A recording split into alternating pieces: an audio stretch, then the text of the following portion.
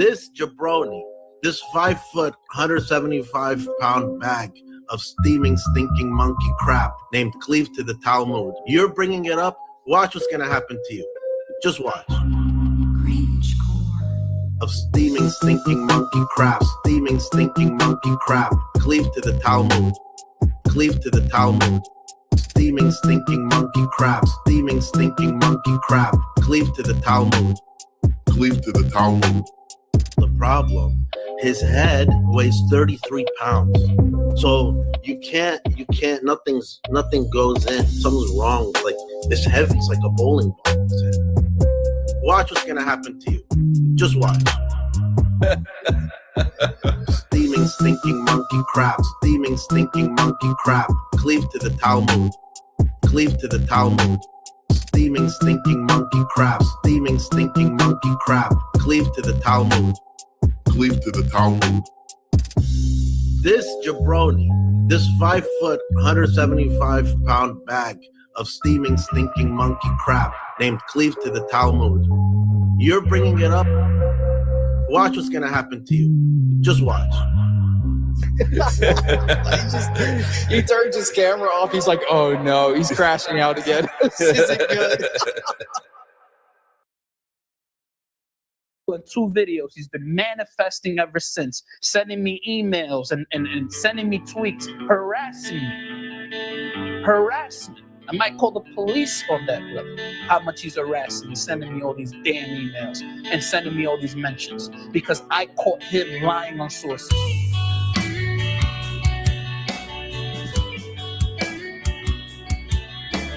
They could be praying for us. They could be. But they could also be playing basketball and baseball and soccer. And they could be wrestling, WWE. When it says that the prayers of a righteous man avails much, when you read the book of James, I feel the Pentecostal spirit.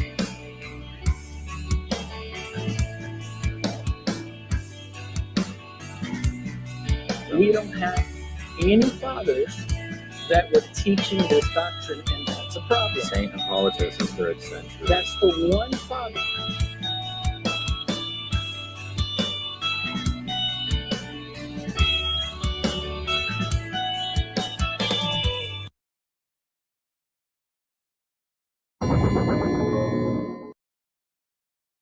What's up? Welcome to the show. We're doing a birthday stream today. I'm back in the studio. I bought a window unit for this studio. So I'm back in my studio room, shooting where I normally shoot shows. So we're going to be diving through some interesting stuff today. I'm going to be reacting to the Gavin Ortlund versus Father Jonathan Ivanoff debate. I'm also going to be reacting to some of needgod.net's recent statements with that Bible in context guy. Good grief. Have you seen, like, what's up with the guys with the crazy eyes saying the most blasphemous stuff? Like, let me see if I can find, where is who was it? Was it Sola Requiem that posted their, like, eyes, like, side by side or something? I think it was them. Yeah. Oh my goodness. It doesn't take, yeah, he's right. It doesn't take an exorcist. It doesn't take an exorcist to tell these men are possessed by demons. Good grief, bro. He reminds me of, like, Ryan with the, he looks like he's got, like, the Skyrim vampire eyes. You know what I'm talking about? That's why I put it in the thumbnail. He's got the vampire eyes. It's just nuts. So he makes this statement, and he's talking about, like, miracle claims or whatever. And I get it if you're gonna, like, say Roman Catholic miracles are fake or whatever, but the way that he worded it was so atrocious. The Bible in context guy literally just says, Mary is a demon. And then he goes to clarify, and his clarification doesn't make it any better. He says Mary's a demon because the Mary they invented at the Council of Ephesus is not the same Mary that is the mother of Jesus. This was his explanation. So it wasn't that, like there's some weirdness around Fatima and this is like, could be like a demonic apparition, or like some of the apparitions, some of the, like with, Sister Faustina, she's obviously spiritually deluded. This might just be a demonic like trick. No, he says it's the Council of Ephesus. It's like, what are we doing here? Yeah, it's the Council of Ephesus. That's when it was that's when it went off the rails. That's when it was a different Mary. So I made this short covering their like insane take on this. Oh my goodness, dude. And I reacted to this today. Let me pull it up real quick. Says Mary is a demon. Here you go. Absolutely insane. Watch this video where needgod.net and Bible in Context say Mary is a demon. This is what you get with the individuals. They're attracted to Roman Catholicism because of its miracles, because of its beauty, because of its ancient parts of the traditions that it has. But it's never Jesus leading them there. It's never what Jesus did on the cross. It's always these other things. And notice it's Mary. It's Mary that brings people in. Mary's a demon. And I'm telling you, she's one of the powerful demons. He says Mary's a demon, and she's one of the powerful demons. That's what he's saying. She's one of the powerful demons. Now, why does he say this? Let's see his high tier breakdown of why he feels this way in just a moment. She's not Mary, the mother of Jesus. This Mary that they've invented, where they call her Queen of Heaven, that happens at the Council of Ephesus during Ephesus, which is where we also see the goddess of Diana. It's talked about in the book of Acts, which is a whole nother story. The Council of Ephesus is where you see the goddess Diana. I think, is he confusing? What is he confusing there? But he says because they call her Queen of Heaven. So she's the queen. This is why she's a different Mary. Because we all know Jesus would never call Mary queen. So stupid. What a dumb art. If you're gonna be a blasphemer, I mean, I don't know. I don't even know what to expect after interacting with these types of people. All I know is these guys they're going to have a lot to answer for on the day of judgment. I would not want to be someone who is blaspheming the mother of God. That does not seem like a position I want to be in. You know there's that one fat evangelical guy, the fat dude. What's his is the Nate guy?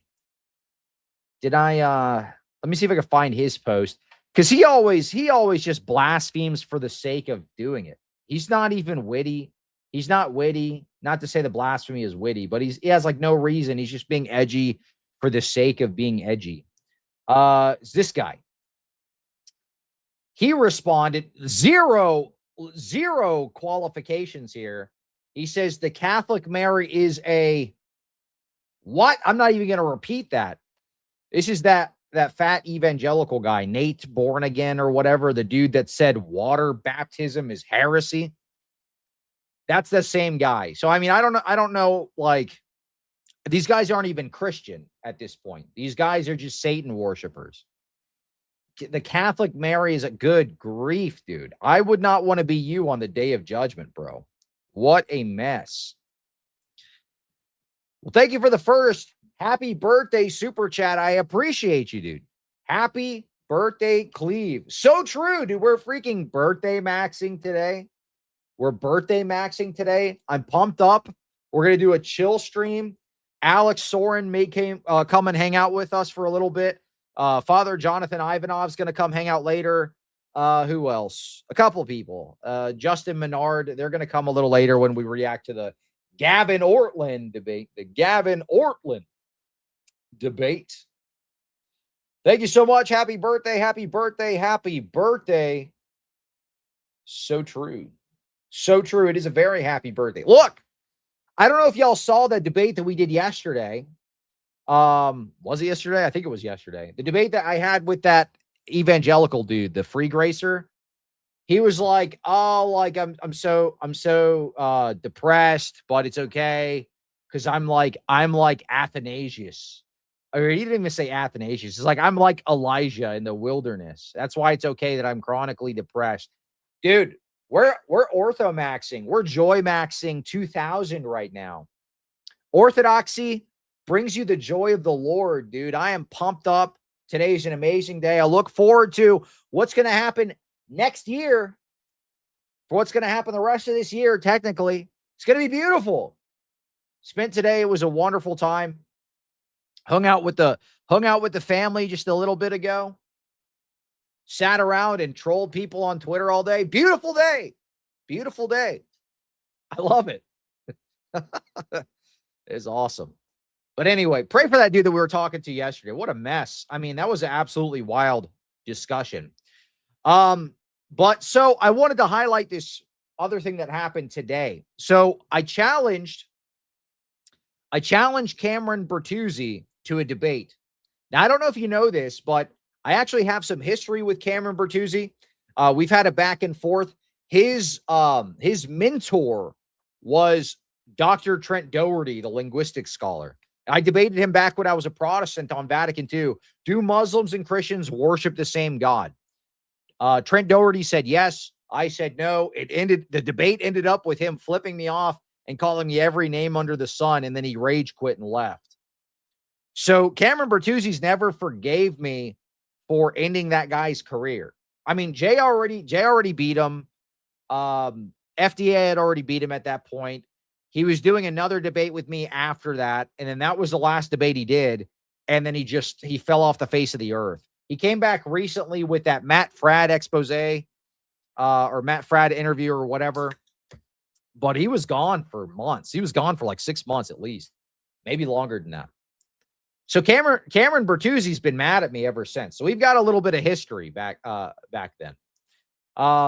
So he was posting this. Now, granted, I don't have anything against Cameron. I think he's a little bit of a slime ball.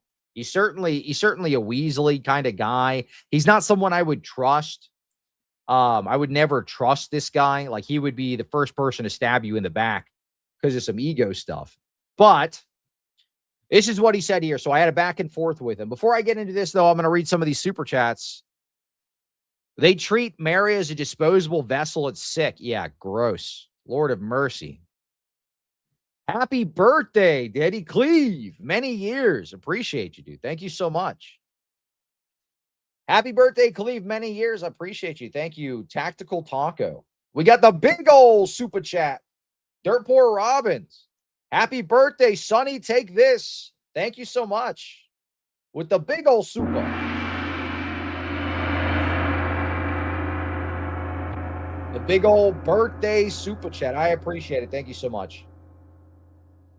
W's in the chat for the massive super chat. I appreciate it. I'm not really sure which is worse, these blasphemers or self-professed Satanists. I would say probably the evangelicals that blaspheme the Theotokos, because they're at least professing to be Christians. And you would expect somebody that professes to be a Christian to not attack the Mother of God. You would expect this, but that's probably too much to expect, I think. I cast Ice Blast on the demon in your AC. Dude, oh my goodness. My AC unit needs an exorcism. I'm fairly certain I'm just going to have to get a new one at this point. I've dumped $4,000 into this unit, trying to do everything except for replace the entire thing. It's not even that old. It's a 2019 unit. But I get the feeling like I'm just going to have to replace the air handler. It's going to be like $1 zillion. So it is what it is. Lord have mercy. It's outside of this room right now. I have a window unit. I paid a couple $100 for, but out there in the living room is 91 degrees. It's 91 degrees right now. Brutal for the Hera pilgrimage to Constantinople. Thank you so much. I don't know, dude. That's rough. All right. So Cameron Bertuzzi says, some Protestants are responding to this, claiming the Protestant Mary and the Catholic Mary are two different people. This is incorrect. There is one Mary. We disagree about her properties, This is why it's blasphemous to call Mary a demon. So he takes this thing that initially is agreeable. Okay, look, I agree these guys are blasphemers, but he turns it into something he's not. He's trying to shift this into a Vatican II gotcha.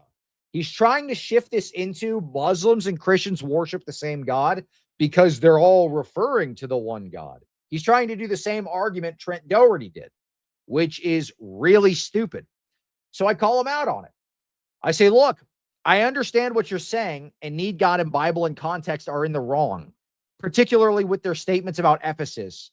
But your post here is very poorly phrased because there must be some line of delineation. If there is no line, and this is what Trent Doherty said, he said there is no line. It doesn't matter. As long as they're referring to the same person, it doesn't matter how different the properties are. There is no line of delineation. That was his statement.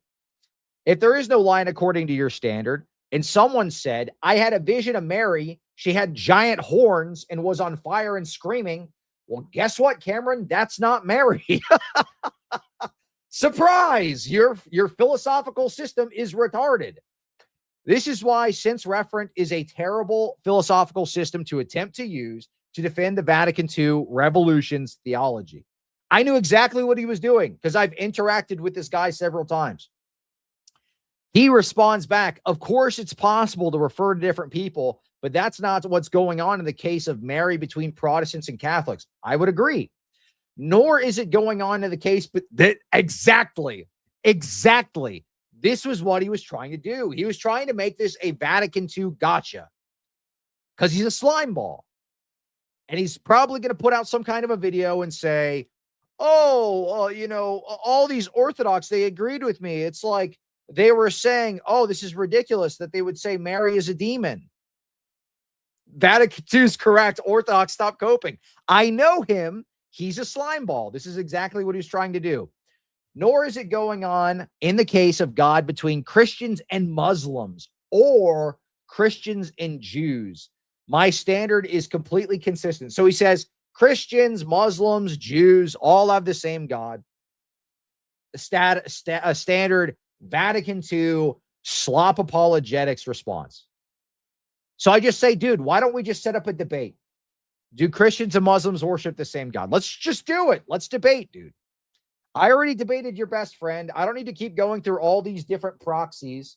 You're the guy that keeps pumping out the videos on this. Let's talk, me and you. I don't need to go debate Joe Schmo, Catholic apologist with 2,000 followers on YouTube. You're the guy that keeps calling me out about this. You're the guy that keeps pumping out videos. You're the guy that's propping up people who are putting forth these arguments. Let's debate it. His response blew me away. His response was the lamest response I could have possibly received. I accept, but I prefer written debates to maximize substance. If you accept those terms, let's go to the DMs. Let's start DMing each other. What? What are you talking about? You want to write me a love letter? What are we doing here? I prefer a written debate, actually. I prefer to use AI. I prefer ChatGPT only debates. I prefer debates where I don't have to talk to you because you're too mean, Cleve. Oh my goodness, bro. Yeah, I prefer a written debate. Just write me a letter. I'll get back to you in 5 days. We're going to start our own Substacks. And I'm going to write out all my points. You can put all your points out. And then I'll just respond to you on Substack. Because it's too scary. It's too scary for me to go get into a room with you at either like DebateCon or on a live thing on Modern Day Debates or whatever. That's too scary. Because Cleve, you're big, nasty, evil, mean, stinking Cleve. I can't do that with you. I said written debates. Bro just wants to type at me on Twitter. Let's be serious. Let's plan an actual debate on a neutral platform like Modern Day Debate. Listen to this slime ball. Listen to this slime ball. No, I'd like to have a formal written debate with you with openings, rebuttals, and closings. Don't run after inviting me to debate you. Don't run. Absolute cowardly slime ball. Oh, don't run from me from my letter writing competition that I want to do with you. Oh my goodness, bro. What a cowardly slime ball move. Don't run from me. I accepted your debate. I just wanted to be like on Twitter as a back and forth written on Twitter instead of an actual debate. I want to type at you. Let's talk in the comment sections, or we'll start our own Substacks. We'll start our own forums and write an entire book back and forth on why I think you're right or I think you're wrong and I'm right. So I reply back. I'm like, dude, I knew you wouldn't do it. You still have PTSD from the Trent Doherty debate. And he's just trying to posture like, oh yeah, I accepted it. Why are you running? Oh my goodness. Anyway, he ran. So he doesn't want to do it. He won't acknowledge that he doesn't want to do it. So instead of just being a man and saying, no, I'm not comfortable doing the debate, which I would accept. I'm not a jerk. But when you start doing the slime ball stuff and you're like, oh, you're running from me because you won't do a written letter debate back and forth with me. Oh, you're running from me because you won't write a letter to me. This is when I'm going to press you a bit, because that's slime ball stuff. That's coward stuff. Just say no if you don't want to do a debate. You don't have to be like, oh, I accepted it, but it's like you've got to send a carrier pigeon to my house with a note, and you got to write out your entire opening, and then I'll mail you back a rebuttal. This is stupid, dude. What are we doing? And luckily, I think everybody sees through this. I wouldn't put it past this guy, though, to make an entire video like, this is why debate is falling apart. People want to rely on theatrics and not substance. And I would be able to get all the substance I wanted if I was able to write it down for 3 days. See, Cleve just doesn't like substance. This is the same thing that How to Be Christian guy did when he ran from the debate with me over a year ago. And I called him out on this. And then what did he do? He made a video addressing arguments I never made in my entire life. And when I called him out on it, he lied. So I don't know if this is just a Roman Catholic thing. Do they just make stuff up so they don't have to debate people? This is so stupid. This is so stupid. I mean, it's odd to me that the same guy, this guy literally, he'll wait to like quote tweet or like counter signal me whenever he wants on X, but he won't actually do a debate. He's like, oh, like you're like, anyway, I would respect it. And I would leave him completely alone if he just said no, like, sorry, I don't know enough to do this. It's not a big deal. But when you're like, oh, don't run from me after I accepted your debate by saying I would do a written letter debate is so stupid. Happy birthday. Glory be to God and his church. Stay based AF, Cleve. Thank you so much. I appreciate it, dude. I will try. And by the way, just for the record, I offered this same exact debate to the Jesus and Whatnot kid when he was in the comment section of my live stream. I said, we could debate Vatican II. Do Muslims and Christians worship the same God? I said, we could do that. And I was honest. I'm like, look, I'm not the most knowledgeable Filioque debater. That's not really my thing. What I'm comfortable doing is Vatican II. I could do these other subjects, but I'm not going to pretend to be an expert in stuff I'm not. Cameron Bertuzzi could have said the same thing, except he knows that would actually hurt his credibility because he's built his entire brand on that type of argumentation. And he promoted Dr. Trent Doherty, and he was doing all of these debates trying to defend this notion. So he really doesn't have that excuse. But either way, if he would have just said no, I would have let it go. It's not a big deal. Is it just me, or does Cameron look like RZ but with a mustache? Does he? No, I don't think Cameron Bertuzzi looks like Redeem Zoomer. No way. Do you guys see that? I don't see that. He doesn't look like Redeem Zoomer. No way. RZ looks like Monsieur Z. That does not look like a Redeem Zoomer. Just tell him you didn't ask him to be a pen pal. Yeah, I said I don't want to write love letters to you, dude. I didn't ask you to write love letters back and forth. It's not what I was asking you for. I asked for a debate.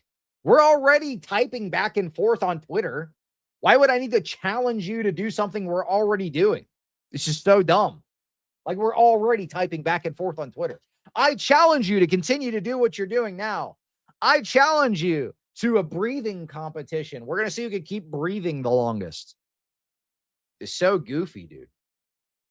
Anyway, I'd be interested to see. He's not going to do it, but it would be an interesting debate. I would also do that with Jesus and whatnot, the Vatican II. Whatever happened to that, by the way? Wasn't he supposed to, didn't he say he was going to accept a Filioque debate with David Erhan? Didn't he say he was going to accept a Filioque debate with David Erhan? Yeah, he wants a written debate because no one will read the whole thing. Correct. Absolutely. No one will read the whole thing. Yeah, I only well, he's the miracle guy. That would be on brand. I only debate via golden Latin letters in dreams. Oh, I only debate via imaginary miracles that didn't happen at all. It's like the most unbelievable miracle claim ever. I had a dream. Golden letters flashed before my eyes. I didn't know any Latin. I somehow remembered all the Latin. I wrote it down and then translated it, and it said, intercession of the saints is based. The most unbelievable miracle claim you could possibly have. It's, so obviously fake, dude. But anyway. Yeah, I think that's true. Cameron is not doing well after his conversion to Roman Catholicism. His platforming of Matt Fradd and Trent Doherty, so he wants to take it out on Orthodoxy. Yes, I agree. Well, if that's the case, I'm right here, dude. Take it out on me. Take it out on me. I don't mind. We could do a debate. We'll do a debate on Vatican II. That's all the same stuff that you talk about. You talk about, do Muslims and Christians worship the same God? This is literally the context of this discussion that we're having right here. So anyway, I wanted to highlight that. I thought that was interesting. Just complete slop. Absolute and utter slop. Oh, let me show you something. So I might make this into a short later. Somebody was showing me this Syriac Orthodox church. You remember when I was doing all the highlights on the Oriental, quote unquote, Orthodox churches? And now they have all these liturgical issues, like they're just modernist. Here's another example of this. I'll have to mute it though. Because it probably has copyright music. But look at this. All right, so this is a Syriac Orthodox church, quote unquote. These are Oriental Monophysites. Looks exactly like a Protestant worship service. This is a Syriac Orthodox church in Brazil. Looks indistinguishable. Look, indistinguishable from a Protestant worship service. Look, they all got their phones out. Oh, yeah. Oh, yeah, we're singing. It's time to get your worship on. Oh, yeah. Ooh, we are so trad. Oh, yeah. Look at my priest. He's in a suit. Oh, yeah. My priest is in a suit, baby. Don't you want to be Oriental, baby? Don't you want to be cool like Agan, baby? We're going to be Oriental tonight. There, he's casting spells in there. He's casting spells on my AC unit right there. I saw him. Do it. But yeah, this is a Syriac Orthodox church here. I've covered them in the past, the same one, because they do all sorts of like modern Protestant style worship. So this is their normal church service here. But even in their normal church service, if you can film when they are doing what do you call it? The actual consecration. When you catch them doing the actual consecration of the Eucharist, they're playing guitar and singing evangelical worship music. Let me see if I can find it. Is this it? Oh, this isn't a video. I want to find a video of them doing it. Because they're like, oh yeah, we're consecrating right now. Oh, we're gonna consecrate this. Oh yeah, we are doing it now. They're all laying on the floor in front of the... It's not even an iconostasis. They use like curtains, but there's the altar. So they're all like doing like TikTok memes in front of the altar. Ooh, we're gonna consecrate it. Oh yeah. Ooh, we're gonna consecrate it. He's doing like TikTok memes in the pews. I really do want to find that. Hold on. I think I could probably find it on YouTube. What was this dude's name? Is a father. I'll just type in Brazilian, Syriac, Orthodox Church. Brazilian. I searched for it a Brazilian times.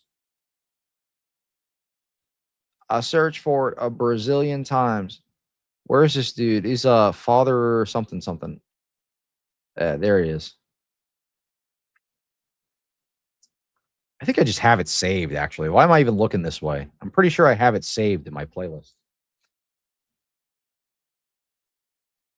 But yeah, I mean, it looked exactly like... It was just basically just a Protestant worship service. And it's like many of the other Oriental Orthodox churches. They just have two separate services where one will be like the Divine Liturgy, and then the other one's going to be like just freaking evangelical slop. Yeah, here you go. Same exact priest here, Syriac Orthodox. Servo por amor, sacerdote da humanidade. Doa tua vida. Ooh, yeah. Oh, yeah. We are so trad. That's right. Oh, yeah.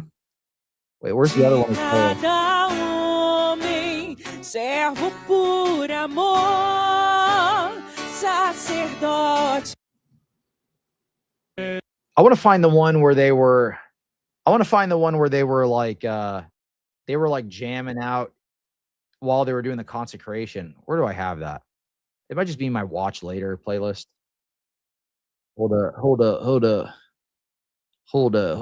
up. Wait, that ain't right. That's sounds.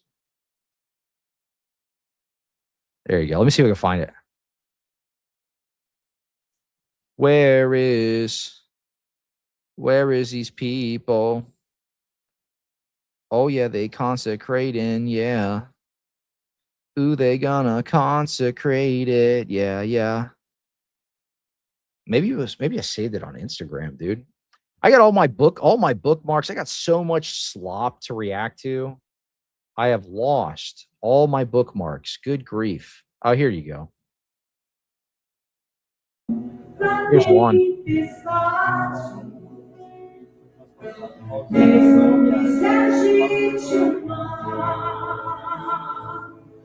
So based in trad, dude.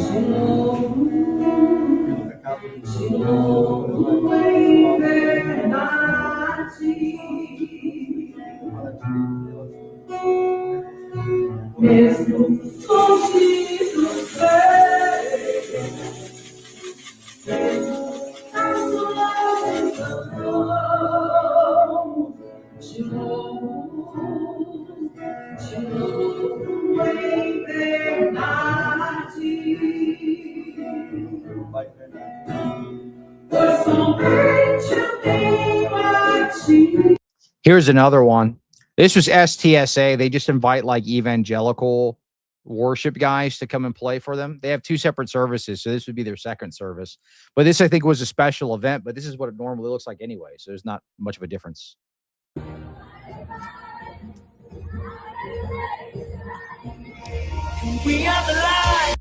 So it's like they just have evangelical guys playing or whatever during their second service. It just looks like a non-denominational church. You're based in trad, Oriental Orthodox. So base, so trad. I do want to find that. Where they're singing during the divine liturgy. They're singing like evangelical music. Was it this one? Let's see if they do it here. This is that Padre. This is that Syriac Orthodox Church. I want to see, because usually it's like during the consecration, they're singing like, oh, there you go. Hold on, let's see. It's usually towards the end of it.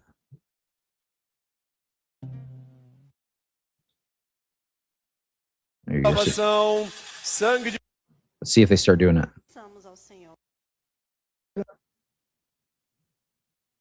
Oh, yeah.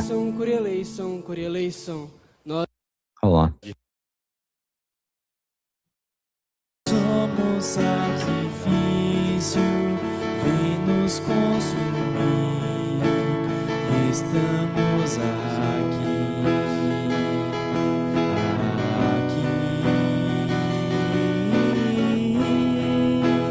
foi a tua presença.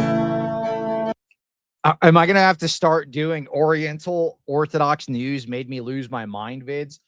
I don't think I would be able to find enough to do an entire news segment like that because they're so small. It's not like the Roman Catholics. They're so jacked up. You've got the most insane news every single week. With the Orientals, though, it's like you just see it's like a regular practice. Oh, here's another one doing evangelical worship. Okay, that kind of gets old. With the Catholic news stuff, it's like Bishop of the Roman Catholic Church says it's totally okay for a bunch of naked people to stand outside my church, painted like a trans flag. Like, that's Roman Catholic news. Oriental, quote unquote, Orthodox is like, all right, you've got wacky, like, deliverance, charismaticism crap, and then you have evangelical worship. Okay. It's like it gets kind of old just looking at, oh, they're doing evangelical worship again. Yeah, we get it. They're modernists. They worship like Protestants. We understand, Cleve. We can move on. Like, but with the Roman Catholic stuff, it's like a new thing. It's like Archbishop gives Eucharist to a dog. It's like, like that's the kind of stuff that you see. Like, what do I have for this week? What do I have for this week in Roman Catholic news? It's always the most insane stuff. Here you go. This is what I have this week. I haven't even done an episode on this. Austria. This is from yesterday.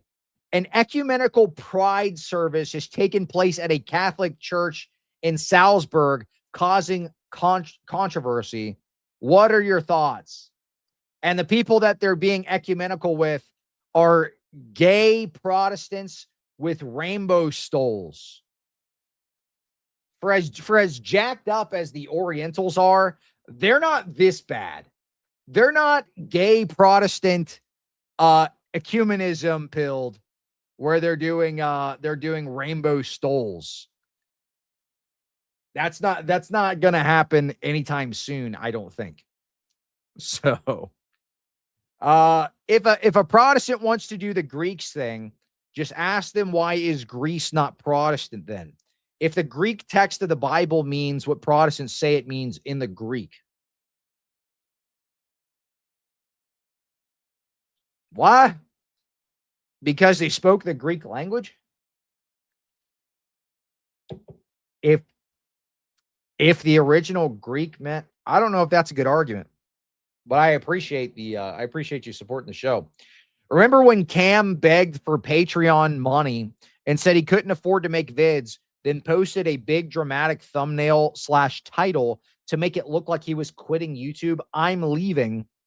only to announce he was going on vacation.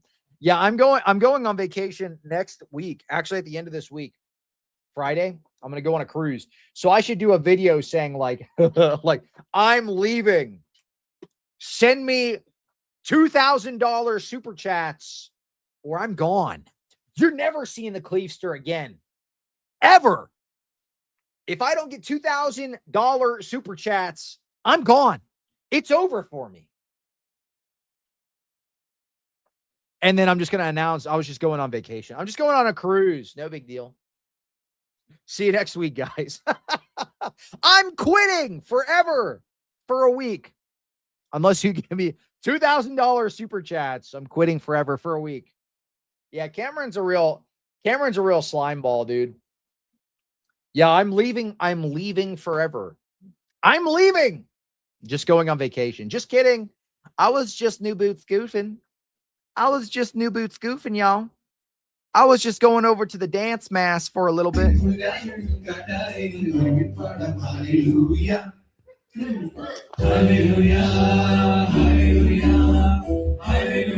It's a Roman Catholic priest excursion. They're all dancing. Communion 26 for the priests.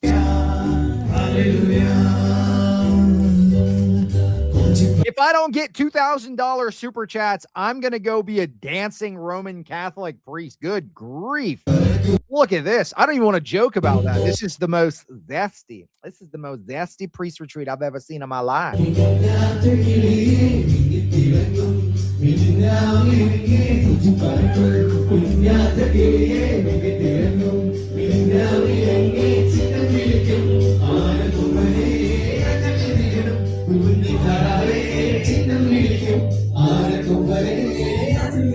You mean to tell me this isn't based in trad, dude?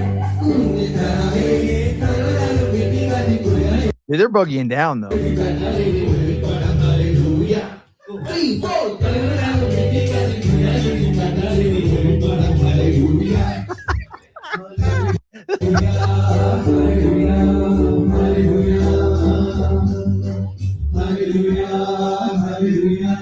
That's wild.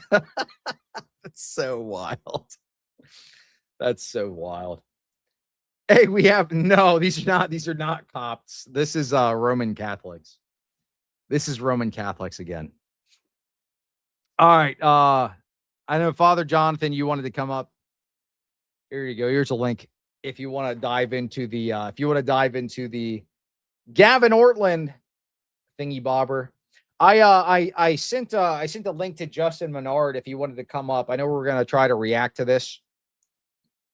We're going to try to react to the recent debate between Gavin Ortlund and Father Jonathan Ivanoff. But until he comes up, I'm going to keep reacting to Roman Catholic cringe.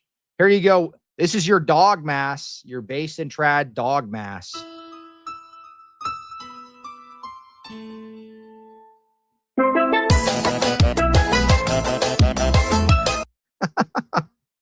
It's just based in trad dog mass. Do you remember that Catholic news segment where we were going through and the people went to mass with their dog and they ended up giving the Eucharist to their dog? Do you remember that? That actually happened. Happy birthday, homie. Hey, thank you so much. I appreciate it.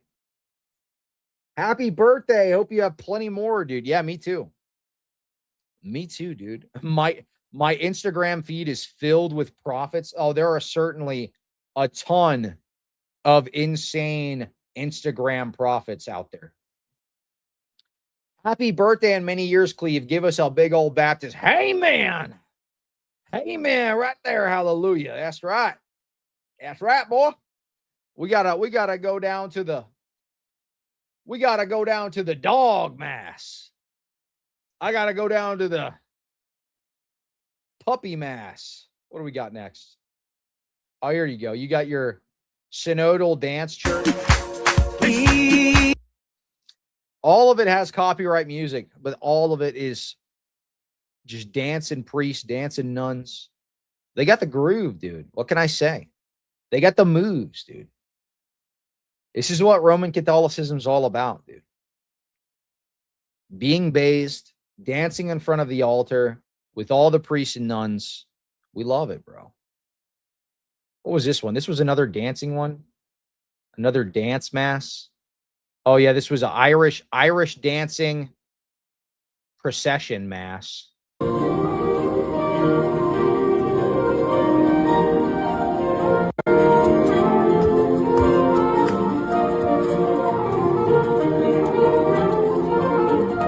You know, I gotta say, it's better than the like old lady interpretive dance ones where they're like coming down the aisle and they're just like, have you seen those? I do that. I show those all the time.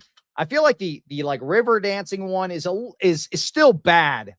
It's still really bad, but it's a little bit better than the interpretive dance one. This one was bad though. Witch cauldron mass. This was a witch cauldron mass.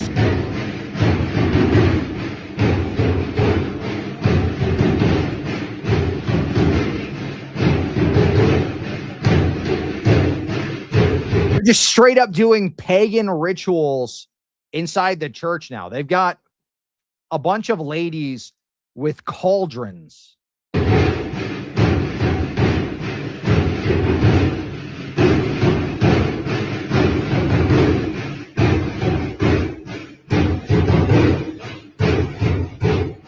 Saruga Booga service. Why do they all have these weird giant shoulder pieces on? What is this for?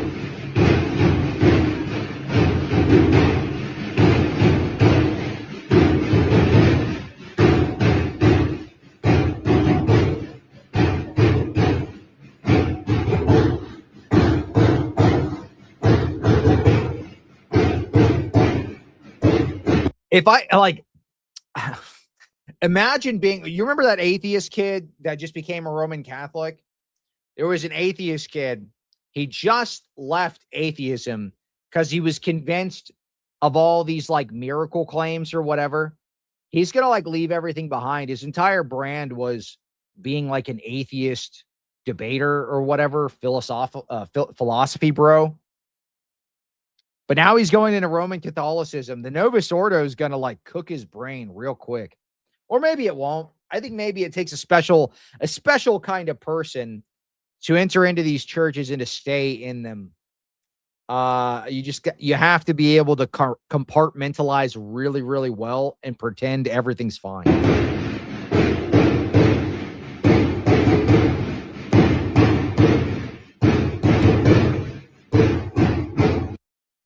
Anyway, happy birthday, Ben. Many years. Hey, thank you so much. I appreciate it.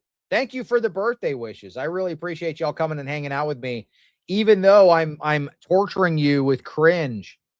This is some good news, though. You remember that Pachamama pagan stuff that they were doing? They were doing the Pachamama, what do you call it? The little ritual or whatever in Peru to welcome Leo. Well, come to find out, shortly after they did that Pachamama ritual, there was a massive earthquake in that same city. God will not be mocked. I mean, it's crazy, though. Like, we were just covering this a couple of days ago, and then there was a massive earthquake in that same exact city where they were offering food and drink offerings to Pachamama. These were the Roman Catholic bishops. Pachamama looking like Candace. Candace has been making me go nuts lately, dude. I made a lot of people mad when I spoke out against her dumb claims earlier. So I was like, whatever. The goal of my channel is more apologetics. I'll pivot into that since people are actually getting mad. Like Orthodox people are actually getting mad about the Candace thing. But I got to tell you, she is just so dumb, dude. Like, what did she say? She said the Lindsay Clancy chick, the one that unalived her 3 babies, she was not guilty because she's crazy. It's the pharmaceutical company's fault. She's not guilty. So she was taking this lady's side.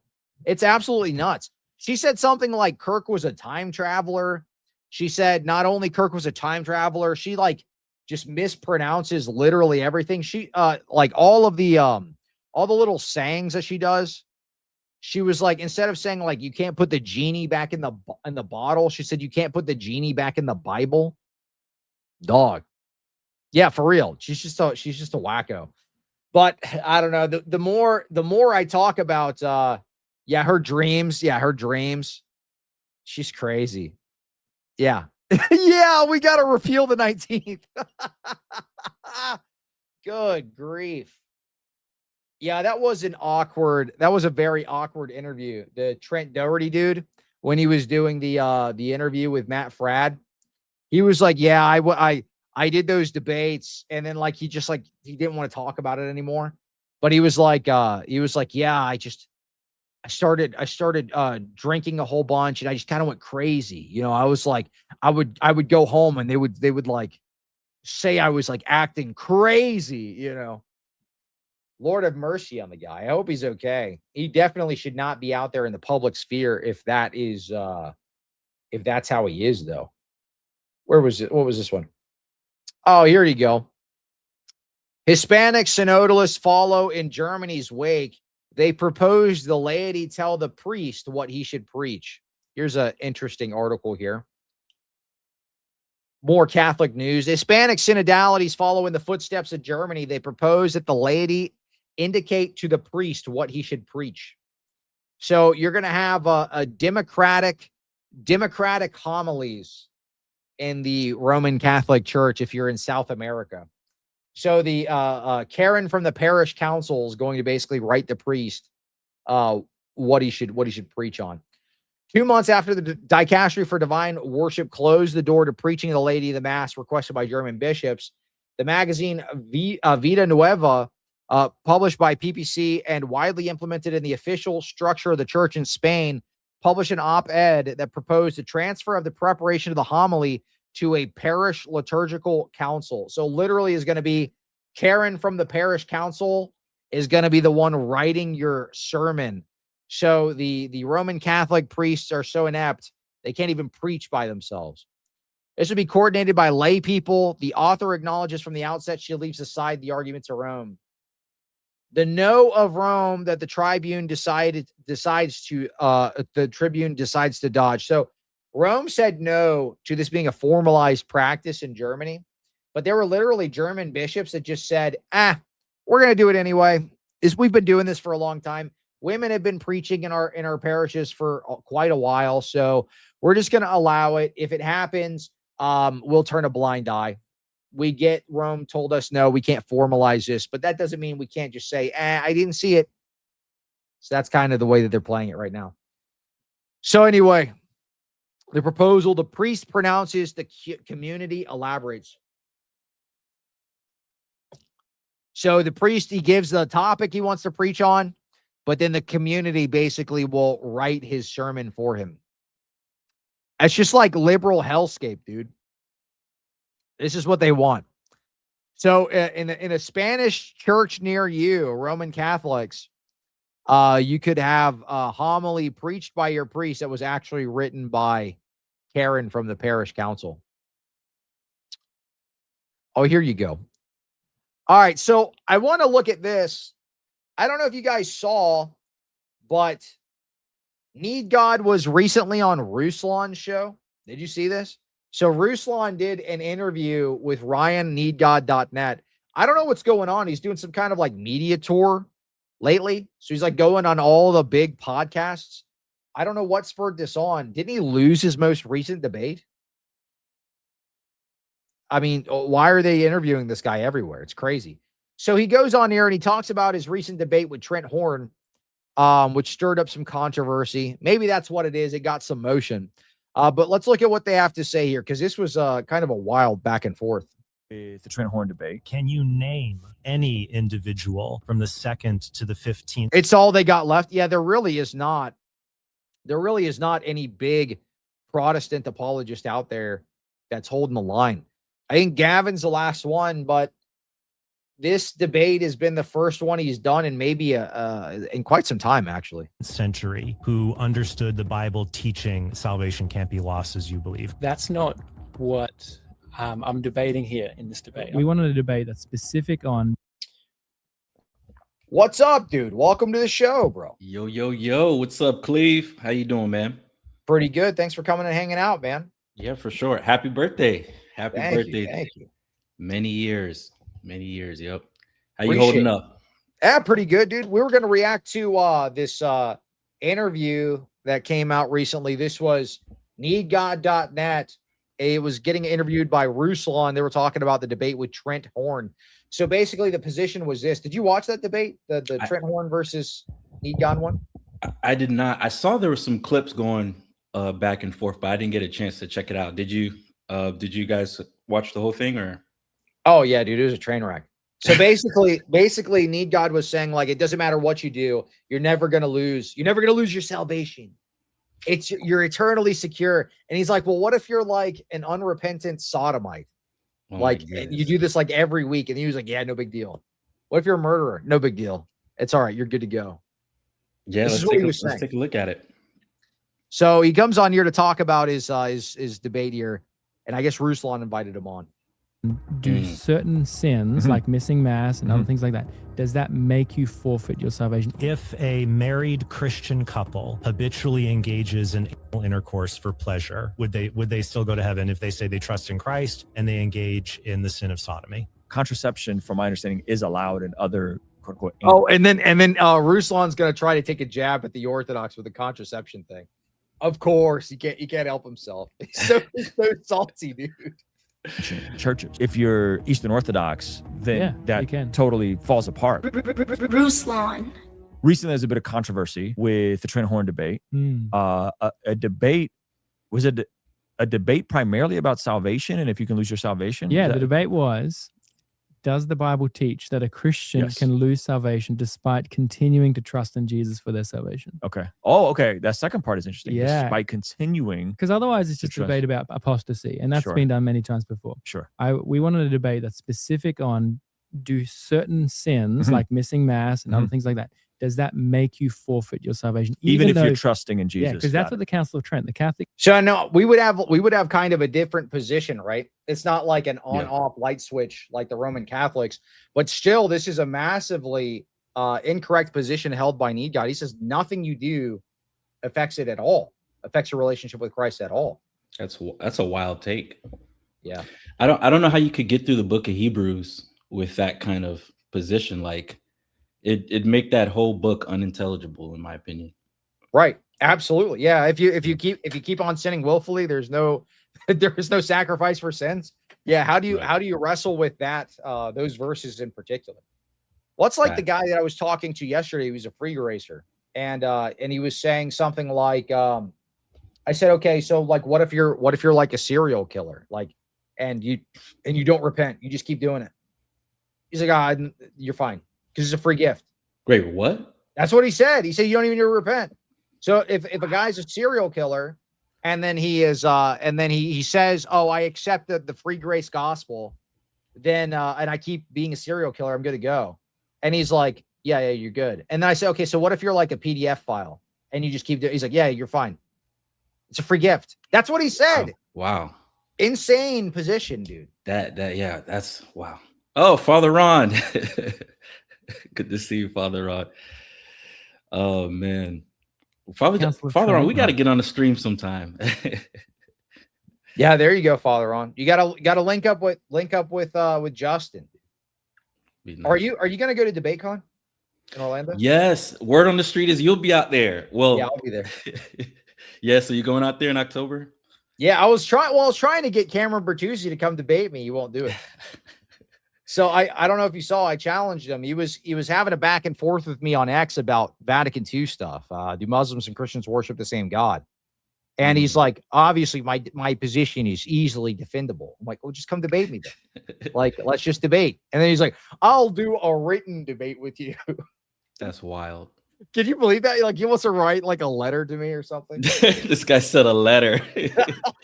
Like sent a pigeon and no, that's crazy. Exactly. We're gonna do it via smoke signal debate. we can't even text after this. Texting has gotten too risky. That's crazy. It says that in 1546, it says that even though your faith be not lost, because you did a mortal sin, your salvation is lost. And so that's pretty intense. It is. That's very intense. And yet I'd say scripture is very clear. That's a good point. You're a serial killer, you're good, but God forbid you give his mother the proper honor. Yeah, exactly. Talking about they disrespect the Theotokos. We were just covering did you see the Bible in context and Ryan Needgod thing? They were saying Mary is a demon. Are you serious? Yeah, you didn't see that? No, I didn't. That's crazy. Hold on, let me pull this up.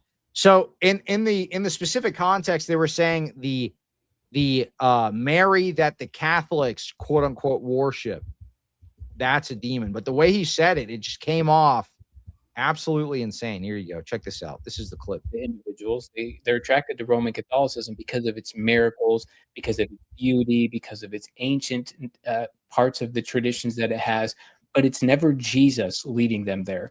It's never what Jesus did on the cross. Father Jonathan, I emailed, or I don't know if I emailed you a link, but there's one in the chat right there. I just posted it. It's always these other things. And notice it's Mary.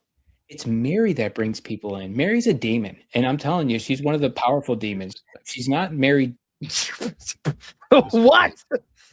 Yeah, I mean, just absolute blasphemy, dude. And he goes on to say, because at Ephesus, they called her the Queen of Heaven. This is why she's a demon. That's his rationale. Yeah, these guys, I don't even want to.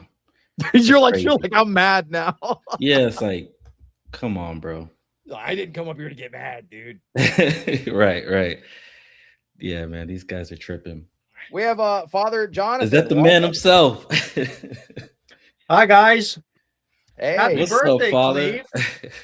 Thank you so much. I appreciate it. Thanks for coming and hanging out with me.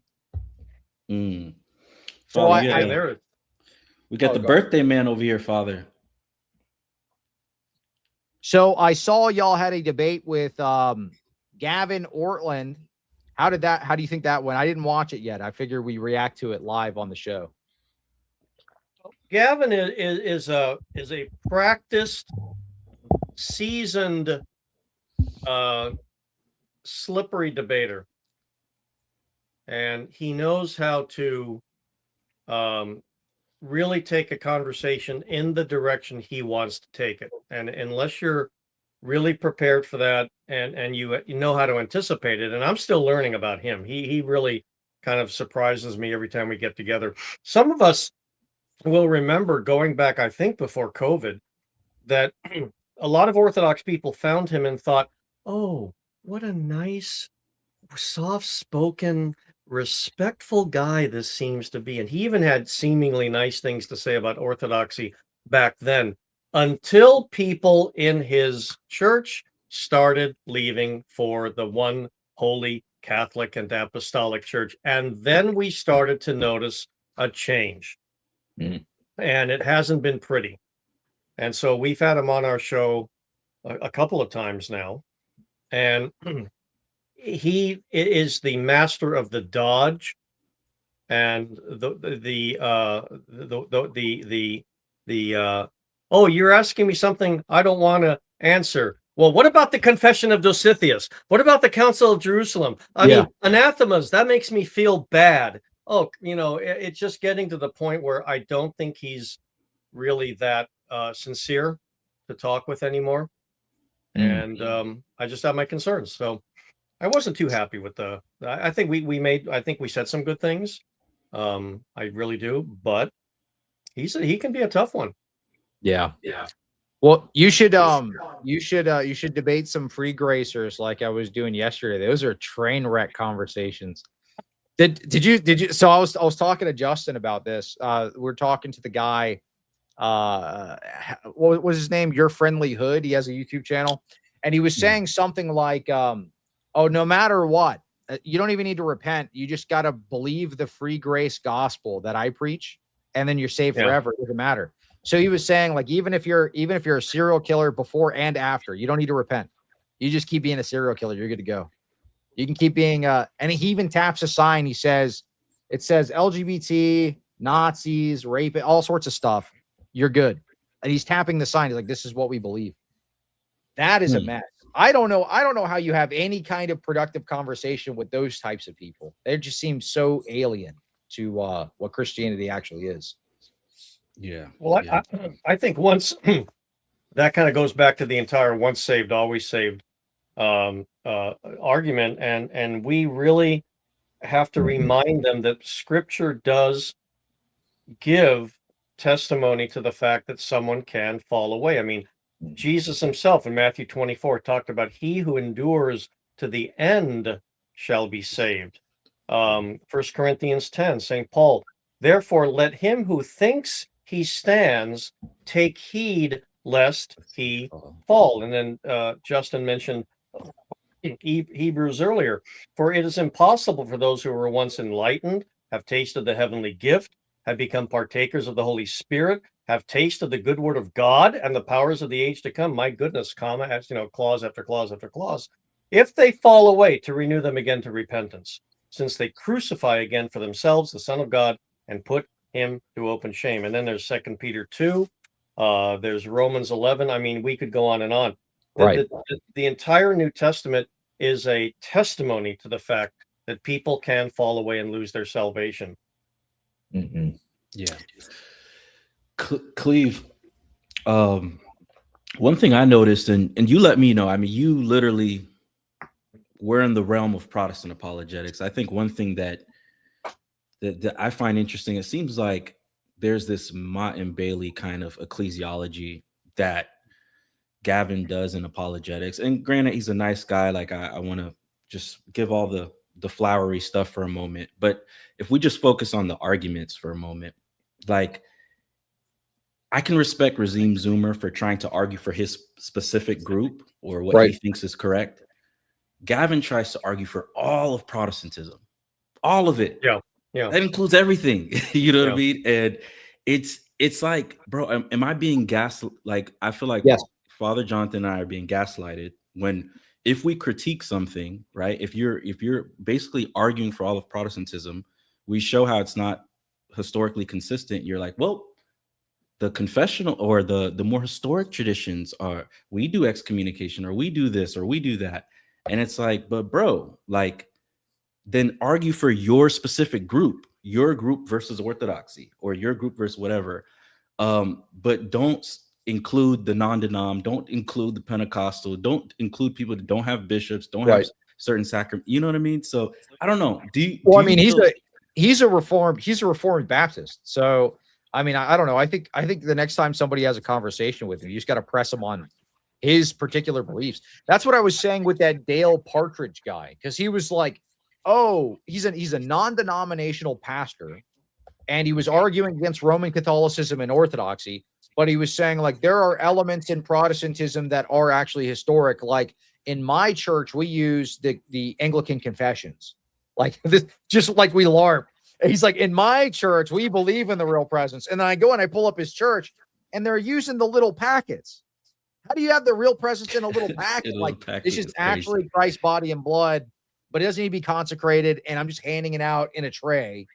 So I think with guys like that, Gavin, who I don't have any personal issue with, or Partridge, I think you really have to press them on what they believe in particular. Like when I was a non-denominational pastor, and I did debates, I wouldn't debate non-denominationalism versus Orthodoxy. I would lose. Why would I do that? That's a dumb argument for me to make. But I want to be on the attack. I want to do like intercession of the. I want to do intercession of the saints. I want to do the canon conundrum. Maybe I'll do that because I could defend that somewhat historically. Or I'll do, if I'm going to defend something, I'll defend a concept like sola scriptura.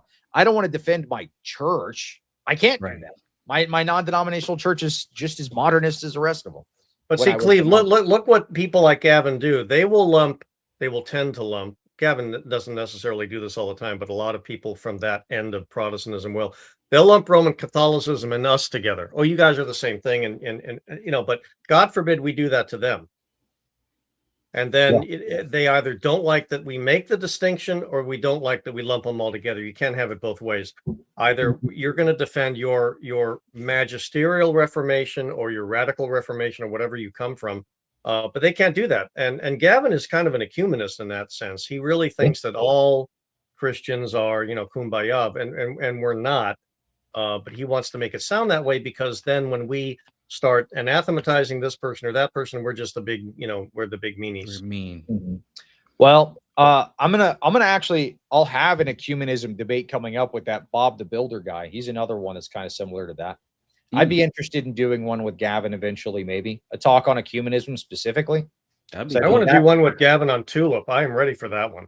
That would be interesting. I'd like to see that. I haven't seen him defend Calvinism in a debate yet. And he is he's a Reformed Baptist, so he's a Calvinist almost by definition. But he may not want to call himself that, because of course he comes from the historic church. So it really is kind of difficult to pin him down. He doesn't like being pinned down, it says. I think. Yeah. Well, sorry, go ahead. No, I was going to say, you made a really good video a while ago, kind of showing how even the canons of Nicaea don't work for any of their crew. And I thought that was good. I wish good. Yeah. I wish a Protestant would touch that one. Well, I think other Paul tried, but what he did was he tried to, I think he examined that argument, if I recall, and his argument was, actually, this doesn't apply to Anglicanism because we really do hold the anathemas, but we just believe the church is a different church. Like, it's not like one individual, and it was an inconsistent argument, but he was basically saying the church can be like a branch theory type church, but you can be anathematized outside of it based off of yada yada. But we don't have to accept the Seventh Ecumenical Council because you guys don't accept councils after the seventh or whatever. Which is like it's a completely inconsistent, dumb argument that didn't make any sense. I did a reaction video to pick it apart, but his responses are always usually pretty bad faith, and I've kind of just made the determination with that guy in particular. He gets way too personal. I'm like, I'm leaving that dude alone. There's plenty of other people I can react to. That guy actually kind of makes me mad. It's not worth my peace. It's not worth my peace. The guy is as bad faith as it comes. Here, let me answer some of these super chats, and then maybe we can dive into the Gavin video there. But I would like to do, on that note though, Justin, I would like to do more videos like that, like little short arguments. Because I have a bunch of them that I have saved up, because I'm working on writing a book that will contain.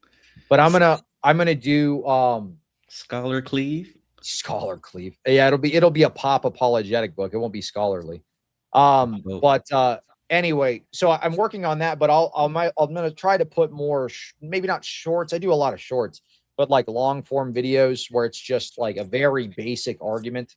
Because I feel like that's helpful. People like the live streams, but this generation, like the Zoomer generation, they have the shortest attention spans ever. It's true. Yeah. Asked my priest and deacon about free grace after matins this morning. Deacon called it the ideology of devils. True. Priest called it satanic. It's evil. It is. It is evil. Well, if I was the demon from Screw Tape Letters, that would be the ideology I'd come up with. Get you a false sense of security. You don't need church. You don't need to repent. You're good. Keep doing what you're doing.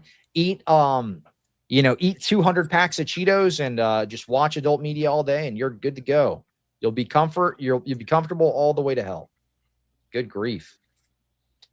Debate me in Morse code. Yeah, exactly.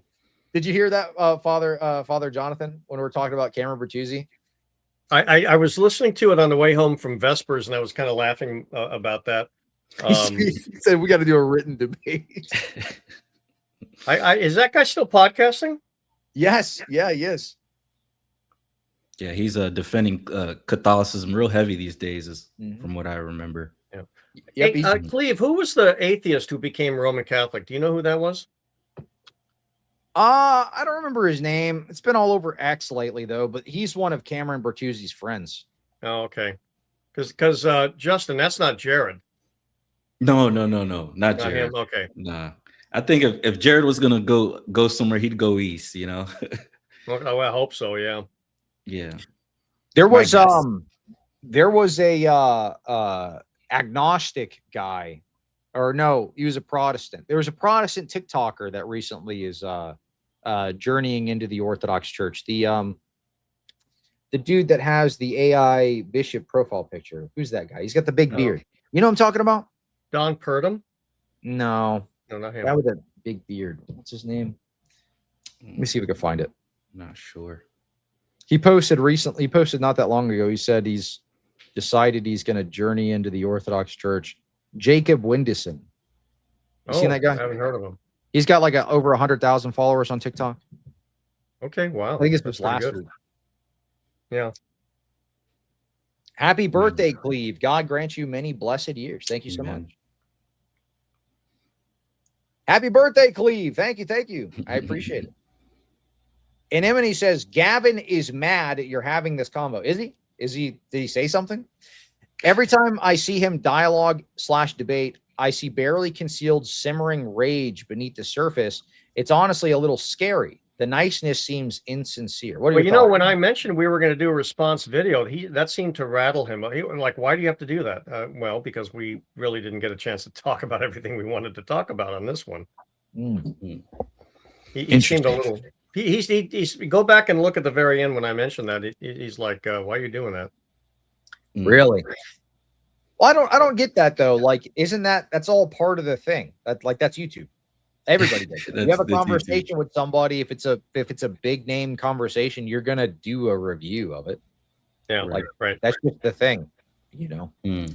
I don't get upset when people do reviews of my stuff. I get lots of different responses. It's just part of the thing. I pick the ones I want to respond to, the ones that are interesting or that I think people will find enjoyable.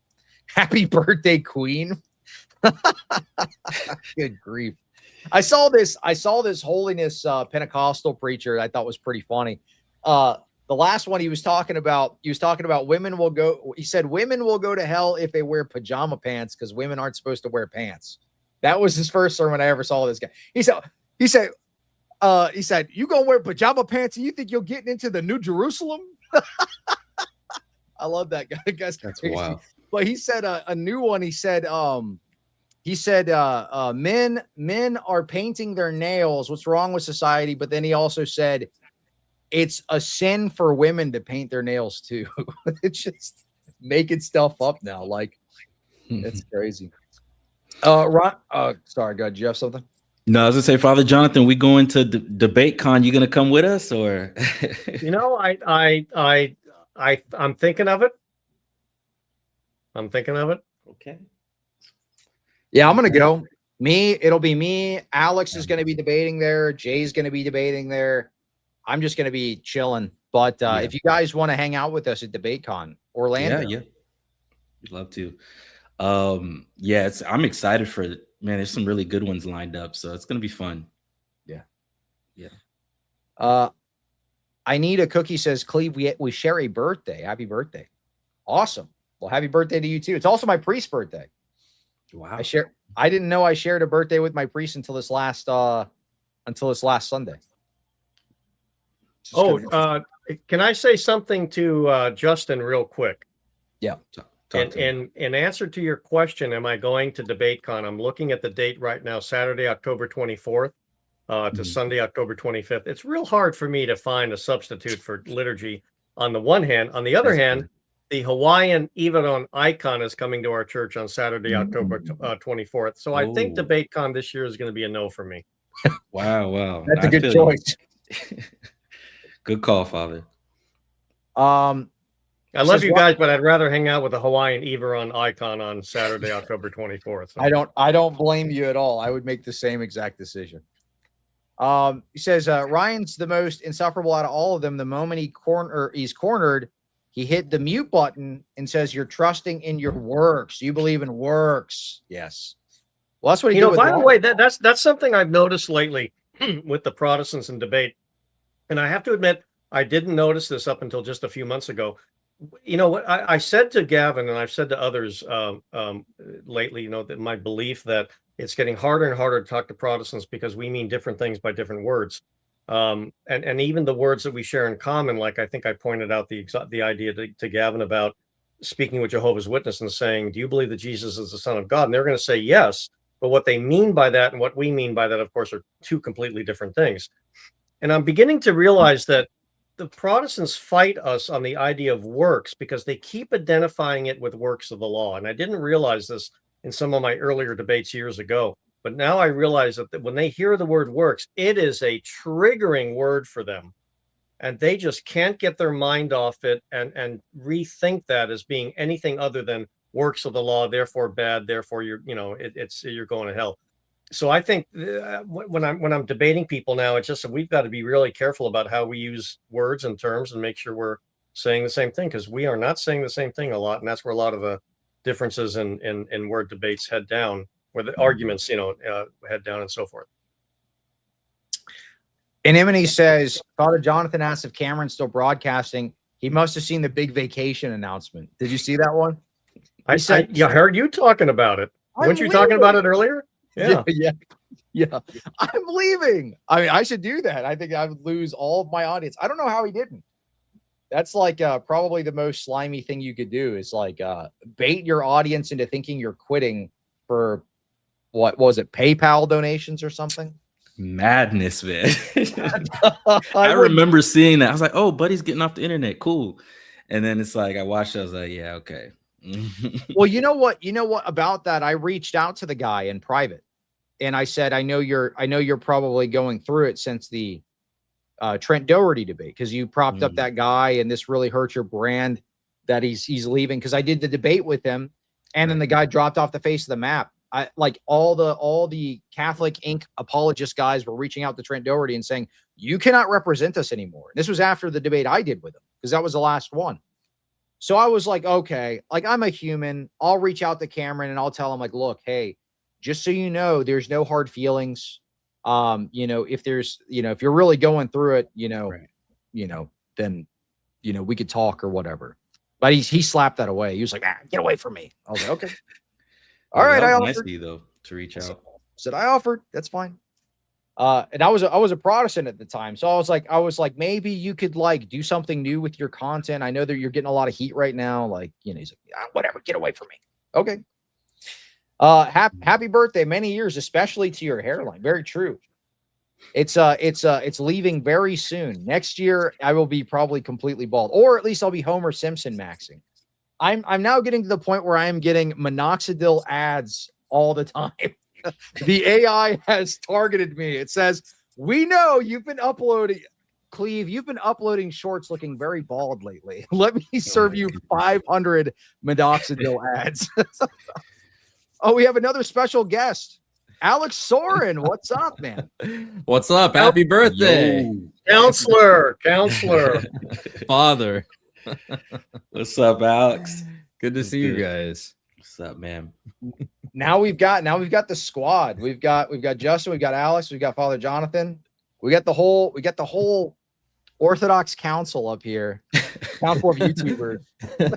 Why is it pink? Because my wife has me moving a lot of furniture, and we're just gonna rearrange the whole house. I guess that's why I haven't been like streaming as frequently lately. That's something you want to do when you're a younger man and you have a back that actually works. That. Well, I mean, it has to work if I'm going to carry Cleve and all of these with all these guests he has on.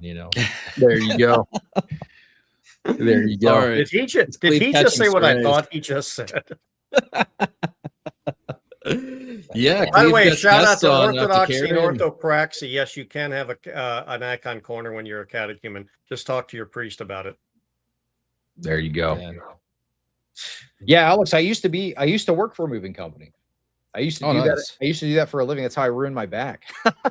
I think I was going to say, is that how you got like your enormous traps? Yeah, that's what they just never went away. You're like a mountain range over there. They just stay there forever.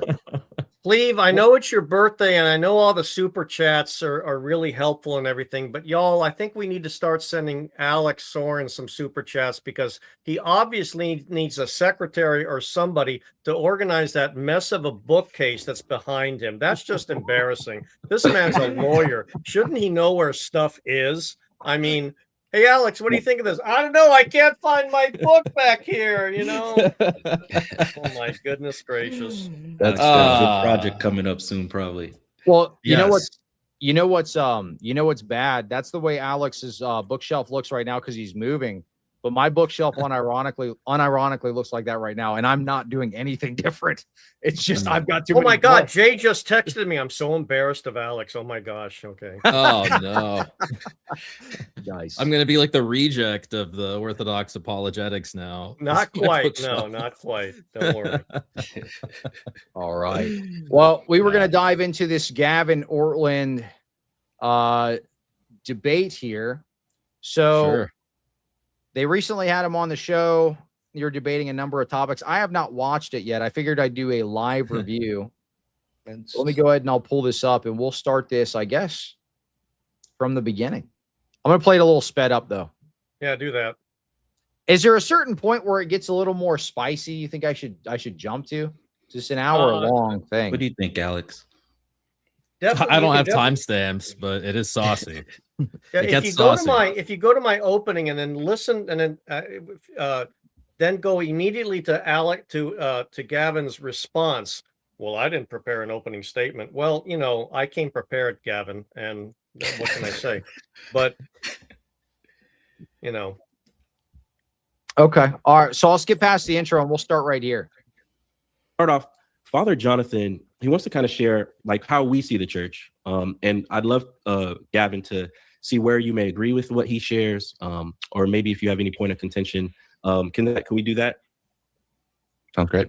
Yeah. Okay. So essentially, Father Jonathan, you probably share like how we view the church, and we can kind of start the conversation there. So that sounds good. Thank you, Justin. Thank you. Dr. Gavin, welcome. Welcome back. Good to see you.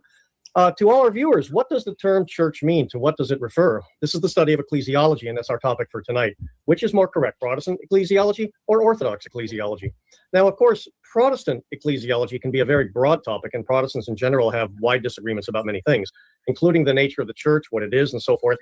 But that's not my concern right now. Dr. Gavin will address that. I'm here to talk about what the Orthodox Church has believed and taught about herself for 2,000 years. The church, as St. Paul affirms, is Christ's own body, Ephesians 1:23. And the people who have been joined to it through water and the Spirit in holy baptism and holy chrismation, and who partake of the precious and life-saving body and blood of Christ, who abide in him by eating and drinking the flesh and blood of the Son of God, are now God's own people. Protestants, perhaps generally speaking, believe that the term body of Christ means anyone who has faith in Christ. It is for them, after all, a big tent with just about anybody making such a profession can be in it. But to the apostles and their disciples and successors, it has paradoxically... His facial expressions are already kind of like setting me off a little bit. Why? What was offensive about that? Just that we have exclusivity claims. We believe that we are the church. I don't understand. Well, it gets better. Keep playing. They get better. A much broader, richer, and yet more specific meaning. Either you were in it or you weren't, and they established very clear markers to determine that. The people of God who are in the body of Christ, the church, are now part of a royal priesthood, individually temples, dwellings of the Holy Spirit. In Ephesians 1:15-22, we read that God the Father raised and glorified Christ, who was crucified, making him head over all things, and over especially the church, which is his body. St. Paul uses the term soma, the fullness of him who fills all in all. In 1 Timothy 3:15, it says, I'm writing to show you how to behave in the household of God, the ethos of God, which is the pillar and ground or bulwark of the truth. Now, it's clear in the scriptures that there is this visible entity, a visible community, not an invisible one of the ways in which we disagree with our Protestant friends, which is keeping the faith and properly teaching, and properly worshiping the triune God within a sacred and visible covenant community that has a sacred and visible and definable history. And again, you either are in it or you're not. By the time the Nicene Creed was completed in the year 381 AD, they had not created a definition for the church, for there was no need to do that. The scriptures were clear, so much as to more clearly define what the church had always believed in the face of horrible lies and deceptions, much like today. The church, the body of Christ, meeting in council, gathering many bishops together, and later giving the councils of Nicaea and Constantinople I a proper designation of ecumenical as applicable to the entire church, the entire ecumeny, established four principal criteria to identify the Church of Christ. It was one, it was holy, it was Catholic, and it was apostolic. And we'll get to some of these words as we go through our talk today with Dr. Gavin. In the New Testament and in the subsequent history of the church, there is not one example of a church, a worshiping community of believers that began without apostolic authority. Now, the question for this evening is the church something that anyone can start, bring into being, bring into reality? Can anyone set up or establish a church? As the scriptures and the church fathers, particularly the apostolic fathers, those closest to the apostles who knew them, who were disciples of those very apostles, the church as the body of Christ cannot refer merely to Christians collectively, because the apostles set up real churches with real traditions that many Protestants do not follow. This is what the Acts of the Apostles shows. This is what verifiable history shows. This is what St. Paul's writings show, letters to ordained leaders of those churches. How can St. Paul correct the Corinthians on church practices and sacraments? By what authority? Those churches established by the apostles had apostolic teaching and tradition before the New Testament was ever written. They had bishops. They had apostolic succession. They had sacraments, particularly baptism and the Eucharist. They had liturgical worship. They commissioned and sent out other apostles and missionaries. They convened in council to make binding decisions on the whole church. They had all the markings and signs that continue to this day to point to the Orthodox Church, not the Protestant Church, whatever that is, maintaining and continuing the church the apostles left behind. In particular, the scriptures themselves plainly prove the existence of a real historical church and local churches through apostolic succession. Even the original 1611 Protestant King James Version mentions that Titus was the first bishop of Crete. This is at the end of the epistle to Titus in that version. Father Alexander Schmemann, one of the great theological luminaries of the 20th century, once said, "The church is not an institution with doctrines and sacraments, with teachings and mysteries. Rather, the church is a community of people with teachings and mysteries. It's a mystery with institutions, not an institution with mysteries. You are either in the reality or you are not. There has never been from day one a question about this in the minds of the apostolic fathers and church fathers who have spoken about this. The church that we believe in is a sacramental, Eucharistic, theological, historical reality that continues to this day in and only in the Orthodox Church." Dr. Gavin? That was a lot of like sighing, eye rolling, sassy smirks. What was up with that? By the way, Alex, I had to go pink too. Solidarity, dude. I see. Yes, they're going to be pink today. There you go. That's the theme. That's the theme. I'm not doing this regularly, but I had to suffer along with you. But yeah, it was a very sassy reaction. You guys. That was a great opening, Father. Mm-hmm. Alex, how'd I do, counselor? That was great.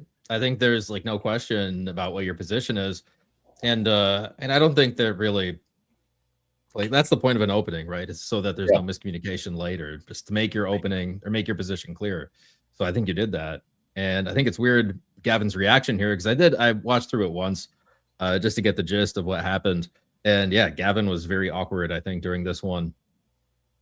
Yeah. Well, I mean, I think you make some solid points. I just kind of laying out the basic position here. The church is a ground and pillar of truth. You can't just make your own church. It's not that complicated, but this seems to be something that a lot of Protestants really, really, really wrestle with. You might get some Anglicans that try to argue, what the king did wasn't actually schism, and they try to do all these kinds of nuanced arguments. The vast majority of Protestants don't have that. They'll just openly admit, yeah, but it was justified. Yeah, schism was justified. It was justified that we started our own church. They were corrupt. So I think this is actually a major issue that, ironically, Redeemed Zoomer has been bringing up lately. That schism is a sin. He comes to the wrong conclusion, but I think he's starting to get a lot of Protestants to think about this concept, which I think actually will end up bringing a lot more people to Orthodoxy without him realizing it. Smurf So, Maxine. that's the right button to press, I think. So excellent opener. Yeah. Over to you. Well, thank you, Father, for sharing. So I didn't mean to jump in here real quick. We'll probably move to a more free flow dialogue. But Gav, if you want to share, I know there was a lot shared there. If you want to share maybe your views of the church, your thoughts, some of the things that you've heard. I know that was so I appreciate you sharing. But yeah, if you want to kind of I know that was a lot, but if you want to kind of add to that, or even share how you understand the church. I know from my reading of some of your material, I know you've talked about the church being made up of multiple institutions, and you said a lot of important things about how you understand the church. So if you want to add. Yes. Yeah, thanks. I don't have a prepared statement here at the beginning. I was thinking we would just come to dialogue here, but just to interact with that a little bit and share, introduce some categories. I think in the time we have, maybe I'll just focus on the main point that I see as the difference, because there's a lot of agreement. I mean, we can speak of the church as institutional, as sacramental. I actually love that phrase, mystery with institutions rather than institution with mysteries. That's interesting. And on so many points, we can go, 80 yards down the field together and saying, yes, the church is the body of Christ. Yes, it is this organic reality and so on and so forth. I think, Luther, you just mentioned the question of not restricted to one institution. I mean, that's one way of getting right into the nerve center of where we have differences. I'll throw out a few categories. First, it's a caricature of Protestants that we believe in an invisible church rather than a visible church. And this is something I've tried to belabor in the past, and I'll keep trying to clarify this. The visible-invisible distinction is a distinction affirming two different aspects of the church. It is not a affirmation that the church is invisible rather than invisible. And actually, it's a pretty modest claim, actually. It's modest. Go ahead. Yeah. At this point, I kind of want to ask Gavin, like, okay, point to it. Show it to Right. me that. Like, where is it? Like, if it is like, if Protestants do believe so strongly in this visible church, like, which one? Where? What are their names? What are their titles? Like, give me an address somewhere I can find it. But I don't think you can, because I think you'd be hard This is what pressed I've to heard see. him say elsewhere, though, is he will say that, again, it depends on how definitions are made. We were talking about definitions earlier. People like Gavin will say that wherever Christians are, there, that's the church. These people are the church, and you can see them, and so you can see them everywhere. Therefore, that's the church. And so it's kind of this thing about just wherever you see, it's like Ignatius says, where the bishop is, there the church. Gavin would say, well, wherever a believer is, there's the church. So for them, it's kind of the visibility is the actual presence of Christians, no matter where you find them. And I'm greatly simplifying, I think, his position, but that is what people like him and a lot of others in the Protestant world are starting to say. I think that also begs the question, though, of like, what is a Christian? Right? Like, for us, I think it's like very clear what it is. I think for Gavin, there's this notion that if you talk to somebody on the bus, if you're going somewhere, and you convince them that Jesus is God and that he's God incarnate, then that person becomes a Christian because they've changed ideologies now. For us, that is just the first step in becoming a Christian. It doesn't quite make you a Christian yet. You have to join a Eucharistic community, and you have to become part of a people, like actually in real life. Hey, Not just Cleve, in your go back mind. in the stream and find that comment by Joel, Weakest Avenger. He makes a really good point. The comment that begins with, yeah, this is a really good point. What about one communion rather than one institution? Gavin can't address this because so many of the Protestants just are not in communion or don't even have communion, let alone communion with one another, communion that they share. That's a very good point right there. Good point. Right. Yeah, that was something I was discussing yesterday. Is like you have these institutions that have open communion. How is that? That's ahistoric. That's abiblical. I mean, you read First Corinthians. What does a one bread mean? What does this mean? Like, explain those verses to me. If you don't have closed communion, I mean, you can pretty much write yourself off from being the church that's in Scripture, because they talk about this fellowship. And in addition, the verses that you were bringing up in your opening, Father, where you're talking about the church being the ground and pillar of truth. If the truth is objective, there's one truth. It's not a bunch of different churches that disagree with each other on essential dogmas and doctrines. It wouldn't make any sense. So that already excludes somebody who would hold to an invisible church or branch theory. Yeah. And to your point, Cleve, he makes it seem like, and sometimes we feel like we're being gaslit for, like, when it comes to this idea of the invisible church, like he's defining it the way like a Calvinist would, in the sense of like, oh, God knows who's genuine or who's the elect or something like that. And it's like, bro, like if you read the scriptures, like when Paul addresses a particular church or writes a letter, it's not like he's writing it to some select people within a group. Like he's writing it to a actual church, an actual community. And so that the distinction that he's making, I just feel like is not even faithful to Scripture. Like it's for the church that's baptized believers. You can actually identify who that is. We know who that is. You know what I mean? So I don't know. What are y'all thoughts on that? Like, have y'all noticed that kind of distinction he tries to make? Yep. I mean, yeah, I think it's a huge flaw. I think that's like probably the biggest flaw in his ecclesiology. And I think as the talk continues, you'll see him do more of that.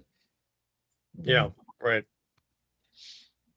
Saying there's the church as God sees her, because he knows exactly where everyone's heart is and who is actually united to Christ. And then there is the church as we see her, and our vision is imperfect. So there can be people who are baptized and look like they are Christians, but they are actually not mystically united to Christ. In their hearts, they may hate Christ, like Judas Iscariot, who was an apostle in one sense, but so forth. Even all those things, though, we can find a lot of agreements conceptually. The nub of the issue is, for me, Eastern, and I think for most Protestants, Eastern Orthodoxy's restriction of the church to herself. And that really is the issue there. I mean, basically, I think the response, and I've, That's you the know, whole point. this dialogue has come out in connection with several others I've been having. So we've been working. Go ahead, Father. No, I mean, that is, yeah, he says, well, that it's all about, that is the point. That is the point of this discussion, or it was meant to be, that the church is, and who's in it and who's not is the point of ecclesiology, to define the body of Christ and who's in it and who's not. I mentioned that in my opening. Absolutely. Yeah, that would be the crux of the entire issue. Does he? Let's see if he actually gets in and addresses any of that. I'd be interested. Or is he just going to dodge into? Yeah, but what about Jerusalem? What about Josephus? Looking at these things, I've been trying to make myself available to just talk and have these discussions. Yeah, anathemas are mean. I don't like that. Exclusivity claims make me uncomfortable. They hurt my fifis. You can't hurt my fifis, actually. Yeah. To try to work things and try to keep a charitable relationship along the way. And I think the dialogues have been pretty good. They have clunky moments, but I think clarity emerges. They've had some clunky moments for you. Yeah, I mean, it's always a little awkward when you're coming from two different paradigms and you're trying to sort of get on the same wavelength. And so there's moments of friction like that. But I think they've been good. And I've appreciated each person I've dialogued with. And I think clarity has kind of emerged from those in some ways, because I think some of my just original points have sort of been acknowledged and conceded. I'm called a Christian in a colloquial sense, but not in a soteriological sense. There's this idea that Protestants are kind of over there with other non-Christian religions. Well, if I could... Yeah, just finish the thought, then I'll stop in a second. But basically, the concern that is at the heart of it, to me, is just basically still on the table for me of just, why should someone accept that the true Church of Jesus Christ is restricted to Eastern Orthodoxy per se? I guess I would love to just maybe, and this is something I'd love to talk about with you guys, is just to share how that comes across to me, how I'm starting in my just life as a human being and as a Christian, that then I get to that claim and the background before I get there, and then to try to understand from your perspective why that is compelling to you. Because to me, I go through my life and I say, basically, I'm a human being. I'm a Christian because I think Christianity is true. I think God exists. I've been convinced by Christ. I think Christ is God. I think Christ rose from the dead. And then you're going from there. And then I get to this point where I meet a claim that comes at me and says, actually, only about 12 or 13% of what you're seeing as Christianity is actually the true Church of Christ. And I look at that and I just say, why would anybody accept that? Why wouldn't they, though? Yeah, well, he said, he had a funny phrase where he said, restriction of the church only to the Eastern Orthodox Church. And I just think about the Old Testament and look at the restriction of the church only to the 12 tribes of Israel. What about all the rest of humanity? How do they not make up the church, right? And the Greek Septuagint is literally the term ecclesia that's used for Israel, for the Israelites, from Exodus on, basically. So we have the Old Testament church that's very exclusivist. And really, when you get to the New Testament, this is what you see Paul grappling with frequently, is how do we graft in the Gentiles? What do they have to do to join the church? Do they have to get circumcised? Do they have to obey the Sabbath laws? Do they have to obey these ceremonial laws? What do they have to do to join? That's why you have the Acts 15 council. So, I mean, it is exclusivist. It hasn't really changed that much from the Old Testament. It's fulfilled. It's filled full, right? So if we look at to the Old Testament as our example, and yes, it's exclusivist, and it still is. Mm-hmm. It's not like a new religion that we're starting with a blank slate, right? Where we get rid of everything from the Old Testament and start new. No, it is a continuation. It's a continuity of what you see in the Old Testament. Absolutely. Good point. Yeah, I mean, I completely agree. I think his argument basically is an atheist one. Because they'll look at all these different religions. They'll say, well, look, there's so many different religions. You mean to tell me you believe in the one true God? Oh, why isn't it Buddhism? Why isn't it Islam? Why aren't all You're these exclusivist. Yeah. You're telling me I have to believe in Jesus or I'm going to go to hell? Oh, that I find that hard to believe. It's the same exact argument. And before you know it, they're gonna start calling us like bigoted and like, what, we have to join one church, you bigots. How dare you? Well, that is basically the argument, isn't it? I mean, you know what's interesting? I did this show a little while ago that was tying the early Protestantism and Freemasonry as a movement. And a lot of the ideologies, especially post-Enlightenment, line up almost exactly. And some of the early, or at least the major Freemasonic writers, like Albert Pike and these types of individuals, they will write about Protestantism, about Enlightenment values, sound almost exactly like a Protestant, and say, yeah, this ideology to kind of move to like a separation of church and state, but also not only that, to move away from any type of visible authority. No body of men can be infallible. It's up to everybody's own right of private judgment. It's all of these things.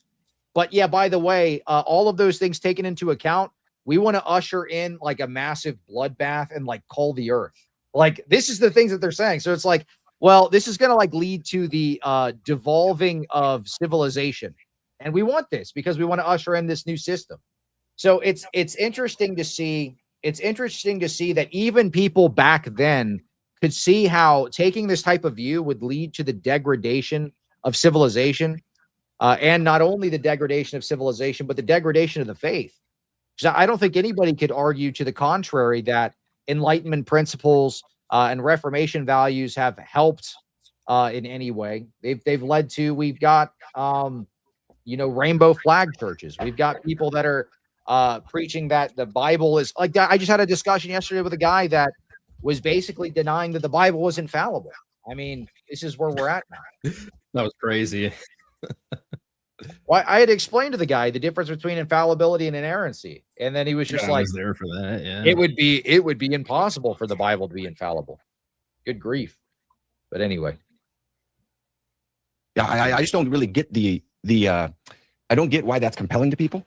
And it's a lot is at stake because we're talking about not just salvation, but just where we set the dials for what Christianity is. And I could say more about this, but let me pause there. I see you wanted to jump in there. Oh, my bad. Real quick, that's a great on Gavin's opening here. Just real quick on Gavin's opening here. I don't know what his position is. The whole point of like giving an opening statement is like, what do you believe? Like, what are you defending? Right? Is it Presbyterian government? Like, is it just rule by like different elders? Like, I'm not sure what it is. So it just seems like his position is, I am uncomfortable with Eastern Orthodoxy's exclusivity claims. And that's not a position. That's not a position. More like a complaint you file with human resources. With HR.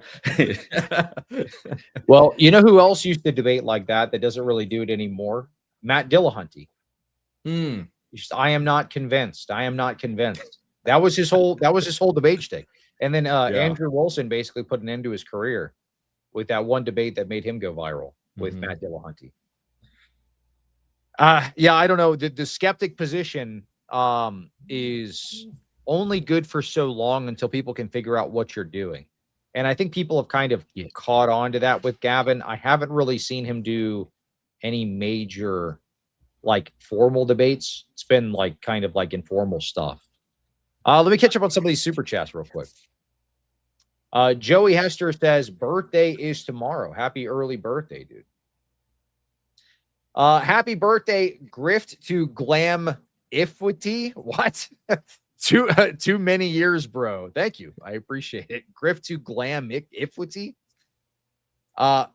Many years, Ben. I'd like to see more Orthodox debaters taking on heterodox with the prompt, what is the gospel? That would be an interesting discussion. That would be good. Yeah. It's a great idea. It's simple and cuts across free grace, PSA, random, ironic, Protestant doctors, anathema. Nice. Happy birthday, Ben. Thanks for having me on the other day. Father Ivanov, can you please say more bad things about Calvinism so I can clip them? I get a lot of mileage from your last anti-Calvinist rant. We love our Calvinist brothers. Clip it. Oh no. Hey, Cleve, go up and get this comment from STE Brepar. I don't know how to pronounce that. Steb Repair. STE. It says Gavin's starting point is centuries after. Did you see that? This is a good comment. Yeah, that one. For him, today's division is normal, and I think this is something I had not thought of, and this really captures something good. For him, and for all Protestants, I think division is normal. And seeing fellow divided people is normal. So when they hear us talk about our so-called exclusivist claims, they think that's abnormal and it just triggers them. This is a really good point, I think. Mm-hmm. Let me see if I want to fix the way that this is loading out so that way I can see all of you and these chats at the same time. Let's try this. Yeah, we don't want to cover up Alex's good looks. Come on, what are you doing over there? Yeah, I know. I'm trying to figure out how I can mess with this. There you go. How about that? Oh, that could Look be at better. that. Woohoo! We did it. That's pretty cool. Gavin is the Dolan meme incarnate. Happy birthday, Ben. The Dolan meme? Is that the Dolan duck, like the old Rage Comics meme? That is a deep cut, dude. That's a deep cut. You guys are talking about Rage Comics in my that's like 2010s, dude. Gavin gets upset we don't view him as inside the church, but he said multiple times we don't that we practice idolatry. Yes. And we all know idolaters go to hell. Yeah, I don't think he understands his view is actually like exclusive as well. I don't know. What do you think? Where is the cognitive dissonance with this position?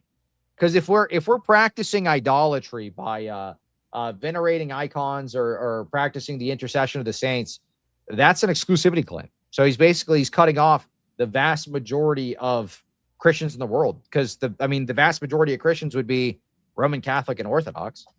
So wouldn't that be more exclusive? No. Or I guess similar. I don't know about more. Any thoughts on that? Yeah, it cuts both ways. He also has his own views, and you have the more extreme views of that, like needgod.net, that are going to say that 90% of people are going to Gehenna. Probably higher, I think, than when he last said. Yeah, 95% of people. Yeah, well, like 99.99999. Need God is a sola fide, in once saved, always saved. So it's you're saved by faith alone, in once saved, always saved. You have any other view, straight to hell. He said it's like an anvil tied to a parachute. It's going to drag you straight down. Yeah, and I think that's the logical conclusion of Gavin's position here too, with this invisible, also visible church at the same time. Ash May, is good to see you. Gavin also has two types of Christians, nominally and those soteriology, good grief, I can't speak. And his vision of church is two, because the visible is not holy and apostolic. Yeah, because they're not elect. They're just the ones that, this is like the Calvinist problem, right? Because really all the people that are saved are already saved. It's just everybody who's decreed, right? So that's the invisible church. The visible church is like the ones that you see that are nominally Christian. And I guess there's some overlap there. But the problem with Gavin's position is that he can watch someone be baptized. And if he's going to be consistent with his position, he cannot say, this person is being saved. I am watching them being saved, because he doesn't know whether they're decreed or not. No one can know whether or not they're decreed. And even then, it could be an evanescent grace, right, that comes and goes. So it really is just such a pessimistic position. It's so bad. Alex, when you were a Pentecostal, did the Pentecostals carry tulip, or is that something that just is unique to Calvinists and to Reformed Christians? But do Pentecostals pick up on that at all in any way? Pentecostals are very synergist. I think that they value a lot of the right things in order to bring them to orthodoxy. It's just, I wish they understood their Bible a little better, because they love the Bible and they love God and they're searching for experiences, but they need a little bit more. They don't have the guardrails. They don't have the guidance. They're just kind of going out on their own. Eric, why should you accept this? And Father Jonathan, feel free to hop in at any time that you want. I mean, essentially, my thing is if Christ has established a church, then I want to join it, you know, Right, wherever it is, you know. And so I think I wouldn't make numbers the focal point, you know, because I know sometimes you say, okay, well, Orthodoxy is just it seems like such a you know, a small minority in what you would consider Christendom. But the reality is, like, for me, so something I find compelling as a convert who used to actually be where you are, in kind of like a more Reformed Protestant kind of confession. But this idea of like me seeing that historical continuity, you know, Orthodoxy has, you know, obviously you hear it all the time, that is the fullness of the faith. But the reality is that true? And can that be defended? And I think that Orthodox Christianity and the Orthodox Church has the most explanatory power than any form of what you see as Christian, you know, in Christianity today, whether it be, you name it. And so, like, for example, one thing that kind of takes Protestantism off the table for me is like apostolic succession, you know, and there's so many things we could talk about. We could talk about sacraments. We could talk about, you know, the understanding of salvation, theosis, which Orthodoxy still maintains that proper understanding of salvation that you see in the fathers and in scripture. But this idea of like, you know, I can't just go ahead and start my own church. You know, I can't do my own thing. Right. And so authority is important. Mm-hmm. You know, I kind of like what Father Jonathan shared a moment ago about this idea of, you know, this structure. I'm pausing real quick. There's actual real balance. Yeah. Did you notice he agreed with that? When Justin said he can't go start your own church, he goes, yep. Isn't that what you guys did? Yeah. Wow. That doesn't seem very consistent. Just thought that was funny. I thought I'd point that out. Good point. Good observation. Well, you know what's interesting? He'll often argue from the early church. You know, he'll try to pick church fathers out of a lineup or whatever and say, like, these guys say things that are like close enough, or maybe they say something that can like give somebody a grain of doubt about a certain doctrine. But every single one of these church fathers that he's citing, there's no way that he could make an argument that they did not believe in apostolic succession. So where does that leave him? Because he's a Reformed Baptist. He's not like an Anglican. He's not like a European Lutheran. I think they're the only ones that have like an actual apostolic succession list. Most Lutherans, they hold to doctrinal succession. They actually get that. They get that off of a misquote of a pseudo St. John Chrysostom quote, and it was actually an angry Arian that they cited mistakenly. It says something like when the church gets so corrupt, you got to like cleave to the Bible alone or something. And it was just like an Arian guy trying to justify he was kicked out of the church. They didn't realize it. It was a pseudo. Yeah, exactly. This was in examination of the Council of Trent. So boundaries to it. There is a hierarchy, and within Protestantism, sometimes it's used as this broad term. You don't really. You have to kind of look at it on an individual basis. And Pentecostals don't have apostolic succession. You know, Baptists don't have apostolic succession. You know, you just go down the line. So like you're already knocking off groups. You know what I mean? You should just say you, Gavin, you don't have apostolic succession. Well, they can't with their they literally can't. Their theology of ordination is that it is a laying on of empty hands, that there is nothing passed on. That is their official position on ordination. So like even if they did, like they can't accept apostolic succession. They're kind of bound by their theology and their theologians for centuries now, a few hundred years, saying that their ordination is nothing. It's just empty. Which is funny because he holds to only two sacraments, if he could call them that, baptism and the Lord's Supper.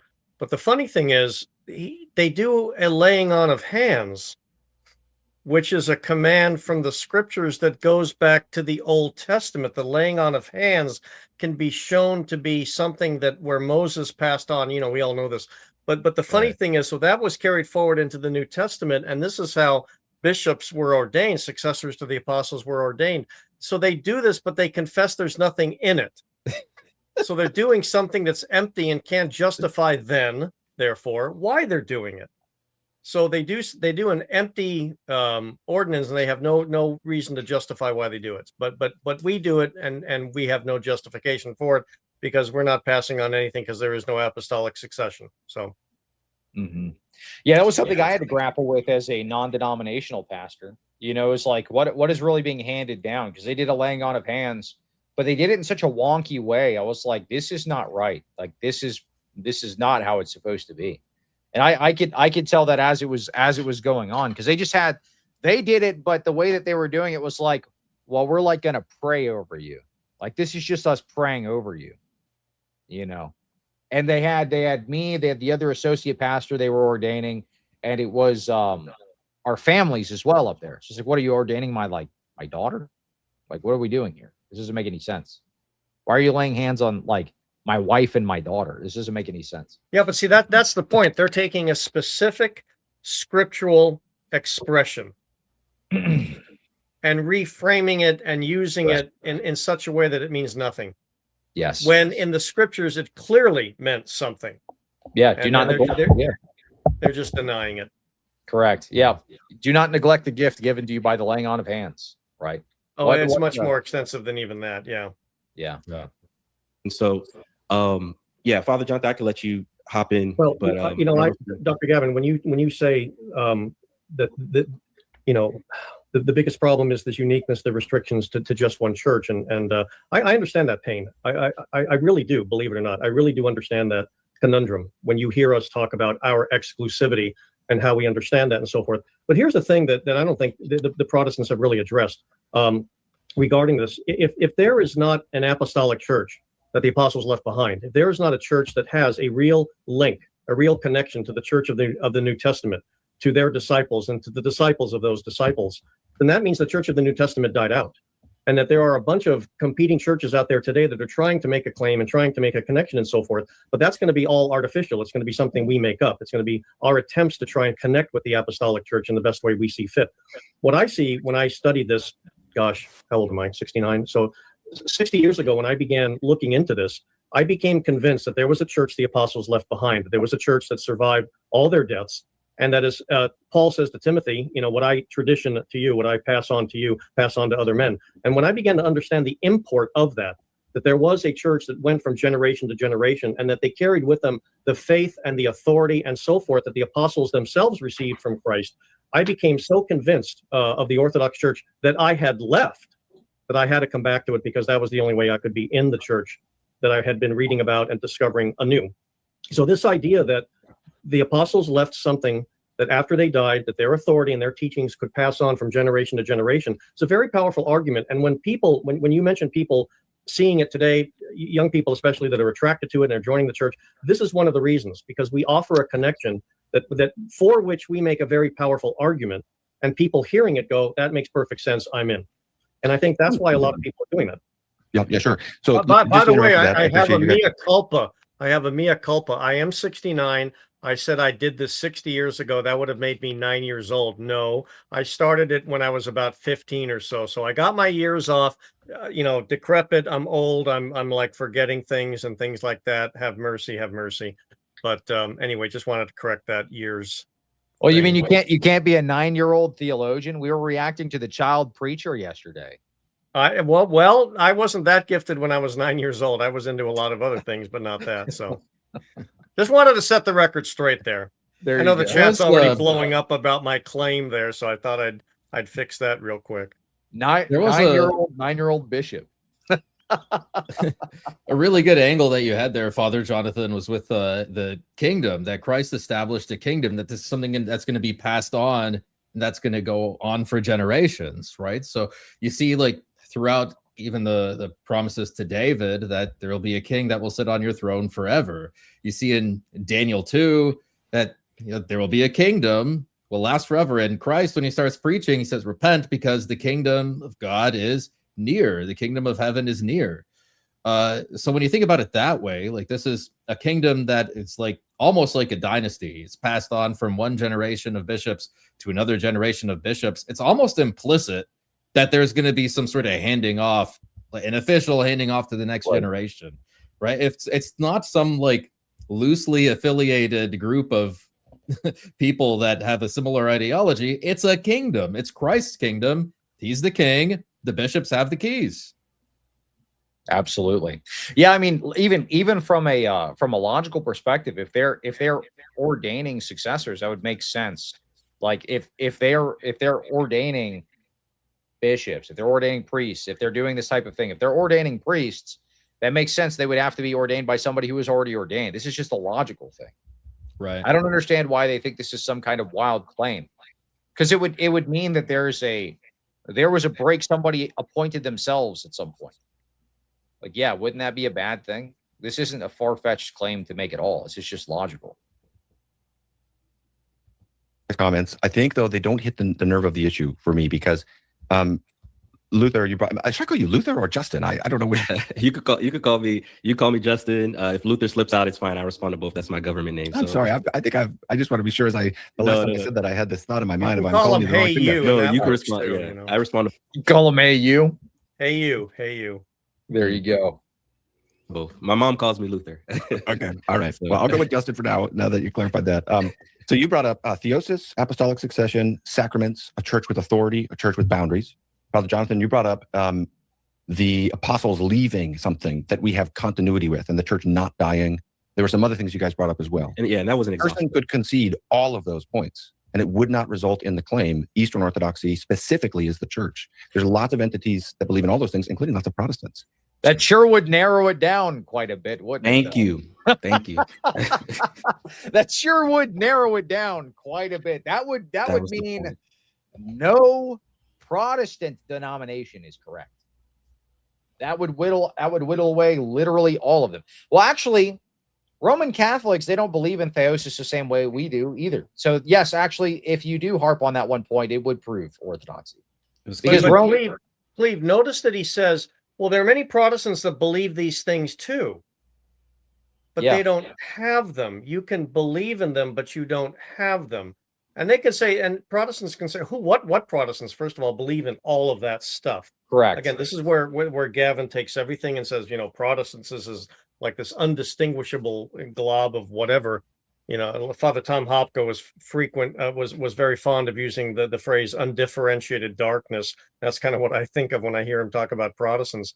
All this undifferentiated Protestantism. There's huge differentiation on many of those things. You talk about real presence, and from the magisterial Protestants to the Reformed, there's a big difference in how they look at all that. So he can say, well, there are many Protestants that think they believe in this, but they don't possess it in any fullness whatsoever. They don't really give it credence. They may give it lip service, but there's nothing more to it because it's not a part of their church. What Protestant denomination believes in uncreated grace and theosis? That doesn't make any sense. None of them do. I can't think of a single Protestant denomination that teaches that. Nor do the Oriental quote unquote Orthodox, nor do the Roman Catholics. They don't believe in this. So what all those things that he listed, absolutely, if you held to every single point there, that would just, he said, if I concede all of it, it wouldn't prove orthodoxy. It would. It absolutely. But notice the argument, and I've been noticing this lately, not only with Protestants, but with Roman Catholics, because they do kind of grudgingly acknowledge in their arguments that there is a fullness to orthodoxy that they don't have. I love talking with a Roman Catholic the other day. Oh, we believe in theosis too. Dude, Barlaam, you had him going up against Gregory of Palamas, representing the Roman Catholic teaching that we don't believe in that, Greg. That's not part of our church. And you can't just say, oh, me too, just because you guys have it, me too. It doesn't work that way. You don't have it. Or if you do believe it, it's like the Jehovah's Witnesses. We believe in the Son of God, and the Jehovah's Witnesses are out there. Oh, we believe in him too. No, you don't. You may believe in someone you call the Son of God, but Adam was called a son of God. Noah or Moses, one of the two, was called a son of God. A lot of people are called son of God, but not the way that we mean it. Not the only begotten, eternal, eternal logos of God. You do not believe in him. We do. You don't. You say he's created. You're Arians. That's it. End of story. You're not Christians. Sorry. That's exclusive. I know we don't like exclusivist claims, but Jehovah's Witnesses, you are not Christians. Very true. Very true. So that does not hit the issue for me. I could agree with all of that. I do agree that there's one church. I do agree Jesus founded a church that has living continuity over time. What I Oh, don't by the way, on that note, kind of a interesting thing that's been happening lately. A lot of Jehovah's Witnesses have been reaching out saying they're convinced of Orthodoxy. I've got some at my parish too. I guess a couple of them were watching. Sam Shimon had been doing some kind of series on the Jehovah's Witnesses or something. So, hey, what is Sam? Is he Roman Catholic? I don't know if he is actually a Roman Catholic. I think he just attends a Roman Catholic church, but he's a Syrian Church of the East. He was raised or something. Oh, he is. Okay. I don't know if that's true because I've heard conflicting things. So I don't know. Maybe I should ask him. I don't know. He's something. He's something not Orthodox.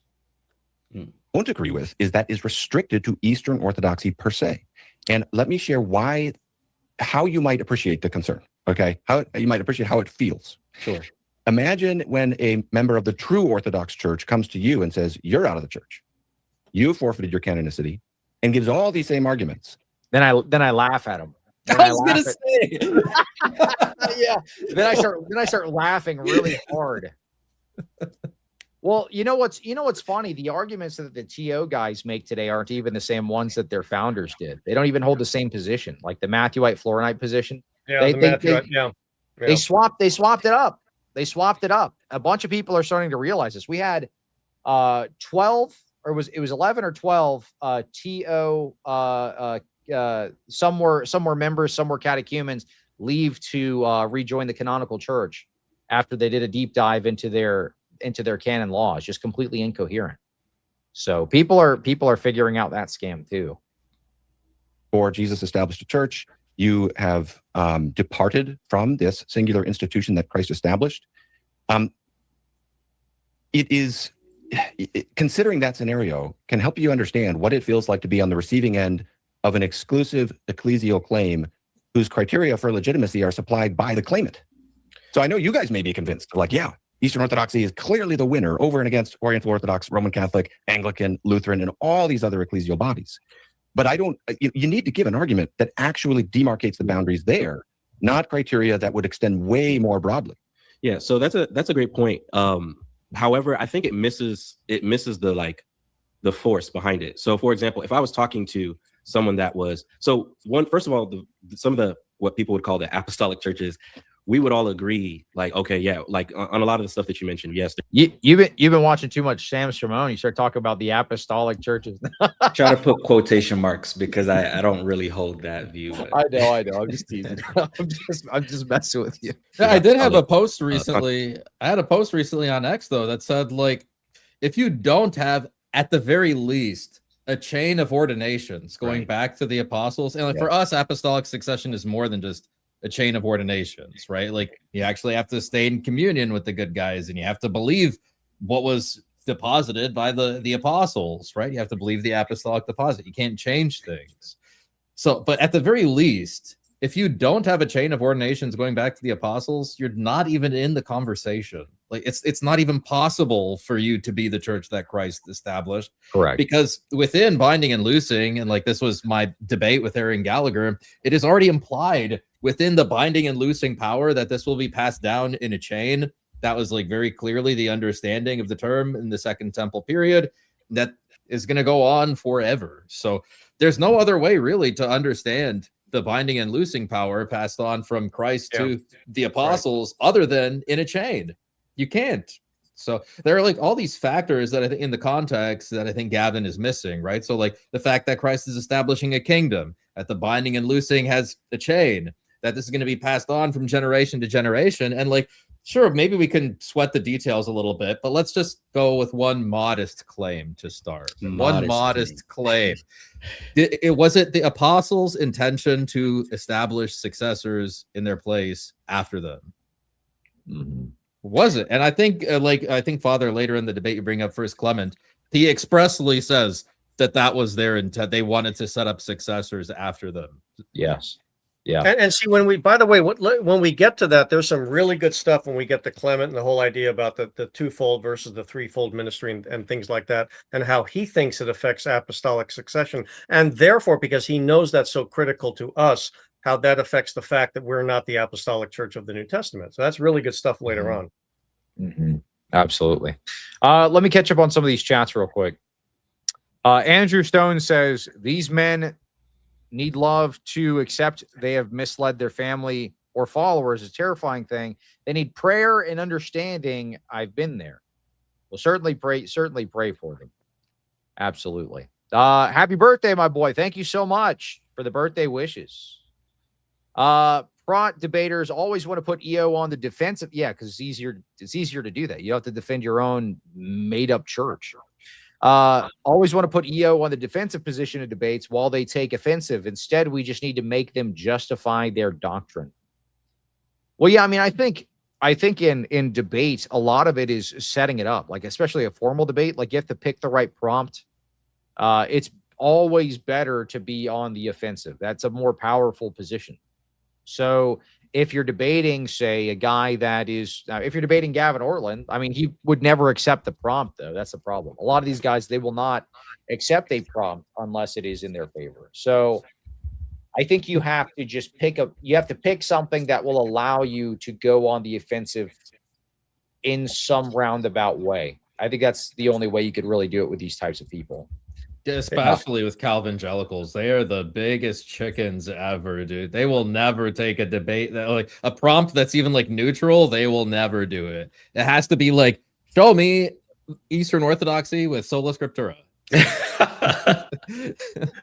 Impossible, and by the way, Justin, I'm getting some ideas here. I mean, Cleve has this thing going with the birthday wishes and everything. Hey, he's got nothing on me. Next May, I turn 70. So, I mean, we got to do something really, really big. There you go. The only problem is next year, my birthday is on Great and Holy Saturday. Whoa. And Pascha is my 40th wedding anniversary. So I don't know. Maybe that's good. You'll have to do it on a day that's not that, and just say this is like your birthday stream, even though it's not your birthday yet. Well, it could be my birth month. We could milk that for all it's worth. So there you go. The entire month, an entire month of birthday streams. Nice. Oh man, I like that. Troy says if there's an individual Protestant that agreed with all that, they would be Eastern Orthodox. The amorphous blob that Gavin argues for does not actually exist. That's right. That's right. Doesn't exist. Well, he was saying something like, I remember red flags were going off in my head when he was started to talk about, I believe in real presence and I believe in baptismal regeneration as a Reformed Baptist. First off, how do you believe in baptismal regeneration as a Reformed Baptist? That doesn't make any sense. So he's just like hodgepodge, picking bits and pieces of theological views that he likes and trying to work them into his own like family dynasty denomination. Because baptismal regeneration does not fit into tulip, not at all. It can't, based on the very definition of what tulip is. It can't fit in. So that's why that's what I'm saying. What I said earlier, they look at us and they hear our arguments for things like baptismal regeneration, and they go, damn, those guys have something going for them over there. That makes a very good point. Well, we're for that too. No, you're not. You don't teach this unless you want to abandon tulip. But if you're a Calvinist, that's the very foundation on which everything else stands. You get rid of that, you're not a Baptist, you're not a Calvinist, you're not a Reformed Protestant anymore. And there's a lot going for them, and that's why they got to ride the surf here. Yeah, well, I think to be fair to Gavin, if I were him, I would try to weasel my way around it and say, well, this is talking from like a creaturely perspective. Like you're receiving the Holy Spirit, but that doesn't mean you can't lose the Holy Spirit. So we're still good, because in terms of predestination, we're talking about outside of time, and this is just in a temporal way. I could see him arguing for that. Oh, so, I agree. No, you're right. Yeah, I think you're right. Yeah. If I were him, I think that's how I would try to weasel around that particular argument. I don't think it's good. I think it would raise some serious questions with perseverance of the saints. So it would raise some questions as far as that goes. And I know he tried to make arguments from, what was the text he was citing something to say that this was the seal of the Holy Spirit. So he would then have to concede that what was the Holy Spirit and leave. Yeah. Oh, shoot. I think we're going to get to that. Have you seen my cousin Gavin? Red Dead Redemption reference. Happy birthday, Cleve. Many years. Thank you so much, dude.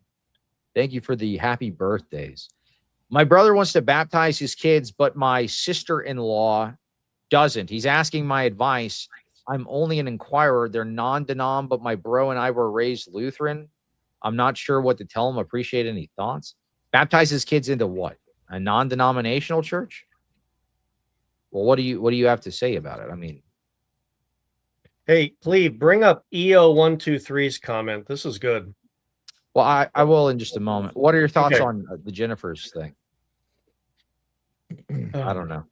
I mean, I think really just what can you even do? They're not your kids. They're like his. So you just tell them, no. All right. This is what I think you actually do. Okay. So the person's saying her brother wants to baptize his kids, but my sister-in-law doesn't want to baptize the kids, asking my advice. I'm only in court. Well, I guess the question that I would ask is your brother trying to become Orthodox? Is that the missing piece here? Is your brother trying to become Orthodox? If that's the case, then, or your sister-in-law is trying to become Orthodox. Confusing situation. If one of them is trying to become Orthodox, obviously, don't baptize them non-denominational. But if you're asking what can you do, I think the information here is what is the brother? That's not clear. Yeah. I think you dive in last minute. Like it's like, does anyone object? You just dive in and you grab like the safe, like you're trying to catch a football. No, I'm just kidding. All right, you said just intercept to the kid from the water. Yeah, exactly. That's what you do. You dive in, you intercept them, and you roll away. Gavin definitely is trying to bring together different streams of thought. I've discovered he's an ecumenist in many ways. He really thinks that like that amorphous blob that Troy talked about in that comment we had up earlier. Gavin is trying to really kind of bring together kumbaya type theology here, and it really isn't working. He is a functional nominalist. I think I agree with that.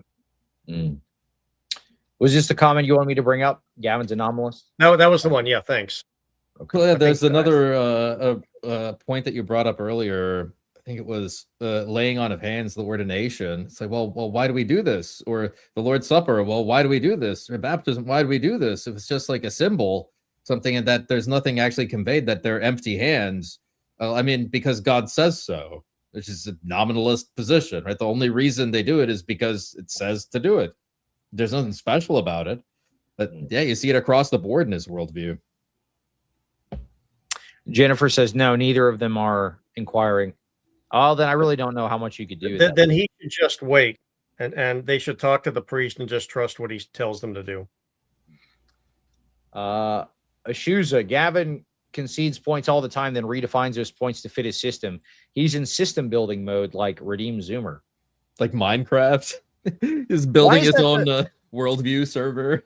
Well, why has that become the new debate meta? They just concede things that destroy their entire debate prompt, and they move on as if it didn't.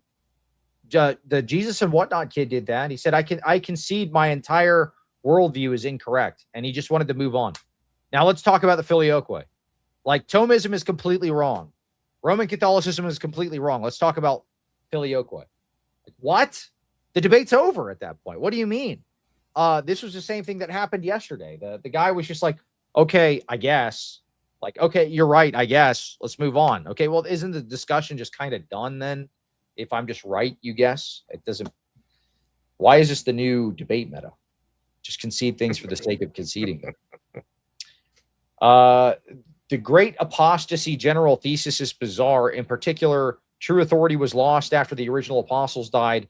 Then what grants their ability and validity to undergo this restoration project? Yeah, it's just you're wandering the wastes. What gives you the right to do what you're doing, to make your own church? It's an interesting question. Protestants make me somewhat thankful for my years of atheism. When accepting God must exist, discerning the true faith with little baggage helped. There you go. Sometimes that is easier, coming from an atheist background. Many years, Cleve. Thank you. Father Jonathan, what is the proper posture of Orthodox Christians towards alleged Roman Catholic miracles? Depends on the miracle. If we're talking about Fatima or stuff like that, we are very, very wary of Fatima and Medjugorje. much of those kind of Marian apparitions and things like that. We are very wary of them. As far as the other miracles, I mean, I'd have to hear what, and I have to have more. Well, like the Sacred Heart apparition. I'm not familiar with that. I don't know what that is. Well, the I shouldn't go into that with Father. No, I'm sorry. Hey, did I just change my background? I was trying to find a pink background because I keep getting criticized by people in the chat that I don't have a pink background. Hey, I'm trying my best. What can I say? Well, it offsets well, so now you both have yellow backgrounds, and we both. Yeah, I'm gonna get that. I'm gonna get that pink. I'm gonna find it. I'm gonna get it. Well, I was gonna say the lady that came up with the Sacred Heart was very, very diluted in a very disgusting way. We'll just leave it there. You're doing a good, happy birthday job. Thank you so much. I tried really hard. This stream. I'm all pink in solidarity with Alex. There you go, Father. He's just like, now you're angry. You won't like Father when he's angry. There's historical continuity, there's apostolic succession, there, we have sacraments, things like that. And so the thing is, when we have conversations with them, the conversation becomes more narrow. If I'm talking to, and like, I have a lot of respect for the Oriental Orthodox tradition. I have a lot of respect for, I mean, but the thing is, if we're talking to someone from a particular tradition like that, that's where the conversation is different. But now, when we're talking to Protestants, and specifically, you name it, whatever the specific Protestant is, that's when we can get a little bit more broad, because it's like you don't even meet like these minimum criteria. Like, for example, apostolic succession, like I brought up earlier, already eliminates a lot of people out of the conversation.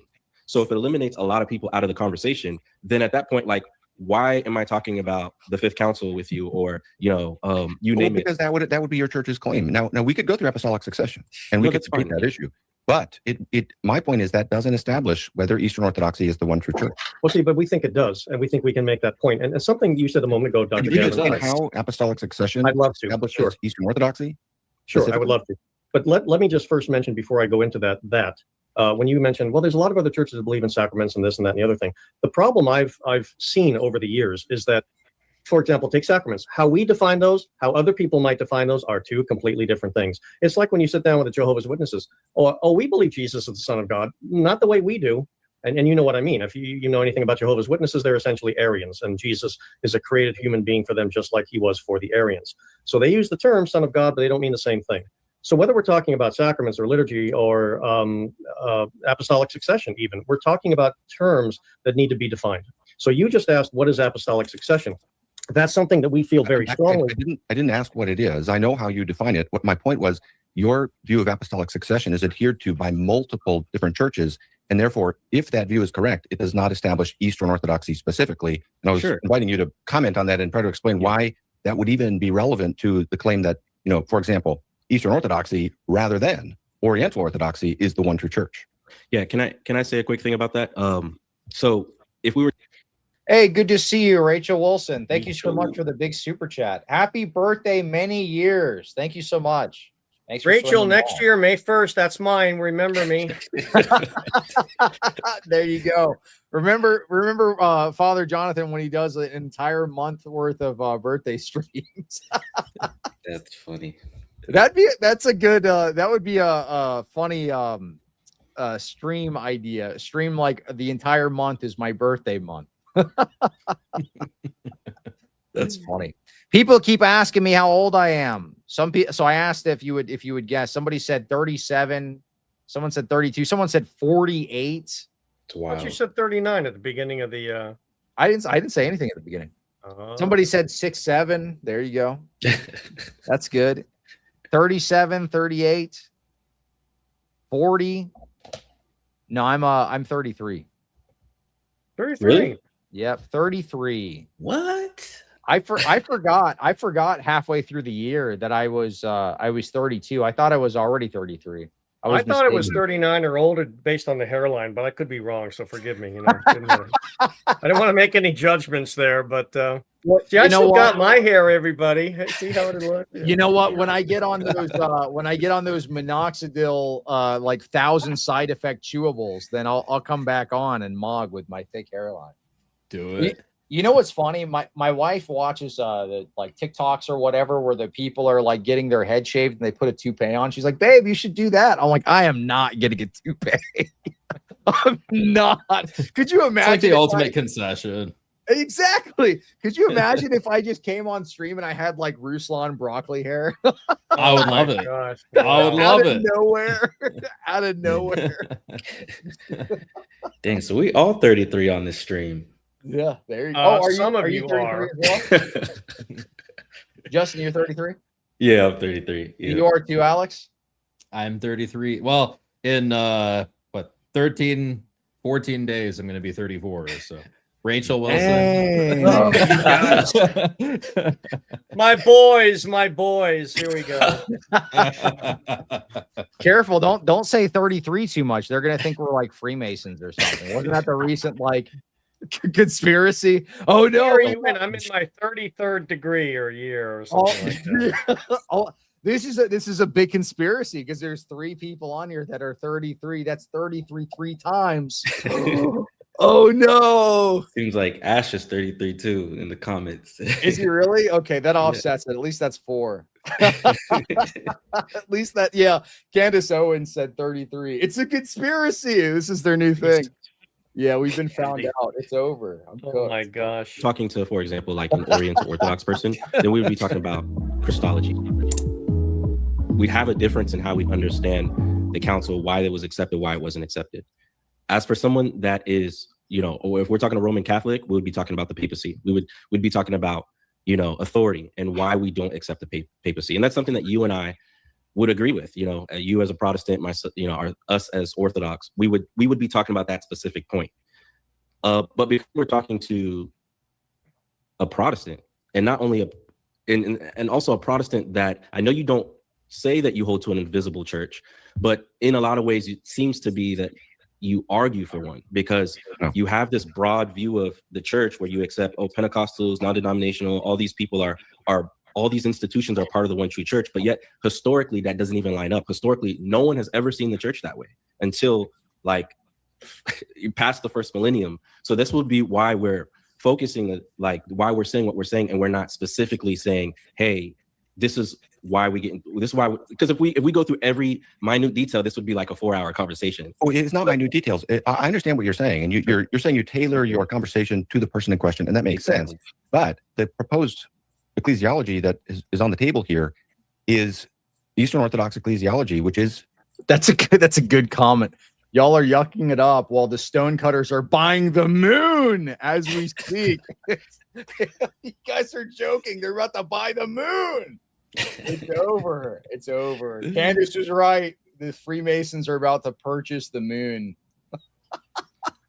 Exclusivist in its own way. And we're allowed to talk about where those boundaries are, even if not every one of them is at the razor edge of where I would personally disagree. So I'm allowed to point out that historically Eastern Orthodoxy in the 19th century, for example, has referred to the Roman Catholic Church as apostate and fallen away from the truth and so on and so forth. And I point to these encyclicals and observe that.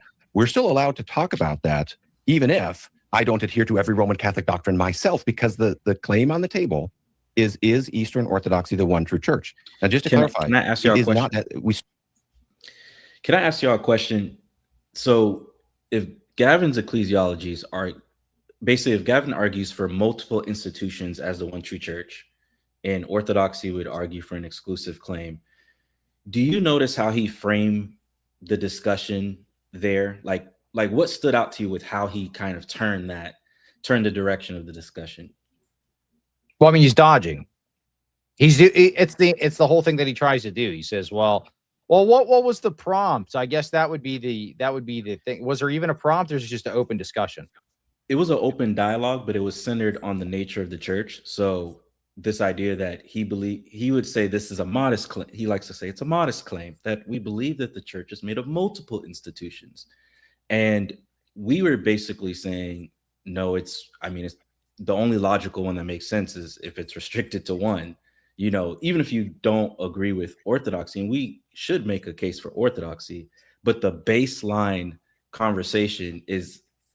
So he's basically just wanting to shift it from is there one church to is the Orthodox Church that one church? So he's trying to shift it into a different discussion. Yeah. Right. I would just I feel like I would just ask him at that point, well, then do you concede that there is one true church? Like, we could talk about, is orthodoxy true? Let's see if you concede this first part, though. You know, He's not. Or actually, he's going to say something to the effect of, yeah, I believe in one church, but he means something completely different than Nicaea. Or he'll do the new meta and say, well, I'll concede it for the sake of argument.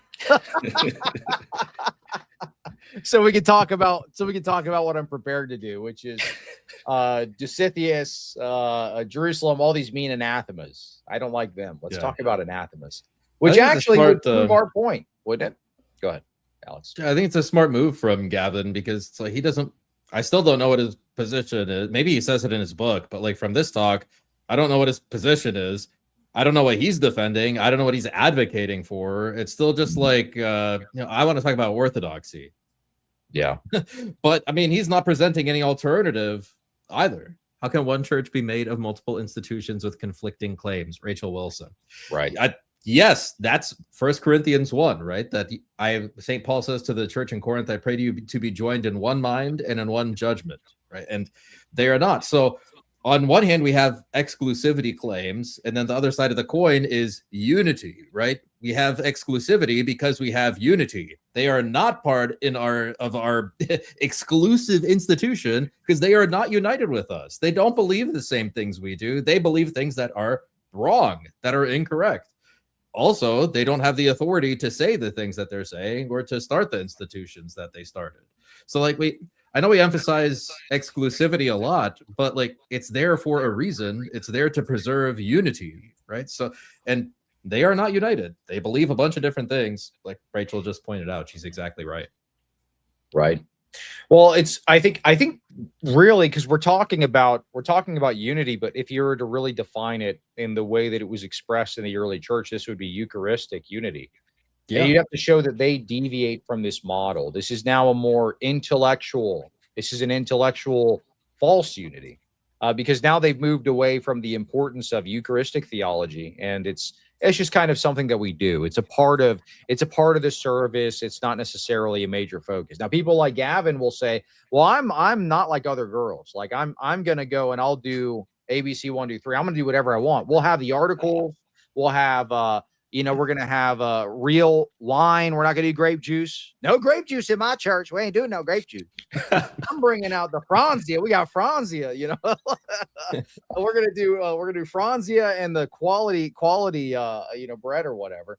Let me get some quality bread. Yeah, get the quality bread. You know what would be interesting would be to nail down Gavin on why he either chose to become a member in the Baptist church because he's a Reformed Baptist, or why did he leave whatever he was and become a Reformed Baptist. He made a claim to exclusivity when he did that. It wouldn't have mattered where he joined, but he made a decision to join something, and that reasoning must belie an understanding that was either right or more right than whatever he came from or had options to leave to go to. I would love, I've never thought about asking him that, but I would love to hear him explain that. Mm-hmm. Yeah, that's what E. Williams says here. Someone just needs to ask Gavin why he chose his Protestantism. You get the mind meld going on. Father Jonathan in the chat on the same exact wavelength here. Cleve trying to protect Father Jonathan's innocence by not telling him about the Sacred Heart lady. It is pretty bad. Every time I talk about it, I'm like, if you have children in the room, mute the stream for at least 2 minutes. This is going to get gross. Many years, Cleve, N1SB. What that is? What's an N1SB? No one? I don't know. Chat, tell me, am I too much of a boomer? I have no idea. I'm old now. I'm 33. I don't know. This is a 33 plus panel. We don't. We're trying, but we don't catch everything. I got to get the broccoli hair toupee, and then I can understand what you're talking about. Yeah, I'll show up with the bubble pipe like Joshua Hames. Yeah, I'll show up with the bubble pipe like Joshua Hames. You show up with the broccoli hair like Ruslan, and then we'll do like a skit or something. Oh, there it's a crucible thing, not one step. Oh, there we go. back. Rachel, why didn't you tell us? Yeah. Oh, there she Now we look like fools. It's over. Utter fools. I did Invisible. not ask what it meant. I'll have the viewers understand that. Yeah, there you go. You guys can hate us, not Father. There you go. Well, to be fair, Alex, the pipe thing, the pipe and the all wood background, that's a Young, Restless, and Reformed thing. So you'd be saying you're a Calvinist if you start doing the Joshua Hames. You can interview me as Ruslan. Be like, so you're a Calvinist, huh? Yeah. I'll be like, yeah. Well, let me tell you something. We just listen to the Bible and we just believe the Bible. You know, if you want to read the Bible, you'll see it says the word predestined everywhere, and you don't believe that. Yeah, exactly. That's talking like I'm just going to start and like twirl the ends or something. I'm just going to start preaching at the screen, sinners in the hands of an angry God. You're like a spider dangling above the flames. The only thing holding you back is God's hand. He could drop you at any moment. It's so crazy. Hey, Cleve, if Alex starts to get a little silly, you better want to ask him what he's smoking in that pipe there. Yeah, there you go. He's got the new bubble vape cartridge. I gotta borrow my grandson's bubble pipe. That probably will work here. Nice. Invisible. No, I didn't say what I want to say. I didn't say that you believe that. I'm saying it. Well, go ahead. I know what you said, and Okay. I'm speaking to that. Then I'm saying your statement doesn't reflect an understanding of the visible-invisible distinction.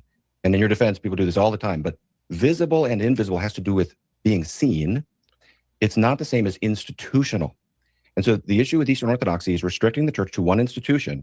It's not that Protestants believe in an invisible church rather than visible. We think you can see the church. Theoretically, you could count every baptized person and point to them right over there. The point is we do not restrict the church to one institution. That's where we disagree. Go ahead. So you would say, wait, hold on. I mean, this is where we would have to say, we're again, as I said earlier, this is where I would have to say we're speaking a different language. We don't look at the church as an institution. The church is the body of Christ, and the body of Christ cannot be divided. So if there is one body, and there can't be many bodies, there's only one body. If there is only one body of Christ, therefore there is only one church. Who is that church? Who's in it? I guess you could say who runs it and things like that. Where is it located? Who's a member of it? But there still is only one church. Right. The word institution really is not reflected in our theology very well at all. The idea that there's an institution, which seems to imply in the minds of people something that's man-made. The church is definitely not man-made. As I said earlier, quoting Father Alexander Schmemann, it's a mystery with sacraments. It's a mystery with liturgy and things like that. It's not an institution. It's nothing man-made. Now, there are man-made things that come up around it to protect it, to govern it, to administer it, and things like that. But it's not an institution. So I would shy away from that word because now I'm trying to enter into how you're defining the bait your way, and we really can't do that because again we just don't see it the same way. But here's what I would. You bring up a very good point, Dr. Gavin. I have no problem with the question being raised. Why is the Orthodox Church the one true Church of Christ? We go back to apostolic succession, and I know how you know it's defined.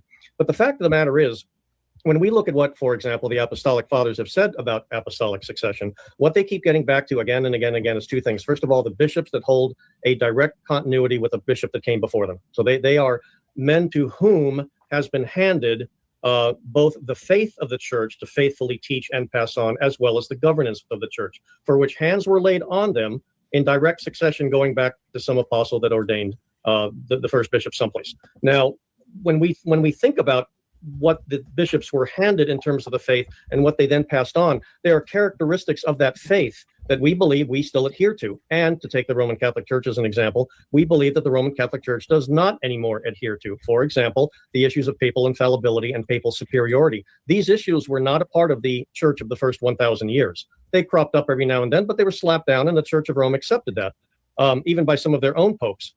So when we talk about what that faith is that was handed on, we're not talking about a mechanistic laying on of hands that means, oh, now you're a bishop and you can go teach whatever. That's a big point that you made there too, about their own popes acknowledging that wasn't the model of ecclesiology in the first 1,000 years of the church. I was just discussing this with someone. I mean, they basically were talking about in the dialogue with Athenagoras, Patriarch Athenagoras at the time. He said that he only recognized, he addressed the Pope as he had like a position of primacy, And he said, oh, well, you can't expect more. This is Ratzinger saying this. You can't expect more from him than what was expressed in the first 1,000 years of the church. This is the Pope of the Roman Catholic Church saying, yeah, we only held a model of primacy. It wasn't papal supremacy. It was just like a position of honor. Oh, okay. So then the Orthodox were right in the first 1,000 years. So we're the original church. Wait, bring up Giovanni Garcia's comment. I got to ask the question. The latest one she put up. Yeah. Who was the basketball player that did that? Not in my house. Who was that? Is it Mutombo? No. Mutombo. I used to love watching him. He was good. He was funny. Was that it? Or maybe it was Alonzo Mourning. No, it wasn't Alonzo Mourning. No. Okay. It was Mutombo, yeah. Not in my house. Whatever you want. Oh, now you're a bishop to whom this church in this city has been entrusted. And here's the faith that goes with that. You now have faithfully received this, and you have to now faithfully teach it and pass it on to the next generation. We don't believe Rome has done that again and again and again. It's clear where and when they have changed aspect of the apostolic faith, not just, for example, papal infallibility, but the way they changed the way the Eucharist was done, the way married priest. I mean, you could just go on and on and on. There's a very long list. They deviated from that apostolic teaching. They've deviated from it. They no longer hold to it. It's whatever they define now. And now the God they believe in, they've defined as the same as the God the Muslims believe in. Sorry, we cannot be in communion with the church that defines the God they believe in as the same God the Muslims believe in. That is a deviation. Yeah, exactly. We're not going to say we worship the God of Islam. when you word it back to them that way, they don't like to accept that too much. Notice Gavin did not bring this point up again, really, throughout the rest of the discussion after Father Jonathan brought that up. Exactly. Well, I like any freeze frame here is Gavin making another exasperated face. It's always a new one. The faith that we cannot tolerate. So that's just an example of what we mean by that. So you raise a good and interesting point that you won't be surprised to know that I have agreements that Roman Catholics have added things on. Yeah, I know. I use this word accretions a lot for things like, priestly celibacy, a great example. My concern is I think so have the Eastern Orthodox. And but let's pare back even you more could just claim that, just to get to the nub of. Geez, a big old super chat right here, dude. Wow. Tyler Birch with the hundo. Many years, Ben. Gavin seems to be jumping the gun and skipping the first question. Did Christ establish one communion that is objectively and publicly identifiable? If so, Protestantism is off the table.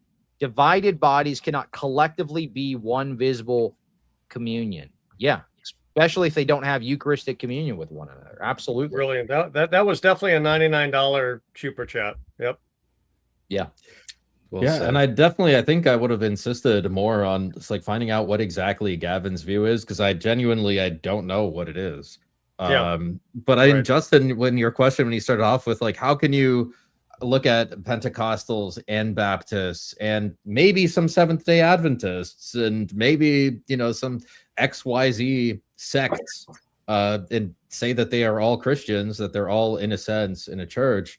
I mean, that he never addressed that. He never talked about that. Instead, again, he's asking you guys questions, but like, I even just like out of curiosity, like I genuinely want to know, like, what does he think on this issue? Like, aren't these problems for your view, Gavin? Like, if they're not, how do you resolve them? Like, I'm just curious to know. I don't think he can. Yeah. Good point. Well, I think when he gets to the point where he has to delve into that issue, he's probably going to deflect into something else. Because I think he knows where the weaknesses are, which is why I think he hasn't done a formal debate in quite some time. At least not within Orthodox. I'm gonna step out on a limb and say I think he's going to do fewer and fewer with us, because I think he's getting surprised over how we're answering him, and we're coming up with stuff that he is surprising him, not just because of the look on his face now, but I mean, we are coming up with stuff that either he didn't anticipate or he just thinks I think he thinks he knows more than we do. Mm-hmm. And he's got a PhD, and somehow he's going to ride that through a debate win, and that's not happening. Yeah, and I can't speak for you, Father, but he definitely knows more than me, at least. But the reality is we got the truth on our side. So I think it's really hard to have conversations about the church with an Orthodox person because we have the receipts. You know what I mean? I think you'd be surprised. I think Gavin behind closed doors maybe is a little more honest with where he's at, the questions that he can't answer. Because I mean, I was in backroom chats with this guy. You know, we had group chats with all the big Protestant creators. I created those chats. We worked together. We would talk about apologetics. We talk strategy. So, I mean, I think these people really do understand where the weaknesses of their view are. I think maybe we underestimate how crafty they are at working around those weaknesses in debate context, especially in the case with individuals like Wesley Huff, who actually reached out to me after the Ruslan interview, and he wanted to have me give him arguments against orthodoxy. So, I mean, I know these people don't, they are not as well-rounded in these, I mean, not to say he's not intelligent. He's a very intelligent guy, but he knows where his weaknesses are. He's an intelligent man. Yeah. Yeah. I knew where, that's why I never, when I was a Protestant, I never did sola fide debates. Because I knew they could pull up McGrath. McGrath would say, if there was anybody that was smart enough to actually engage on what the actual contention is, which is imputed versus infused righteousness. If I was engaging with somebody that was smart enough to get at that distinction, they could pull up McGrath and say, look, even Protestant scholars will admit this isn't present the first 1,000 years of the church. And then every Protestant quote mine for sola fide doesn't work anymore. So I knew what my weaknesses were, even as a Protestant. That's why I never accepted a debate on sola fide, which is why when Ruslan was doing that discussion with Jay Dyer, Ruslan texted me and he said, this is what I want to talk to him about. Should I take this approach? I said, don't do the sola fide approach. It'll rip you apart. And he said, well, I'm going to do it anyway. I said, well, then if you do it, you better be as nice as possible.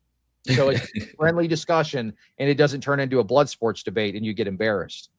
So, and he ended up doing that. He ended up making it pretty nice. So it ended up not being too bad for him, which was good. So thank you. Steve, I got to say, David Kippenhuck has a great comment right here. You can rebrand your podcast here. Back in my day. Yeah. No. The cleave to Social Security. Now that's just a classic. Oh, there you go. I love that one. Cleave to Happy birthday, dude. Not quite yet. It's better to know less about truth and more about lies. So you have to pick one, yeah.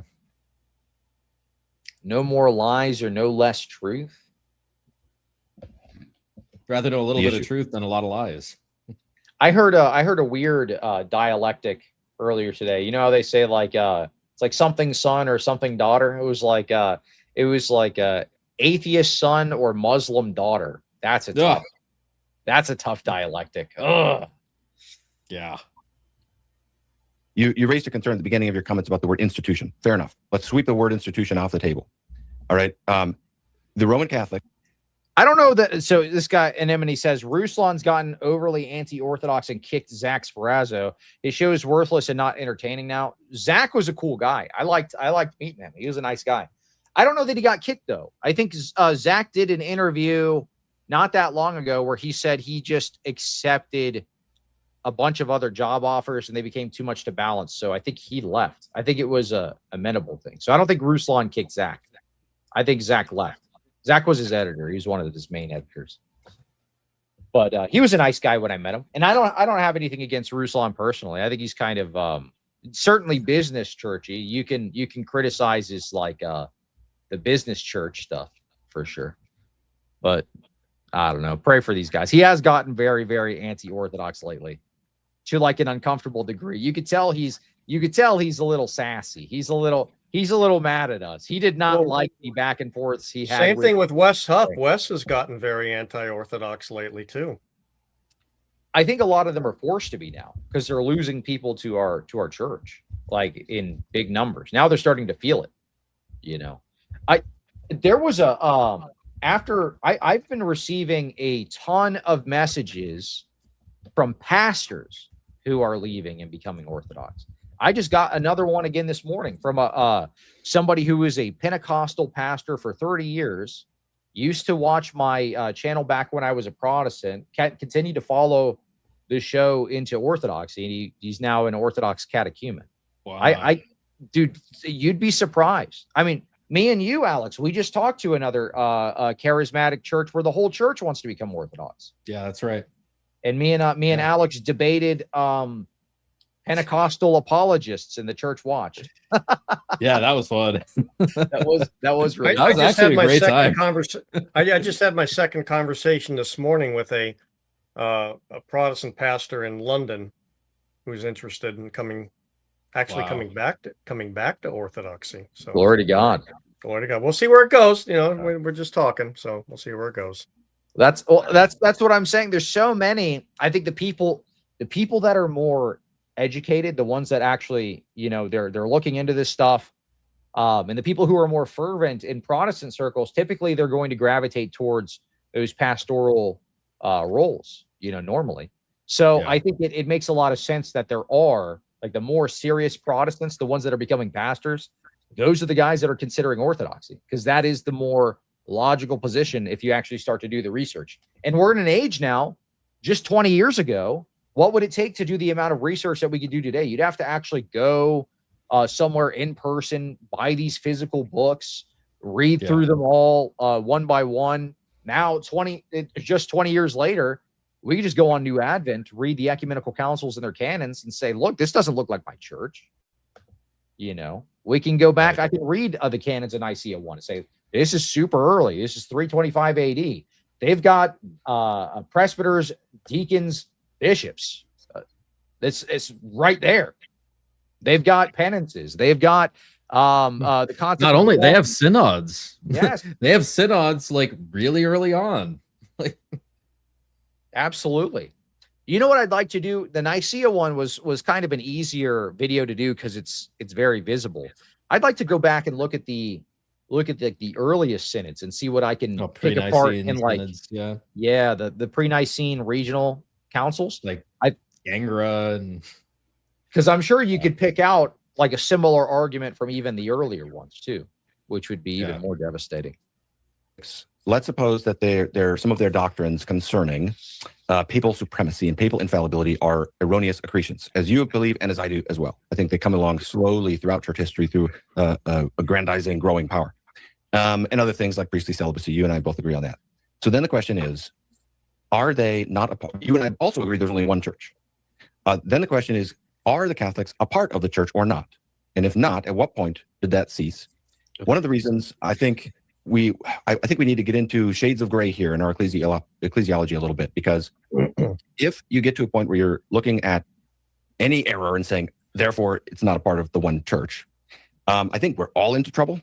And I think maybe the best way for our discussion to go forward, since you guys have hit apostolic succession so squarely, is just to look at that and say, is apostolic succession itself, in its tight and technical sense, apostolic? Is that something the apostles could have possibly recognized? Yeah. Yes. Yeah, exactly. Go read the book of Acts.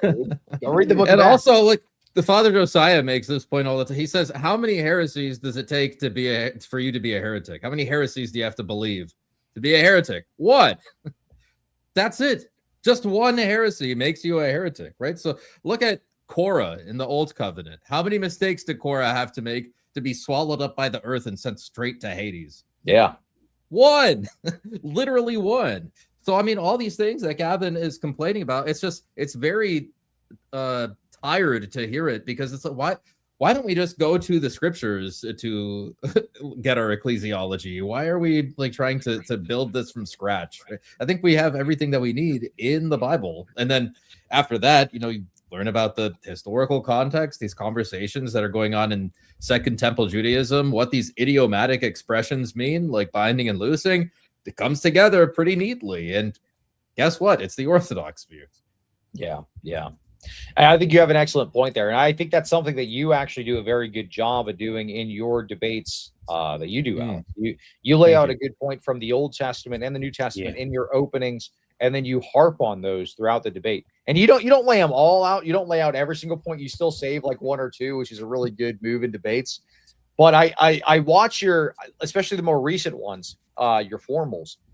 I watch like the slides that you have up there, and I'm like, dude, I gotta save those. I gotta add those to my notes, because it's not just like I know the verses, but the way in which they're compiled, and you're doing a good job at storytelling. You're explaining how all of these things fit together, which is a quality that not a lot of people have in the debate sphere. I think that's the hard part. That's where the work is, because anybody can proof text, but it's the synthesis and the presentation. I think that's our job, is to make it easily consumable for people, right? And that's how if we don't do that, then really we're doing a disservice to orthodoxy in the church, right? It is our obligation to present it in a way that is easy and consumable, because it is pretty straightforward. You cannot go make up your own church. You need to be in the chain that Jesus started. You see it in the Old Testament. You see it in the New Testament. Everybody knew that in the second temple period. It's on Gavin to show us when that changed. Yeah, that's a good point. Yeah, and Alex, you're really good at that, by the way. Thank you. I will cash app you guys later for the compliments. Thank you. Yeah, there you go. Well, he said it. He said it, not me. Yeah, there you go. Nice. Well, yeah, I think that's the part that takes the most energy, right? Like the rate at which you were doing debates earlier, I was like, if that was me, I'd be getting exhausted by now. Doing live stream reaction stuff off the cuff, it takes time, but it doesn't take as much brain power. I'm having this issue where I've gotten so used to doing this. It's like I feel like my attention span has gotten worse. I'm like, I got to focus on this book, and I'm just like, okay, I want to rewrite this, but then I have like this pit in my gut. I'm like, do I really want to rewrite 10 pages? Like, do I want to go back? And I type pretty dang quick, but I gotta make a conscious decision to start doing becoming a catechumen and not doing the debate stuff and not doing like teaching content. I feel like has gotten me accustomed to not doing that type of thing, but that's really what helps me not only grow, like doing like the little short things, like with the Nicaea video I did, Justin, like that kind of stuff helps me hone my skills a bit more. I got to make a conscious decision to do more stuff like that. And I think that's going to kind of put me back in the game as far as doing some of the stuff that you're doing, like with your, at the beginning, when you were doing like the hour long, like full breakdown responses, those were like chef's kiss, dude. Like I'd like to do some stuff like that soon, maybe. Yeah. With the edits, snappy edits. That takes a lot. I want to go back to that stuff too, because I think there's a lot of space in the apologetic sphere right now, just because we have been so dominant in the debate sphere. They don't want to debate us, and now there's space in these like educational videos. So I think now we should start pushing that stuff, because they're giving up ground. We should take it, right? It's just like military strategy, right? If they're giving us space, go take it, right? It's ours for the taking. So Cleve used too much of his brain power. It seared the hairs off of his head. As I can see, he thinks more than all of us put together. That's why he has the least hair. Did too much thinking. I think. Ladies and gentlemen, this is a distinct difference between male and female. If we were all women, we'd be talking about how wonderful Cleve looks on his 33rd birthday. We get a bunch of guys together and look at his hair's falling out and all that kind of thing. And, Nice. That's funny. Happy birthday, Cleve. It was mine and my daughter's birthday on the 20th. Wow. Nice. Enjoy your content as well as Alex's. I'm also a lawyer, so I like his debate style. Keep the grift going. We love Israel. We love Israel. Many years. Thank you, counselor. I did that to that one guy, the Aaron by Christ or whatever, when he came on the show. So, Father, we do this joke where we're like, if we start chanting "We love Israel," people send in super chats. So I did that with the Aaron by Christ guy, and he was on the show, and he was like, I gotta go. Like, I don't know what's going on here. You started talking about BB. I'm leaving. Freaked out. It's funny. Just troll. Oh, hey, a friend of mine, he's texting me. He's not on the chat thing here, but he texted me. He says, I don't want to say it. Is Cleve's pet a bald eagle? There you go. Nice. Oh, wait, it says something here in the chat that way too. Oh, look at that bald eagle soaring. Oh, that's pretty funny. Nice. Okay. I would say there's not a shred of evidence for that. If you look That at is 12th false. century from the New Testament, well, That's false. let's see some evidence that any apostle ever distinguished the office of That's bishop right. and presbyter It's the patriotic hairline right there. with only bishop being the successor through a laying on of hands. Well, the issue is that what's happening is that's the synonymity claim, which we reject. Like, we don't grant that. And it's also important to note, like, you can see it right in the New Testament. So, for example, well, before I say what I'm about to say about apostolic succession, if possible, we can park Roman Catholicism for another day. It doesn't mean that it's not important. However, if we want to chat with Eric Ibarra, we can. We're chatting with you, and so we want to focus on the claim, because the idea of this claim that there's and forgive me for using this word, Father Jonathan, but multiple institutions within the one true church. I know that's not our terminology, but just to speak language Gavin understands for a second. So we would reject this idea that Pentecostals without bishops, and to go back again, you name it, all these different groups who don't have authority that links back to the apostle. You were saying skip to about 51, and that's where it heats up. You could if you want. It's up to you. I don't know if. Oh, this is where we start talking about it. Yeah. All right, let's jump jump a little here. bit before this, maybe about 2-3 minutes before this. 45, maybe. Right there. You said about Clement 40, chapter 44. I want to understand you correctly. Sure. Now, I was just gonna say he's basically saying that Clement is. No, I want to hear him say it, Justin. I want to hear Dr. Gavin say it. Yes, in chapter 44, and then I've made this case again. You guys could read my book, and No, I've read it. That's why. Well, then you could interact with what I say there, because I lay out the case there. I am, but I'm gonna respect Father Jonathan. Let him ask you what he's asking you, and But he's here now. People want the fuller cases there, but Exactly. most scholars think, like Eamon Duffy, who I just cited, like Francis Sullivan and others, is that there's the term presbyter and bishop are used interchangeably in the first epistle of Clement, because the whole occasion for this letter is deposed officers in the church, and they're spoken of always in the plural, and they're referenced Okay, as. okay, Doctor. Go ahead, Dr. Gavin. This is chapter 44 of Clement to the Corinthians. This is chapter 44 right here. I don't see anywhere here. Maybe you can point it out to me. Maybe I read it too quickly and didn't see it. Where does it say that bishops and presbyters are being used interchangeably? And his excuse is, let me just pull up my notes here. So you said what? And his excuse is the text is too small. I can't see it. Well, let him say it. Go ahead. I thought it was funny when he did it. Get this. Okay, I got that. That's 44, 43. Here's 42 right here. Well, that text is too small for me to read, so I don't know. Let me make it bigger. And let's start with chapter 44, and then if that's not what you're looking for, we can go to chapter 42. But Okay, here's 44. And I still can't read that. That's extremely small on my screen. No. Well, as I read it, I really don't see anything here. This is 44. The first sentence says the episcopate, and then the conjoined blessing in the end is blessed are those presbyters. That is why Eamon Duffy is saying the letter itself makes no distinction between presbyters and bishops. Those are his words. So that doesn't that is mean not unique to me. That's how interchangeable. this is common. Yeah, that's not what interchangeable means. You would have to show that presbyters are also referred to as bishops. So just because bishops are referred to as presbyters, that's because bishops are a higher office. It encompasses the office of presbyter as well. So yes, bishops are also presbyters, but and then there's a colloquial sense of the term presbyter, as in just like elder, just as in somebody that's older. And then you see in St. Paul's letters to Timothy, I forgot if it's the first or the second one, but he refers to the presbyterate, like the presbytery, talking about them as a collective, which would be like a synod, right, or a council. So you have like many other terms. St. Peter calls himself a fellow elder, right? Does that mean that elder and apostle are interchangeable? No, it doesn't mean that every elder is an apostle. This means that elder is a broader term, and that if you are a bishop, you are also a presbyter. So it doesn't show interchangeability. That's a different thing. Right. It'd be like all priests are men, but not all men are priests. Right. Yeah. And I probably conceded interchangeability earlier, but what I probably meant to say was overlap between the terms.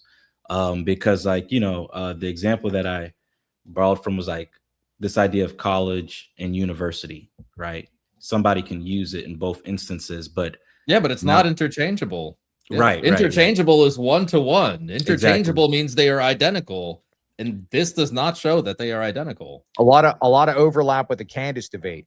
Aggravated murder is not murder. Right. Exactly. Exactly. Dumbest stuff I've ever heard in my life following that debate and during the debate from Candace.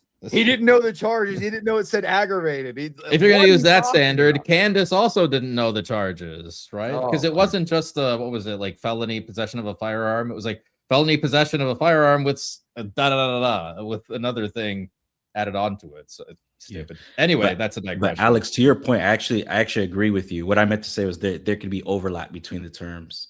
Yeah, if that makes sense. Yeah.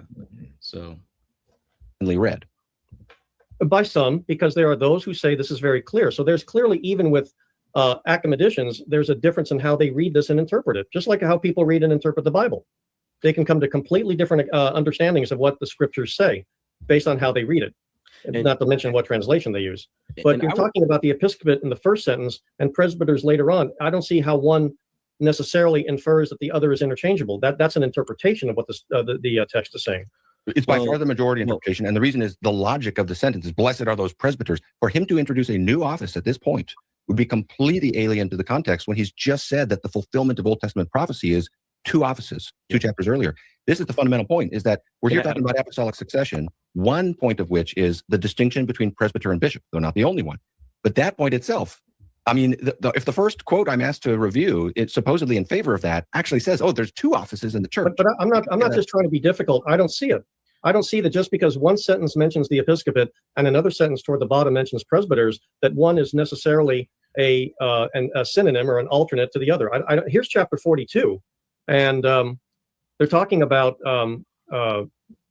Christ was by these points. Then we're made an orderly will. While you're looking for it, this is the one that I had on the slide earlier. That bishops and deacons of those who should afterwards believe. Nothing was mentioned here about presbyters, for example. I mean, It's mentioned in 44, but not here. That's a concern. I mean, let me ask you this: how many offices are in the church? Can I say something real quick? I'm sorry, I've been trying to say this for a little minute. Go ahead. Well, I do want to come back to my question then. Okay. I do want to concede that their terms can be used interchangeably, and I don't think that a term being so, like for example, like the college and you said you want to say something.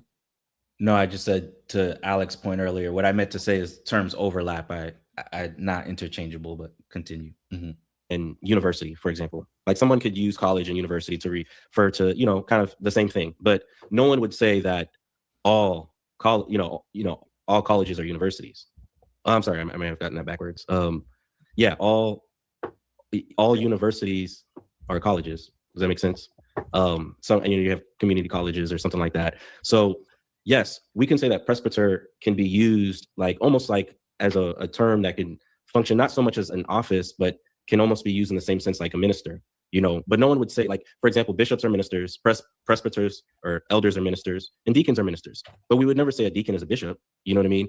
And so the thing is that what Father Jonathan and I are saying is we're looking at the evidence. How are these specific people in these offices? What are they doing? And what we're saying, what they're doing is equivalent to what a bishop does, and a presbyter cannot do that same thing. So for example, bishops, whether it's excommunication, right? You have St. Paul in 1 Corinthians, literally kicking, he cast someone out of the church, right? He says, I've handed him over to Satan. And you have also Paul pretty much laying hands on people and giving them a gift, conveying a gift, which is sacramental in our understanding. They're actually, something is conveyed through the laying on of hands. But I don't want to get too far from the weeds. And I brought up Timothy and Titus because they're there doing what bishops do, where they are ordaining. And you even have it where I want to say Timothy is told by, and I could pull it up here. Timothy is told by Paul, do not receive this is 1 Timothy 5:19. Do not receive an accusation against an elder except by 2 or 3 witnesses. Those who are sinning, rebuke in the presence of all, and the rest of all may fear. So you have here St. Timothy is presented by St. Paul as a judge of whom the people go to, and basically has the power to decide fate of someone that. So you take into consideration this idea of bishops are the only people who can ordain, this form of excommunication. And then not only that, I know you brought up scholarship, and I do want to agree with you. I do want to concede, yes, majority of scholarship does hold to the synonymity claim, which is in question, right? It's about explanatory power. Yes, they can hold to the synonymity claim, but what has the most explanatory power? And I think our position does, because the synonymity claim can't be proven. It's a claim, so this is a book, Eusebius, literally he goes through, I mean, all the blue paintings here are all the people, and many of them, whether it's Mark, who has the Diocese of Alexandria, right? He was along with Peter. You have, you name it. Clement is mentioned here. We have succession lists, not just by Eusebius, even though he's the greatest church historian. So if you are to reject Eusebius, but like, give me something. Why is he wrong? Like, what did he not understand? Even though he was the greatest historian of his time, what was him and Irenaeus and all these people that have succession lists, even when they got records from the church, what did they not understand? Help me understand that. So I think there's a bit of naivety here if we're saying, why don't we accept Eusebius and Irenaeus and these other voices? One of the things we're all trying to do is collate all this different data. For example, Eusebius, Irenaeus, Tertullian are three of the key witnesses here. They don't agree on the lists. Okay, so what don't they agree on? I've done a whole video on that, and specifically with the Steward of Rome. But first, let me finish my point, because he's literally right here. Go watch my old video. Exactly, you're right here, bro. Let's talk. Don't send me to your books. So somebody forgot somebody off their list. Like, who cares? Sorry, it wasn't perfect, but wouldn't Eusebius be in a much better position to know than some scholar who is not a native Greek speaker, like 1700 years later? Right. Yeah. Yeah, I agree. Well, I mean, I'm interested to see how he. Well, I guess this discussion was waiting for Father Jonathan to get the resource up or something. Does that? Well, I mean, there's one really important point from Clement that I think is okay. If we set the 1 and 2 office, 3 office, set that aside for a moment. He is very, very clear that the apostles set up successors, and you cannot have a church apart from those successors, right? So, like, who are those successors? Do they have a specific office? Like, who are they? What are they? Like, they're overseers in the church, and like in that one passage, he talks about bishops and deacons. He also talks about presbyters later. You have Saint Ignatius, again, very close, overlapping with Saint Clement of Rome. If you take, I think there's like wide debate about the dating of his first epistle, but he's very clear about the 3-tiered office there, and I'm pretty sure that that he can make the case from Scripture itself. So, yeah, and go ahead, Justin. It's about explanatory power, right? So we as Orthodox, we're saying, hey, this is what they're doing, and this is what bishops do. But to him, just to appeal to, hey, well, this is what the scholarship says, that's fine. But if we disagree with the scholarship, bring an actual argument. You know what I mean? Like, you can't. Yeah, scholarship disagrees with a lot of what Gavin believes. So, yeah, absolutely. Happy birthday for the air conditioner. Yeah, thank you so much. Dude, I'm so over this thing. They're coming out tomorrow morning again to look at it, but I'm gonna be. So my stepmom, she does a lot of gambling. That's not good. But one good thing about her gambling habit is that she gets free cruises. So this upcoming Friday, I'm going to be leaving to go on a cruise. We're going to Mexico. So I'll be gone for a week. So I won't be able to get my AC fixed until I get back, but they're going to come out and at least peep what it is. I guarantee at this point, because we've already replaced, I've spent like $4,000 on this thing already. I've already replaced the fan motor. I've replaced the compressor. We've done a coil cleaning outside and inside, recharged it. We've replaced all sorts of junk on this thing in the last couple. How long has it been? It's been a while now, maybe 4 months. It's been a while since my AC's been. It's like the whole summer, man. Yeah, it sucks. But anyway, I guarantee they're just going to make me buy a new. Hey, I know having a house means making a lot of prioritized decisions, but I just want you to notice you'd rather go on a cruise than come with me to Mount Athos last May. That's okay. I don't think it hurts me or anything. I'm not upset by that. It doesn't hurt me here. I'm a big boy, It's okay.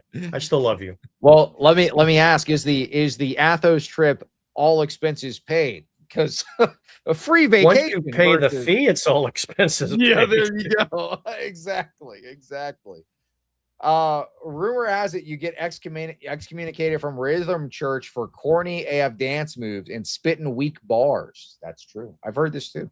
Happy birthday. Well, I actually had somebody, thank you for the birthday, happy birthday wishes. I actually had somebody from Rhythm Church come to Orthodoxy from Ruslan's church. so maybe that's why he's so mad. People from his actual church are becoming Orthodox. Happy birthday, Cleve. I hope you had a blessed day. Yes, I did. Quick question. Any plans for Streamlabs? I'd love a way to donate directly so YouTube doesn't swallow 30% of your tips. I could look into it. I have a PayPal though, but I guess it's not the same thing. I have to figure out how I could integrate that with StreamYard though. And I'm a boomer. So if you're asking me to figure out stuff on this stream software, it's like I'm hacking an egg. It's not it's going to be quite some effort. Cleave to iniquity is so brave for coming out as bald. Thank you. Thank you so much. I'd rather that he come out as bald than come out as anything else. So very true. Well, I could have hit it. I could have been like Tim Pool with the beanie. I could have been beanie maxing on stream. This happens a lot. It doesn't help the dialogue when you interrupt and I've gotten one sentence into a response when I was listening patiently. Yeah, Rhythm Church is not just a meme. That's actually Ruslan's church's name. It's Rhythm Church. To your unfolding comments. You're right. Sounds like a method of birth control or something. So rhythm birth control. I'm just observing. That's all. That's funny. We're trying to look at all the data, and that means you can't accept it all. I mean, Eusebius had some strange Christological views and other things. We don't just have to accept everything Eusebius said. We're trying to look at all the data. So when we look at, you brought up a really important point and a good point at the beginning of your comments. That's what I was about to get to and wanted to respond to is Geez, a big old super chat right here. We love Israel. That's right. Star of David, Menorah. Happy birthday, Cleavester. Thank you so much. That's my best friend, Bibi Netanyahu, right there. So heck yeah. Thank you for the big super chat. I really appreciate it, man. Thank you for all the happy birthday wishes and support. Distinction between terminology and function. And you're right. This gets very tricky. And you can't make the claim just on the basis of terminology. You have to look at functions as well. So, to your side, you could say Titus and Timothy were basically like bishops, even though they're never called bishops. And we would know that from how they're functioning. The problem is, if you look at function, it also doesn't support apostolic succession. These are itinerant apostolic delegates. It's not an assertion. It's just a fact that they didn't only serve in one church. They served in multiple places. What a bishop is. Didache is relevant to that as well. Yeah. That is literally what a bishop is. An apostolic delegate. They are not receiving the deposit of faith, but they are preserving it. And that's what the difference between an apostle and a bishop, right? Is that the apostles received the deposit of faith and then the bishops preserve it and they apply it and they interpret it and they apply it to different situations and to people's lives. But they're an apostolic delegate. Yes, that's what we're saying. We know that. That's what our bishops are today. Well, don't you know from his perspective, bishops aren't necessary because a pastor just does all these things in my mind church. Yeah, that's interesting because again, you don't see that. You're right. I get you're saying it in jest, but that is kind of his position. And what do you think happens in the book of Acts, though, that the apostles went to churches and appointed elders and then never checked in with them ever again and just let the elders run things over there? Just let the presbytery run things? No, the apostles ran those. That's why they sent letters to those churches, because they were in charge of those churches. The apostles governed the church. And then as they reposed, you have bishops that are running the church. Timothy, Titus, right? They become known as bishops, that third tier.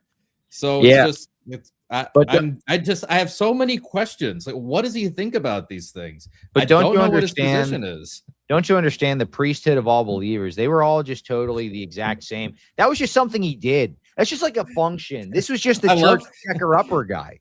I love when they bring that one up because the same thing is said about the Israelites in the Old Testament. Like Peter is quoting Exodus there, that they are also a nation of priests, a priesthood that represents God to all the nations. That doesn't mean everybody's a Levite. In the same way today, doesn't mean that everybody has the binding and loosing power. I'm stepping down as a pastor of my mind church soon. Oh, it's over. It's over. If you look at the actual stable officers within local churches, the evidence from the time in question is without exception that they are in the plural. So even if you take the term presbyter and take the term bishop, completely sweep them off the table, there is not a single example from the entire apostolic age where you have one person functioning in what will later come to be called a bishop. And so what Protestants are trying to do is exactly what you guys are saying about honoring the authority of the church. But we're trying to submit to the church Jesus set up. And what will later be called a bishop? Where are his apostolic delegates? Sorry to interrupt, but this is driving me mad. Like, you're trying to follow the Bible. In the Bible, you see apostolic delegates. Where are yours? And how do you find them? Yeah. Who sent your ministers, basically? That's that same argument that who sent your ministers? Yes. They sent themselves. Don't you see this? Happy birthday. Put this to the shower cap fund. I don't know if I'm ever going to do a stream in a shower cap. I did do one in a sombrero once though. So maybe I'll do that again. Maybe that'll be the new stream setup. I'll do a sombrero.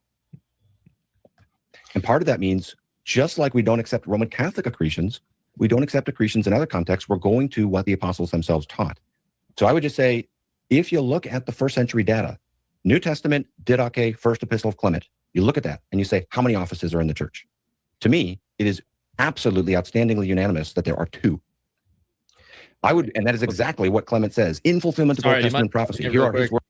The Didache doesn't help him either because it talks about chief priests and how, yes, it talks about bishops, deacons, prophets, teachers, but it does say that like prophets are similar to chief priests. And it's like, again, it's very early. The Didache could even like, I think it's a pretty solid consensus that it's first century, right? So, and the Didache doesn't help him. And if this is probably the weakest area for Gavin, because if he's saying we just want to follow the Bible and what the apostles teach, Father Jonathan, you pointed this out earlier, their theology of ordination, this is an area where it directly contradicts the scriptures on its face. You don't have to dig into it or argue it at all. You have to say, show him one quote from Charles Spurgeon that says it's the laying on of empty hands.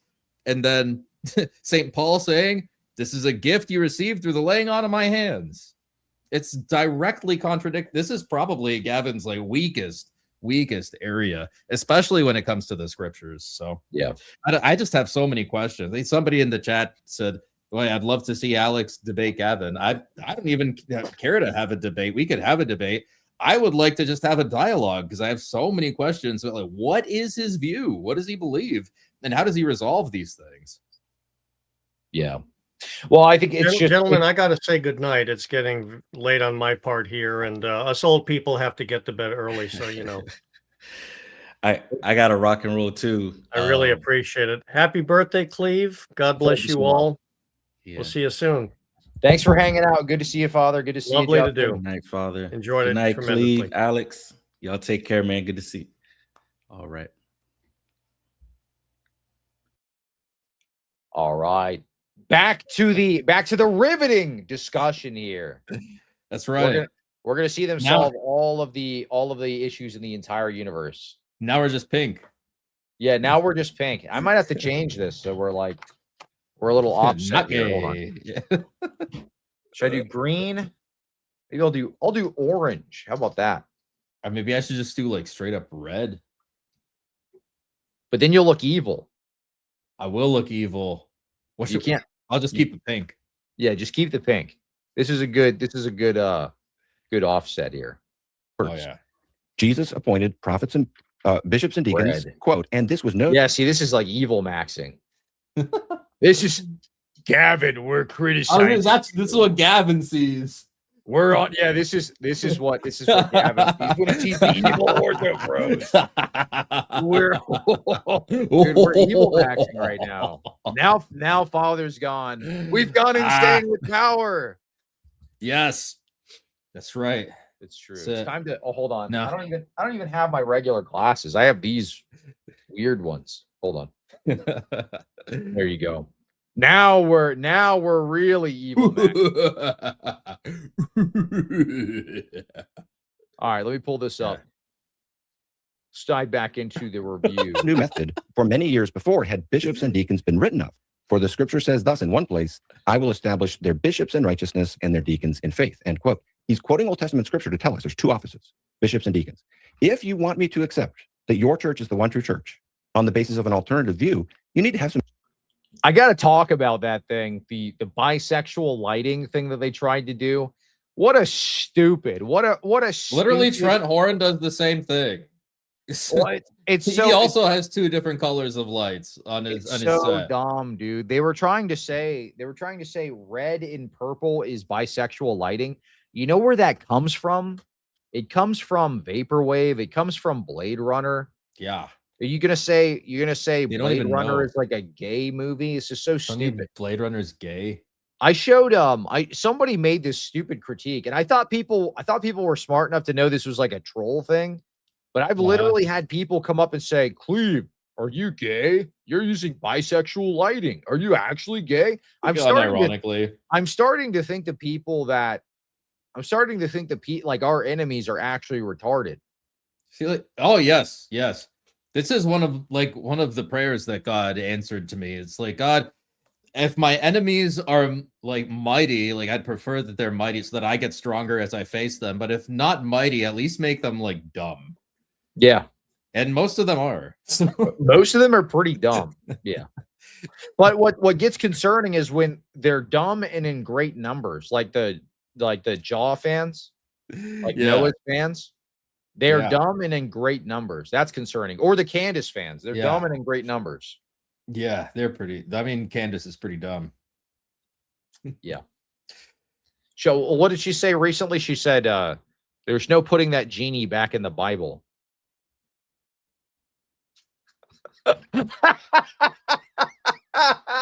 There's no putting that genie back in the Bible. I mean, it's true. That assumes kind of that it was there in the first place, though, which I don't think is correct. No, stupid. Well, you know what was funny? The bisexual lighting thing, I trolled somebody back and I just like chat GPT'd like, what is it called when something is gay but black and white? And it was like in a movie, because it'll give you whatever you ask. And it was like, oh, this is like in the closet coloring. So I'm like, oh, this means you're in the closet because you have a black and white profile picture. You can do that with anything. It's retarded. Just make it up. Yeah. So dumb. All right. Anyway. Yeah. Schizoid rant over for the next 5 minutes until I schizoid rant again. Evidence from the founding of our religion that there's more than two offices. Yeah. So did you have any, you want to continue or? Nope, go ahead. Okay. So I appreciate you saying, yeah, for sure. I definitely want to, I appreciate you doing that. I want to be better at that. So I've jotted down a few things that you mentioned. And Father, please, I'd want to, if you want to share something after I say this, I just want to quickly engage with what we got 6 minutes left. Justin, why don't you go first, and then Father, and you guys can have the last word if you want. Let me be brief then. Okay, so you mentioned Eusebius having weird crystal. Yeah, red lighting is like my I was like a test tube baby in a secret underground Freemason society bunker. So when the red lighting happens, that's when I start schizoid ranting. It's my activation phrase. Yeah, like Winter Soldier. Yeah, like Winter Soldier, exactly. Except for like balding and brain damaged. Views. Now I'm quoting Eusebius as a historian, not necessarily if he had some funky theology here and there. And he's documenting things from church records. So you have to push back how is he getting all this wrong, and why his contemporaries as well are getting this wrong. It's just not enough to just say, well, he just probably had weird Christological view or this and the third. I grant. And yeah, so yeah, that's another thing. Another thing is you mentioned Eusebius and Irenaeus having wrong lists. You would have to prove that. And I know you mentioned you but just go to the first bishop of Rome. Yeah. Just look at what they say. Tertullian and Irenaeus. So yeah, to that point. Well, I mean, they all had different lists in the early church. So what? That wasn't defined until much later. I was also like a very persecuted religion at times. So like, I mean, you could probably understand why, you know, maybe Irenaeus forgot somebody or Tertullian. Put No, in they're talking somebody about else they're talking about the canon. They're talking about the canon list right now, aren't they? Oh, I thought they were talking about lists of the Bishop of Rome. That's what I thought. Maybe I'm not tracking. Maybe, or maybe I'm wrong. I don't know. One of us is wrong, and it's not me because it's my birthday. I can't be wrong about anything. Honestly, I have no counter arguments. You got me. That's the way it works. It's my birthday for the next 22 minutes, and then it's not. And then the stream's over. And then it's over forever. There you go. Cleve's wrong. No, I end the stream early. I end the stream right now. You guys proved me wrong. Can we join? Anyway. Irenaeus says that the pretty much the first bishop he has is Linus. You know, I have it written right here. What is this question? Can we join the conceding bandwagon and say there were originally deacons and bishops, then priests were added later as helper bishop? What do you mean? They were added at Pentecost. When the church started is when you see the three-tier office. There you go. Where he says it. Eusebius has Peter. No. Tertullian and Irenaeus. Oh, well, you didn't say Tertullian. I didn't, but those three. I mentioned those three witnesses. Well, another thing is, we can probably look at it sometime, or you know, maybe we do a follow-up. Father Jonathan, we could do a follow-up video about these lists, but you have them sometimes ranking. Some people don't count Peter as that first bishop. You know, so it depends on how someone is actually documenting the list. But for the the next one, it's after Peter. The next list contradict in those two. Okay, well, I'd have to go and see that. But anywho, you also said and the point of the matter is, Gavin, like, we think that the historical record is overwhelming, but it. Pause it real quick. I just want to make a point that like they don't contradict. If they have like one person in between or someone omitted, it's not a contradiction. It could be the case that somebody just forgot one. A contradiction is when like two things cannot be possibly true at the same time. Well, what I would press on this is, even if, say, the list is different by an individual or something, that would show, like you said, an error on part of the individual. That doesn't disprove apostolic succession, because as we established earlier, with apostolic succession, there is this practical piece. Somebody is sending physically the presbyter. They're sending this next bishop. They're sending the next priest, right? So there is a physical sending via the laying on of hands. You would have to demonstrate an instance in which that did not take place. So you would have to demonstrate somebody appointing themselves, which is what you're arguing for. Gavin. Thank you. Yes, that's what they have to show.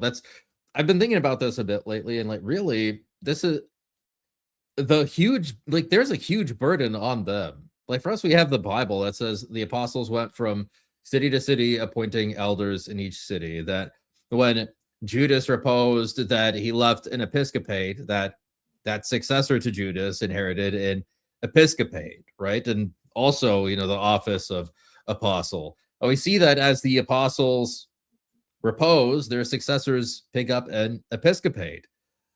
So we know that these churches were established. The earliest Christians, like Saint Ignatius, understands, and he tells everybody else, like, he understands that the bishop is the head of the church. The presbyters are kind of like assistants to the bishop, and the bishop delegates to them. The deacons are doing their administrative thing that they have going on.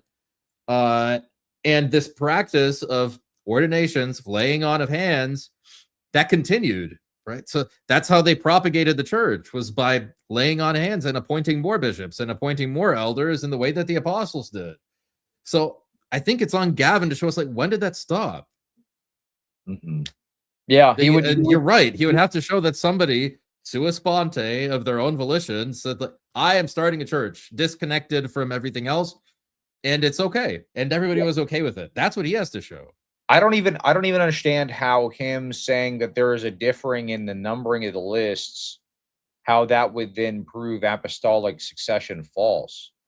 It doesn't. That would show that they had a discrepancy in the list. It doesn't show that the practice wasn't happening. By the mere fact that you're citing the list that they are keeping of successors to the apostles, doesn't that then prove in and of itself that they're presupposing the concept of apostolic succession? It shows that this was something important to them. Absolutely. Yes. They thought this was important. The fact that we're discussing the lists at all, that presupposes this concept of apostolic succession. So whether or not they're kept perfectly, this has nothing to do with the topic at hand. But they're right in looking at this after the fact and saying, yeah, he was being a little slippery. He's getting into the nuance and issues of of these record keeping practices, not the overarching conversation, which is apostolic succession apostolic, which yes, it is. I mean, this would be like me saying, making an argument that synods aren't apostolic because these two synods have canons that disagree with one another. Right? I mean, am I crazy? It's like synods aren't apostolic because the Carthage and Laodicea, they contradict each other on the canon. So obviously synods are not apostolic. Well, wait a minute, you're talking about like synods. Oh, I agree. Yes. So you see what the early Christians were doing, that this was something that was important to them. Like they gathered in synods, they kept track of, where people came from.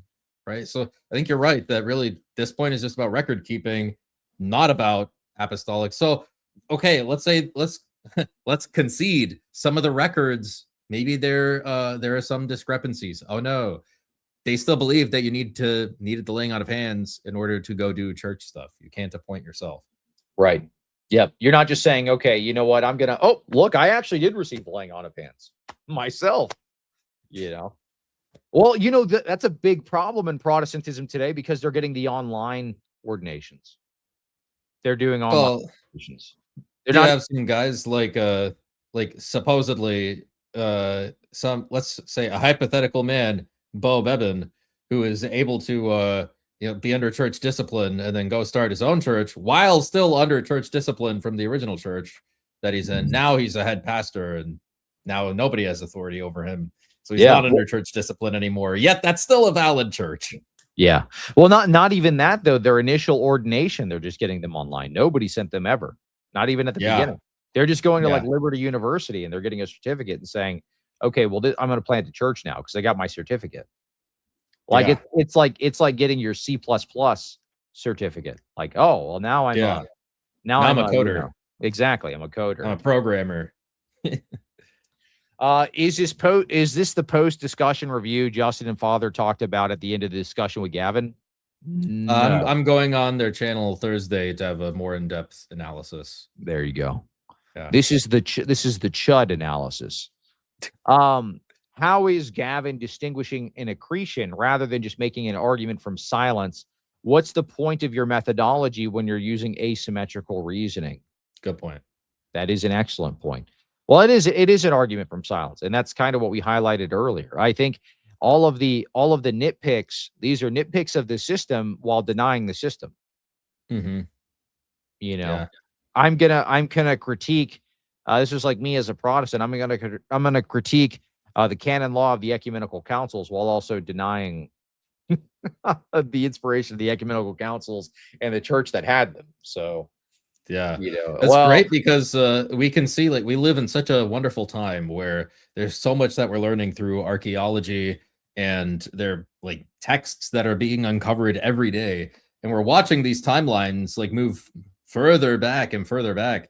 And we have, I think, what was his original claim on iconography? Was it that you don't see any icon veneration prior to the 6th century or something like that? Yeah. Now we have people that are scrutinizing this claim, and we see like pretty clear, like St. John Chrysostom is like evidently clear that he venerated icons, venerated relics, that he sang akathist hymns to the saints, that he sang praises to the that he venerated the saints. Very clear. He venerated their images, like very clear. St. Gregory of Nyssa slightly before him. And we have opposition testimony or unfriendly testimony from the Gnostics talking about how they dislike images. Some of Michael Garden's work here in the comments. It's just getting pushed further and further back. and we're watching like all of their objections just dissipate into air Yeah. in real time. Yeah. And it's not taking very long at all. I think the Protestants are starting to realize this. You know, Yeah. I was And every time it's just crazy how I see them manifest when I say you cannot start your own church, and they're like, no, yes I can. It's like no. Well, it's very un-American of you. It is a little un-American, yeah. I can do what I want. This is a free country, dude. You're telling me I can't? You're telling me I cannot eat my dog, Alex? Let me rephrase. You could, but it would not be proper.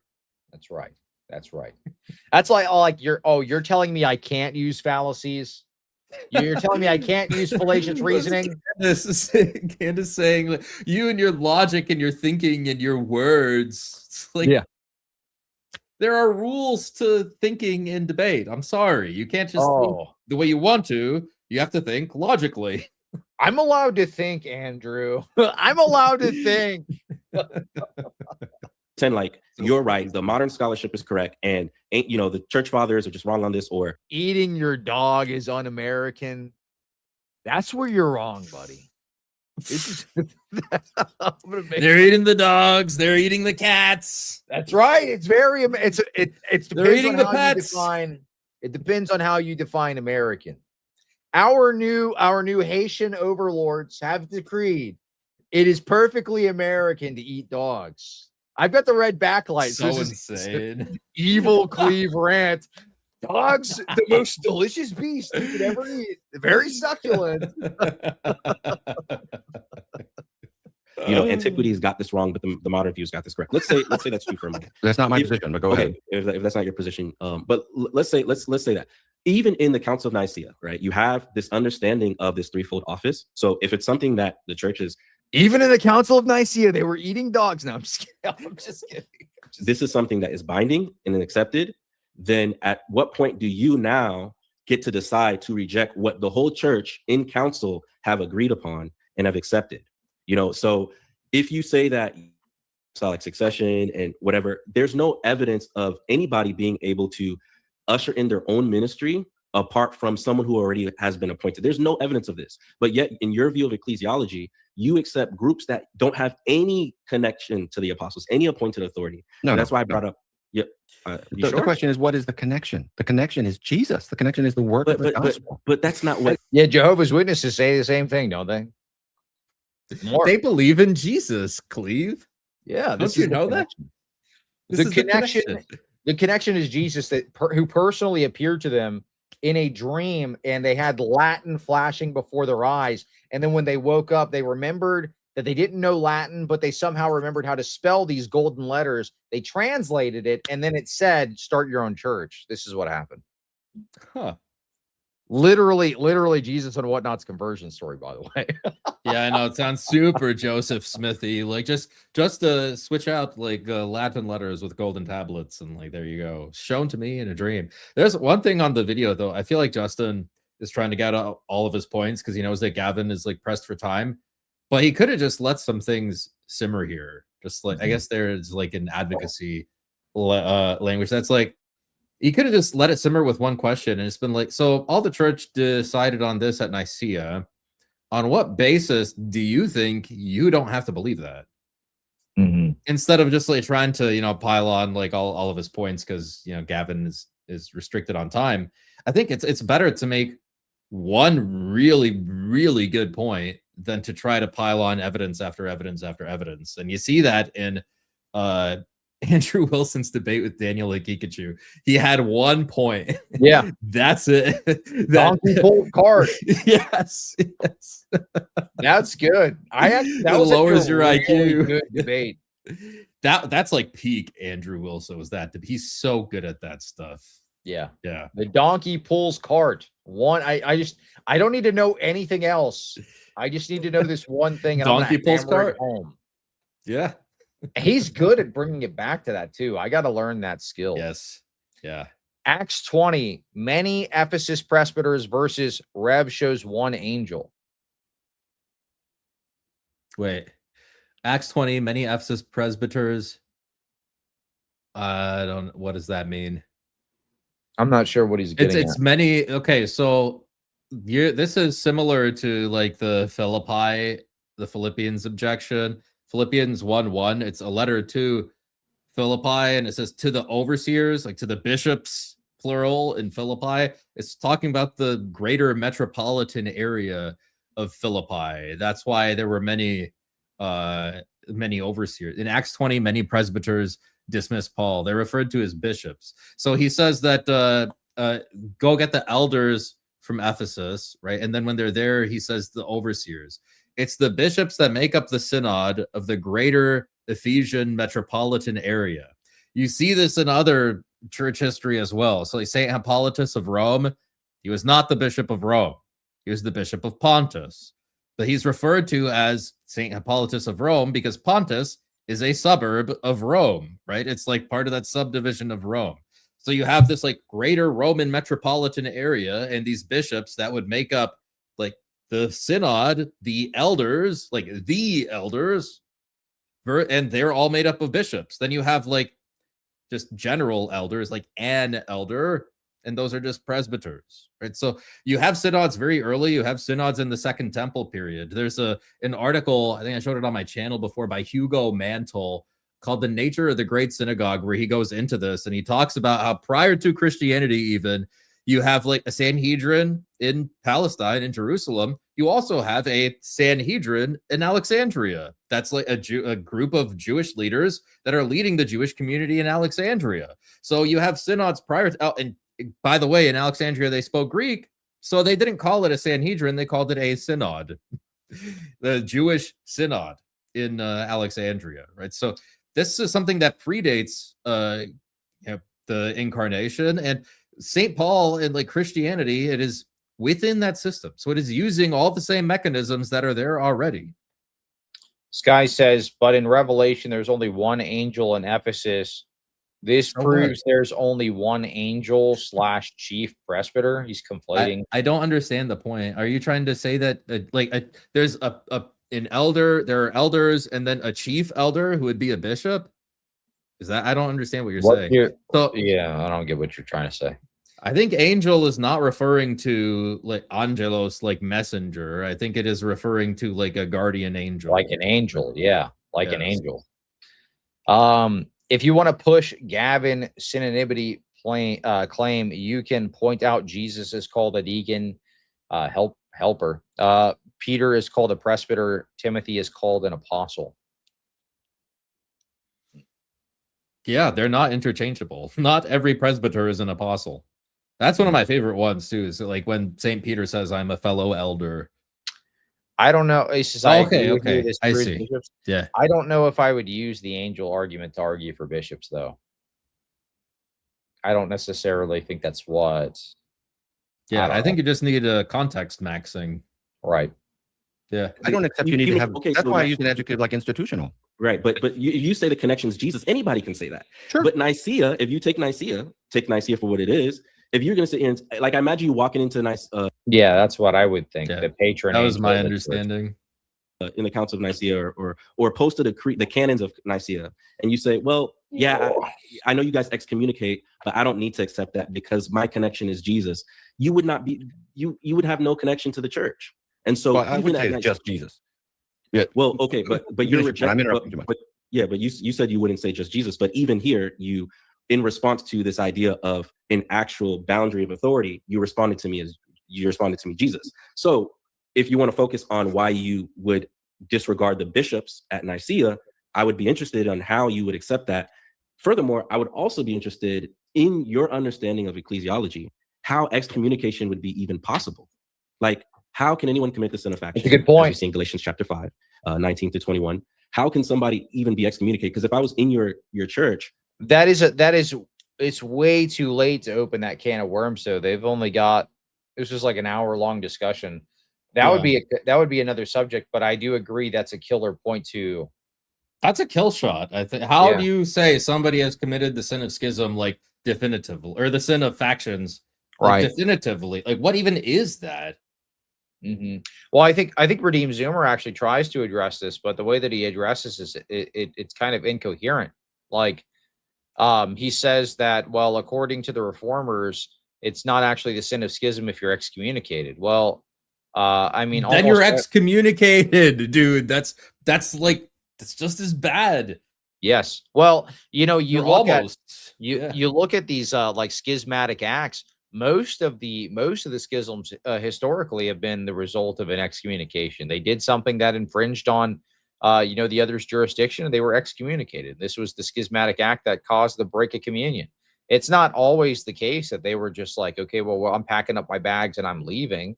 Oftentimes it was, well, they infringed on somebody else's jurisdiction, or they did ABC 1, 2, 3. They were excommunicated, and that was considered a schismatic act. The fact that they, you know, did whatever they did and they were kicked out. I mean, look at the recent one with the SSPX in the Roman Catholic Church. I mean, it's a pretty classic, classic schism. They were excommunicated. But what did they do to incur the excommunication? They went ahead and they ordained the bishops without the approval of the Pope.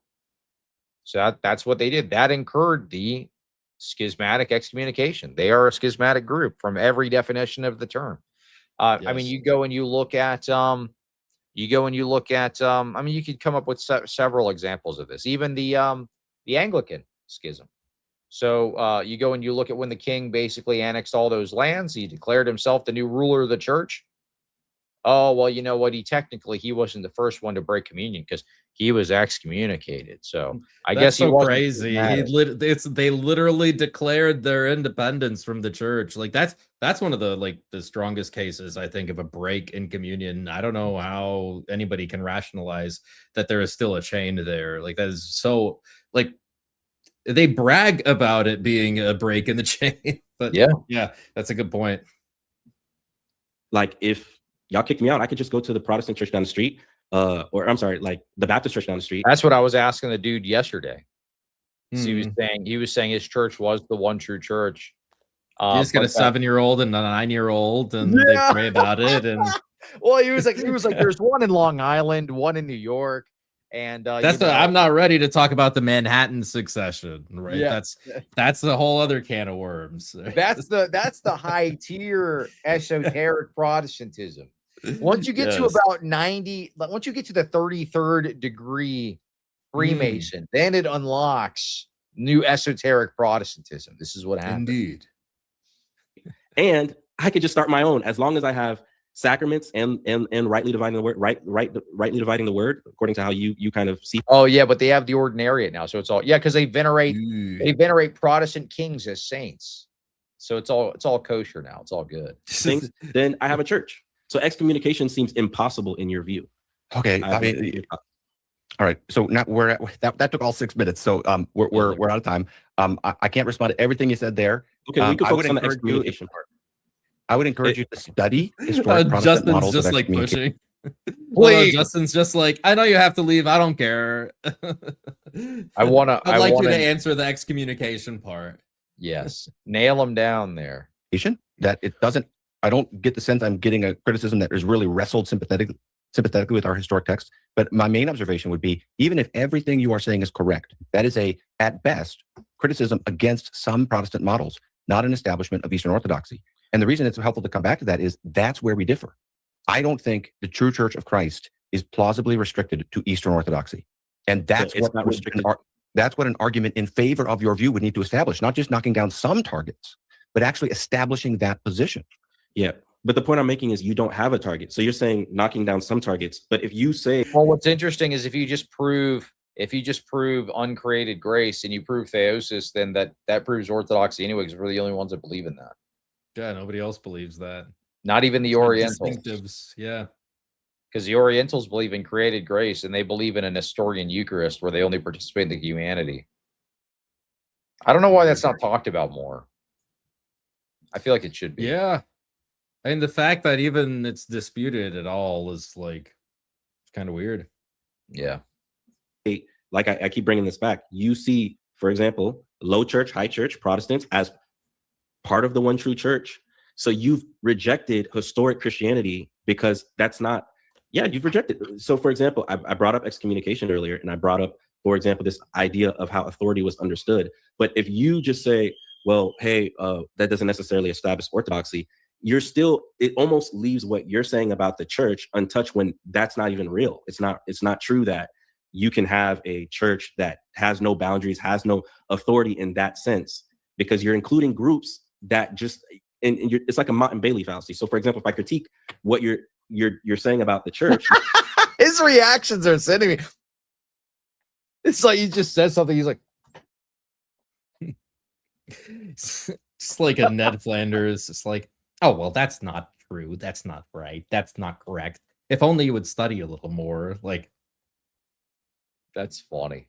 You say, well, look at the historic views of Protestantism, and you'll see that we have had some excommunication. But engage with the point I said here. If I leave your church and I start my own, and I gather a couple of people, rightly divide the word, or have sacraments, or if I just join the Pentecostal church, you would still say that I'm in the church, in your view.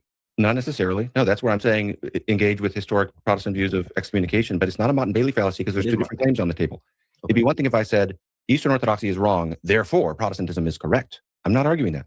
We take each claim in turn.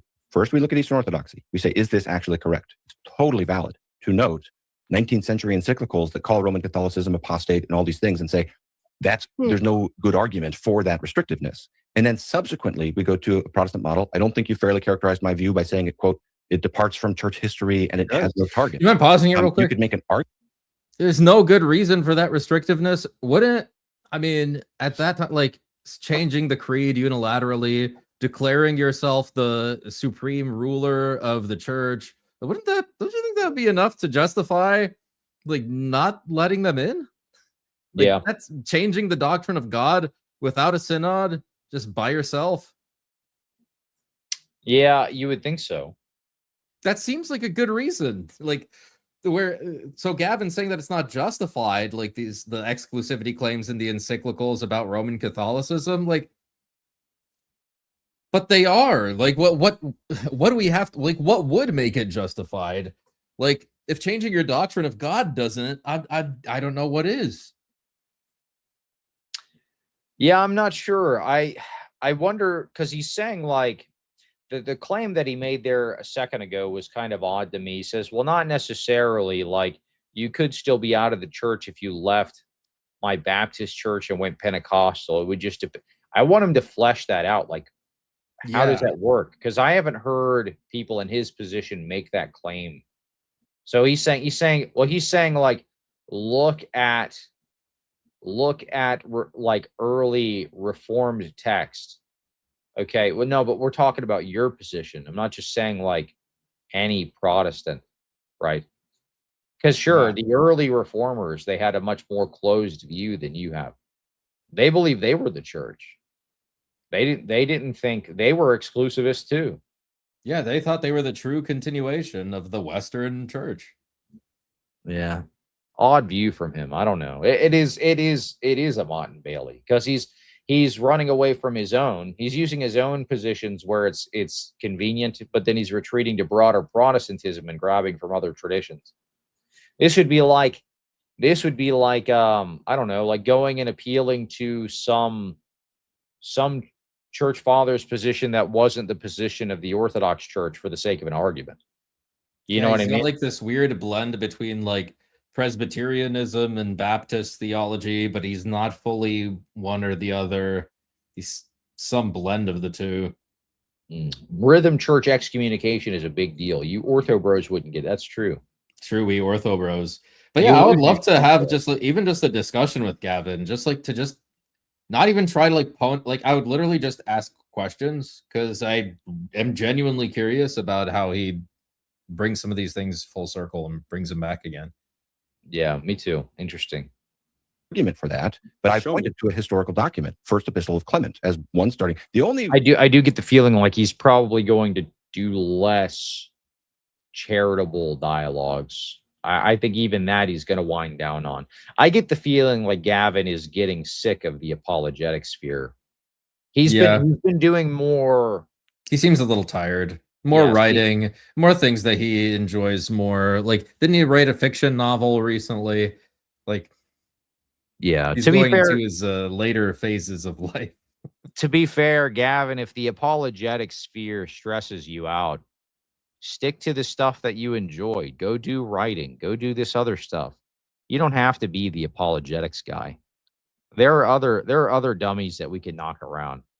If this is genuinely stressing you out, the advice that I would give to you, well, one is become orthodox, right? This is the obvious. But if you're not going to do that, then step out of the apologetic sphere. Do your slice of life stuff. Say, hey, I'm not going to do interdenominational apologetics anymore. I'm just going to stick to writing. I'm going to stick to doing my church stuff. I want to do motivational speaking. You can be that guy. You don't have to be Protestant apologist Gavin. If it's like, it's not that hard to move on and kind of reshift your focus. I mean, you look don't at me. have to defend your heretical sect. It will aid you. Correct. This is why you're so tired. You were defending a lie. You're defending the bad guys. And look at me. I'm so youthful here. You see this? I'm so youthful. I love it. I'm defending the truth. You saw how tired Evil Cleve was? So tired. Look at the thumbnail. Look at the thumbnail. So depleted. How bald I looked in the Ruslan interview. But my hairline is like it's reflective of my mental state. It waxes and wanes. No, I'm just kidding. Could you imagine that? That would suck. Oh, let me see. Ruslan cleave to antiquity. Look at this thumbnail. Look at this bald chud here. Do you see how youthful I look compared to this bald chud a year ago? Look at how you've come a long way. I know, dude. This is what orthomaxing does to you. It rejuvenates you. Yes. Newness of life. You could have this too, Gavin. You will, if you continue the path that you're on. This is ultimately what's in store. Hold on, I'm going to show you something. This thumbnail is what's in store for Gavin. Can I say though that if Gavin does convert to Orthodox, that would be the most glorious timeline. Well, I was going to say he's going to end up looking like this if he keeps going. Yeah. That's spooky. Yeah, if he keeps going, this is what's in store for you. Is this what you want, Gavin? Is this what you want? Do you want to look like a Skyrim vampire? I know they look like the two like comic relief Disney villains, I imagine. Like who are like the two like in the Hercules, the Disney one, like Hades is two little minions. Yeah, that's what they look falling like around Hades. Yeah, he really does look like a demon from a movie, doesn't he? I mean, it is very scary. I don't normally bash the way people look, but it's just more. I'm gonna justify it by saying this is a spiritual critique. He does look if like Ryan became Orthodox, he would be way better looking. You know, just some stubble. Yeah. You know, it's like, you know, get a nice fade. I think get rid of the platypus, whatever the stuffies are in the back. Get rid of that stuff. You're a man. You don't need that. Could you imagine Ryan becoming Orthodox? That would be the best time. That would be the most hopeful timeline. I don't know why. Like most Protestant apologists, I look at them and I picture them Orthodox. Like I'm like, that's the goal. Like with him, I don't know why. Mentally, I've never thought that about Ryan. He just strikes me as like, I don't know. Maybe that's a me problem. I gotta be more hope pilled. That's what it is. I can envision the best timeline, which would be all of these apologists end up becoming like Orthodox Trent Horn, Orthodox Need God, Orthodox Gavin, Orthodox Redeemed Zoomer. That would be the best, most hopeful timeline. And then after that, we completely demolish the atheists, the liberals, and then we start the not Byzantium 2.0, because what was, it will never be again, but something new. So can one of y'all debate Sarah Ministry YouTube? She says EO are scared to debate her and we preach a false gospel. Who's that? Is that the woman who confronted Father Seraphim Holland? that might be the same crazy lady, Sarah. What's the name? Sarah what? Sarah Ministry. Wixantium. That's what we'll follow. That is her, says Henry Tellez. I don't even see and Little Fish. Well, she doesn't even pop up when I. Oh, okay, I see. Preaching the Gospel to All Nations channel.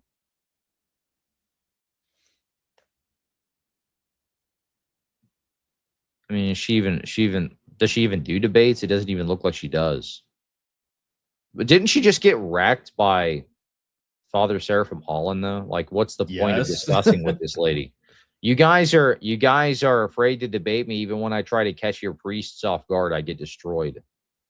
Can you take this off the screen? Is this scaring you? This is mildly uncomfortable.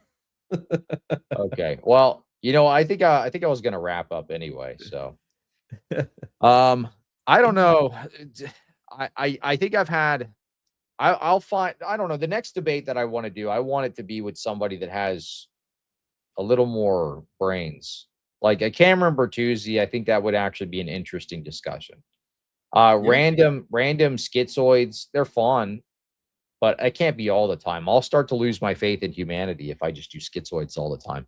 Like having the discussion with your friendly hood was fun, but at the same time, at the end of the day, you look at all of these positions that he's holding, and he's literally defending like you could become a Christian or remain a pedophile and you're fine. Like, yeah. That starts to, I don't know. I don't know if I'd want to do those types of discussions again. You have to have some level of commonality to be able to reason with these people. It's not even Christianity at that point. I feel like some of the once saved, always saved free gracer guys, they're so far removed from what Christianity is. It's like, what common ground do we really have? If you're at the point where you're calling the church fathers pagans, you don't care about continuity with the church Christ established, then what are we even doing? Yeah. You see, when those super chats I sent about Daniel too, he just literally gave up.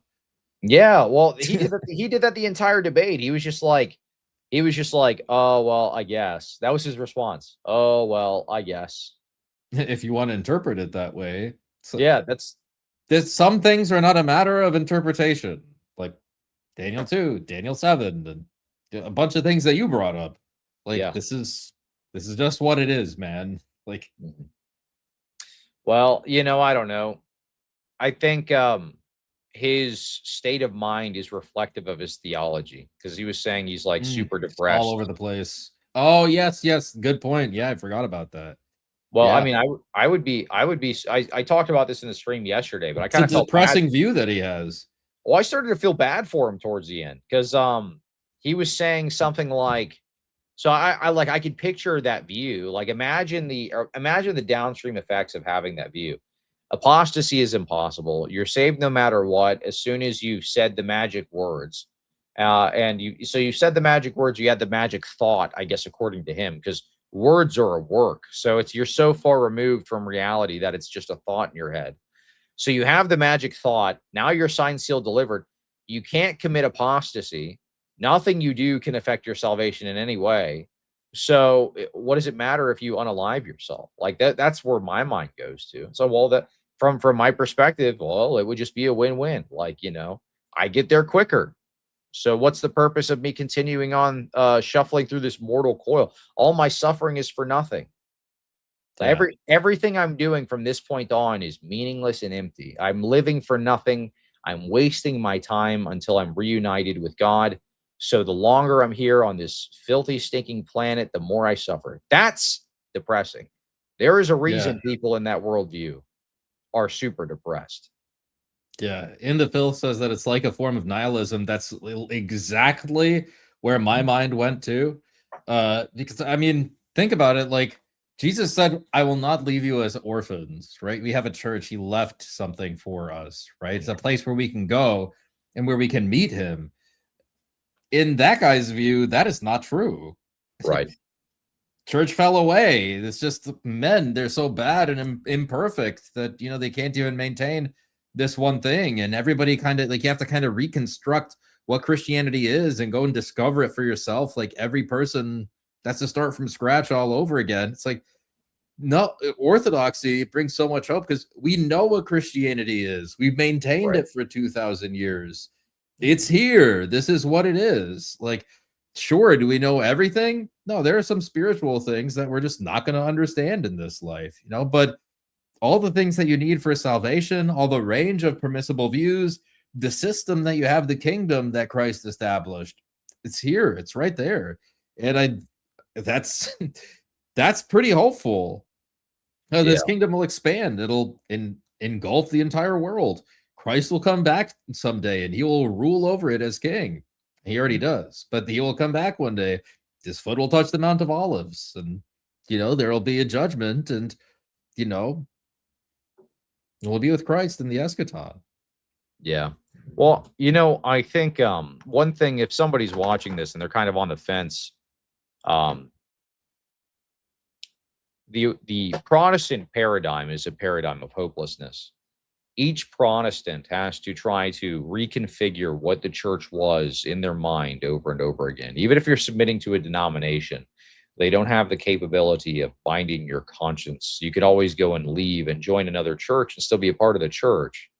So ultimately, Protestantism and the mindset that flows out of their doctrines and their way of life, their teaching, is ultimately that of worldview building.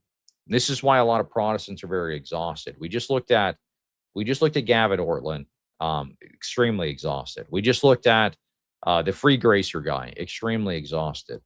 And this, I mean, this is a product of a faulty paradigm. We were not meant to rebuild the church from scratch. It's already there. It's already there. So enter into the Orthodox Church. And it's becoming more and more clear, I think, to many people that the Orthodox Church is the ark of salvation. I mean, we look at the state of Roman Catholicism, it's falling apart.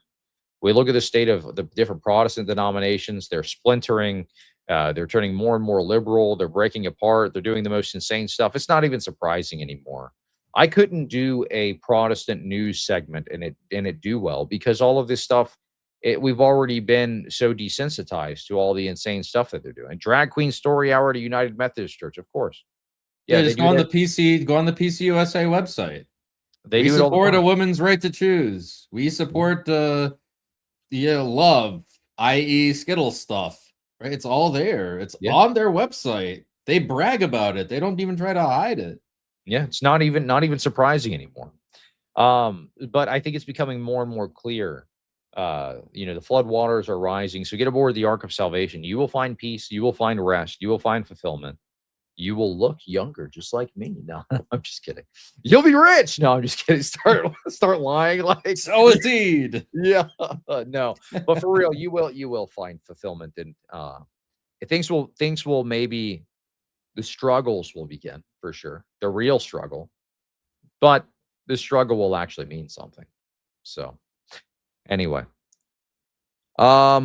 yeah, exactly. Shout out Cleve and Soren going past 1 a.m. their bedtime. Yep, I'm about ready to go to sleep. So, Alex, what do you want to plug? What do you got coming up, dude? I have a debate on September 2nd, another Sola Scriptura debate with kind of an eclectic fellow. He's like a marketing guy who does drop shipping or something. You're debating a marketing guy that does drop shipping? I'm debating a marketing guy that does drop shipping on Sola Scriptura.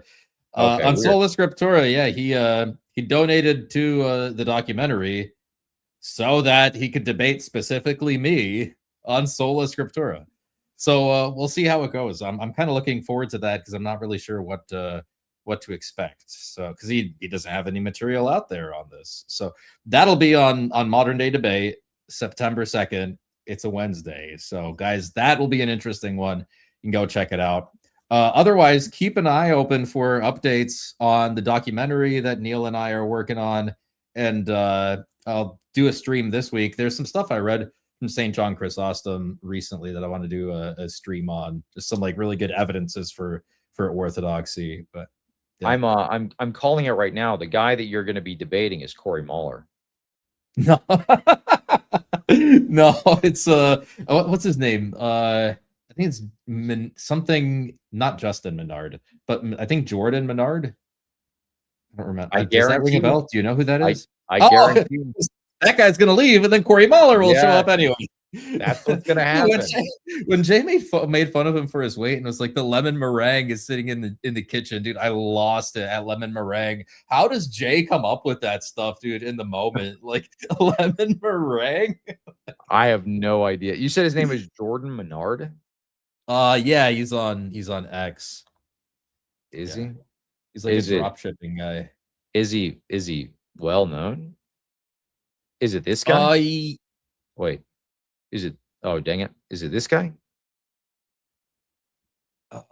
Maybe. Is that him? I think. Yeah, I think that is him. Yeah. I think that's him. All right. His dad was like a pastor or something. I gotta do some super sleuthing. Jordan Menard, Corey Mahler. Do it. Let's see. Jordan Menard, Corey Mahler. Yeah, I would love if Corey Mahler showed up. Would you just debate him anyway? I would just debate him. I know Jay's a little bit more principled than I am, where he's like, nope, he called for, unaliving Orthodox. I'm not going to debate him. Me, I probably would. I'd be like, oh, you're the idiot who said that. On what basis do you think that's okay, Corey? You unstoppable moron. Like what? Yeah, that guy's a real dude. Yeah, the guy's a real pseudo intellectual. If he didn't block me on X, I would challenge him to a debate. Yeah. But then again, I feel like that would be another lose faith in humanity debate, though. You know what I mean? Yeah, but then you got a month later, somebody will message you and be like, "Did that debate with Corey Mahler that really got me over some things that I was working through at the time." And it's like, that happens all the time. The stuff that I think is a waste of time, like, all right, so you know what weird thing got a bunch of messages to me? Like, I got a bunch of messages. The God logic thing. That whole call out, I got tons of inquirers. Tons of people told me the God logic expose videos, they got them to start thinking about Protestantism is wrong. I guess some of the critiques I was making as we're doing the God logic videos, they're like, oh, well, this is making me, I think they were like Pentecostals or charismatics. And they're like, oh, this is why this is wrong. I'm interested in orthodoxy. I got a ton of some of them actually don't know. Like if they don't know, they need somebody to tell them. That's so interesting. So it's always the stuff people are like, oh, Cleve, you're just drama farming. No, I'm out here. No, we actually think God logic is wrong on this issue. Right? Does that mean he's incapable of doing good work? He does okay work. It would be better if he was Orthodox. Yeah. Well, I would be interested to see God logic actually do a discussion on his beliefs. It doesn't even need to be a debate, but a discussion and have them pressed. Even if you wanted to do it in Gavin, God logic, just like, can we just let's sit down? Let me ask you some questions. I'm just curious. Yeah, I don't know how fruitful that would be with Gavin though. Yeah, just asking questions video. I'm just asking questions. I think if he gets cornered in a asking questions video or something, he's gonna forget it by the next day. I don't think, because he's in reconcile my view with history mode. That's his mode of operation. It's not searching for the truth. It's how do I reconcile my view historically? Yeah, he's an advocate for the Protestant view. He has his conclusion already. Right. Which, to be fair, this was the same thing that I did, which is why I have my conclusion already. Yeah, I did my work already. Right. All right, man. Well, I'm done. Thanks for hanging out. Everybody go subscribe to Alex Soren Show. I appreciate all the happy birthdays. If you haven't already subscribed to this show, do so now. We get massive live stream viewership, 400 something in this one. We've had 1,000 plus before, but only what? How many subscribers do I have? I have no idea. 20 something. What am I at? 24. Lost count. You lost track. You have so many. Yeah, sure. 24.9. We're almost at 25. Nice. Dude, it's like yesterday. You were like, guys, we're about to hit 20K. Make sure you subscribe. The Lord has blessed you, please. It's true. We got to get up to 30 by the next week, or I'm deleting the channel forever. No, wait, I got to do the Cameron Bertuzzi thing. We got to get to 30K by next week, or actually by Friday, or I'm leaving. Whoa. Or I'm leaving because I'm going on a cruise. Or I'm leaving. All right, y'all. I'm done. Night, night. See you later.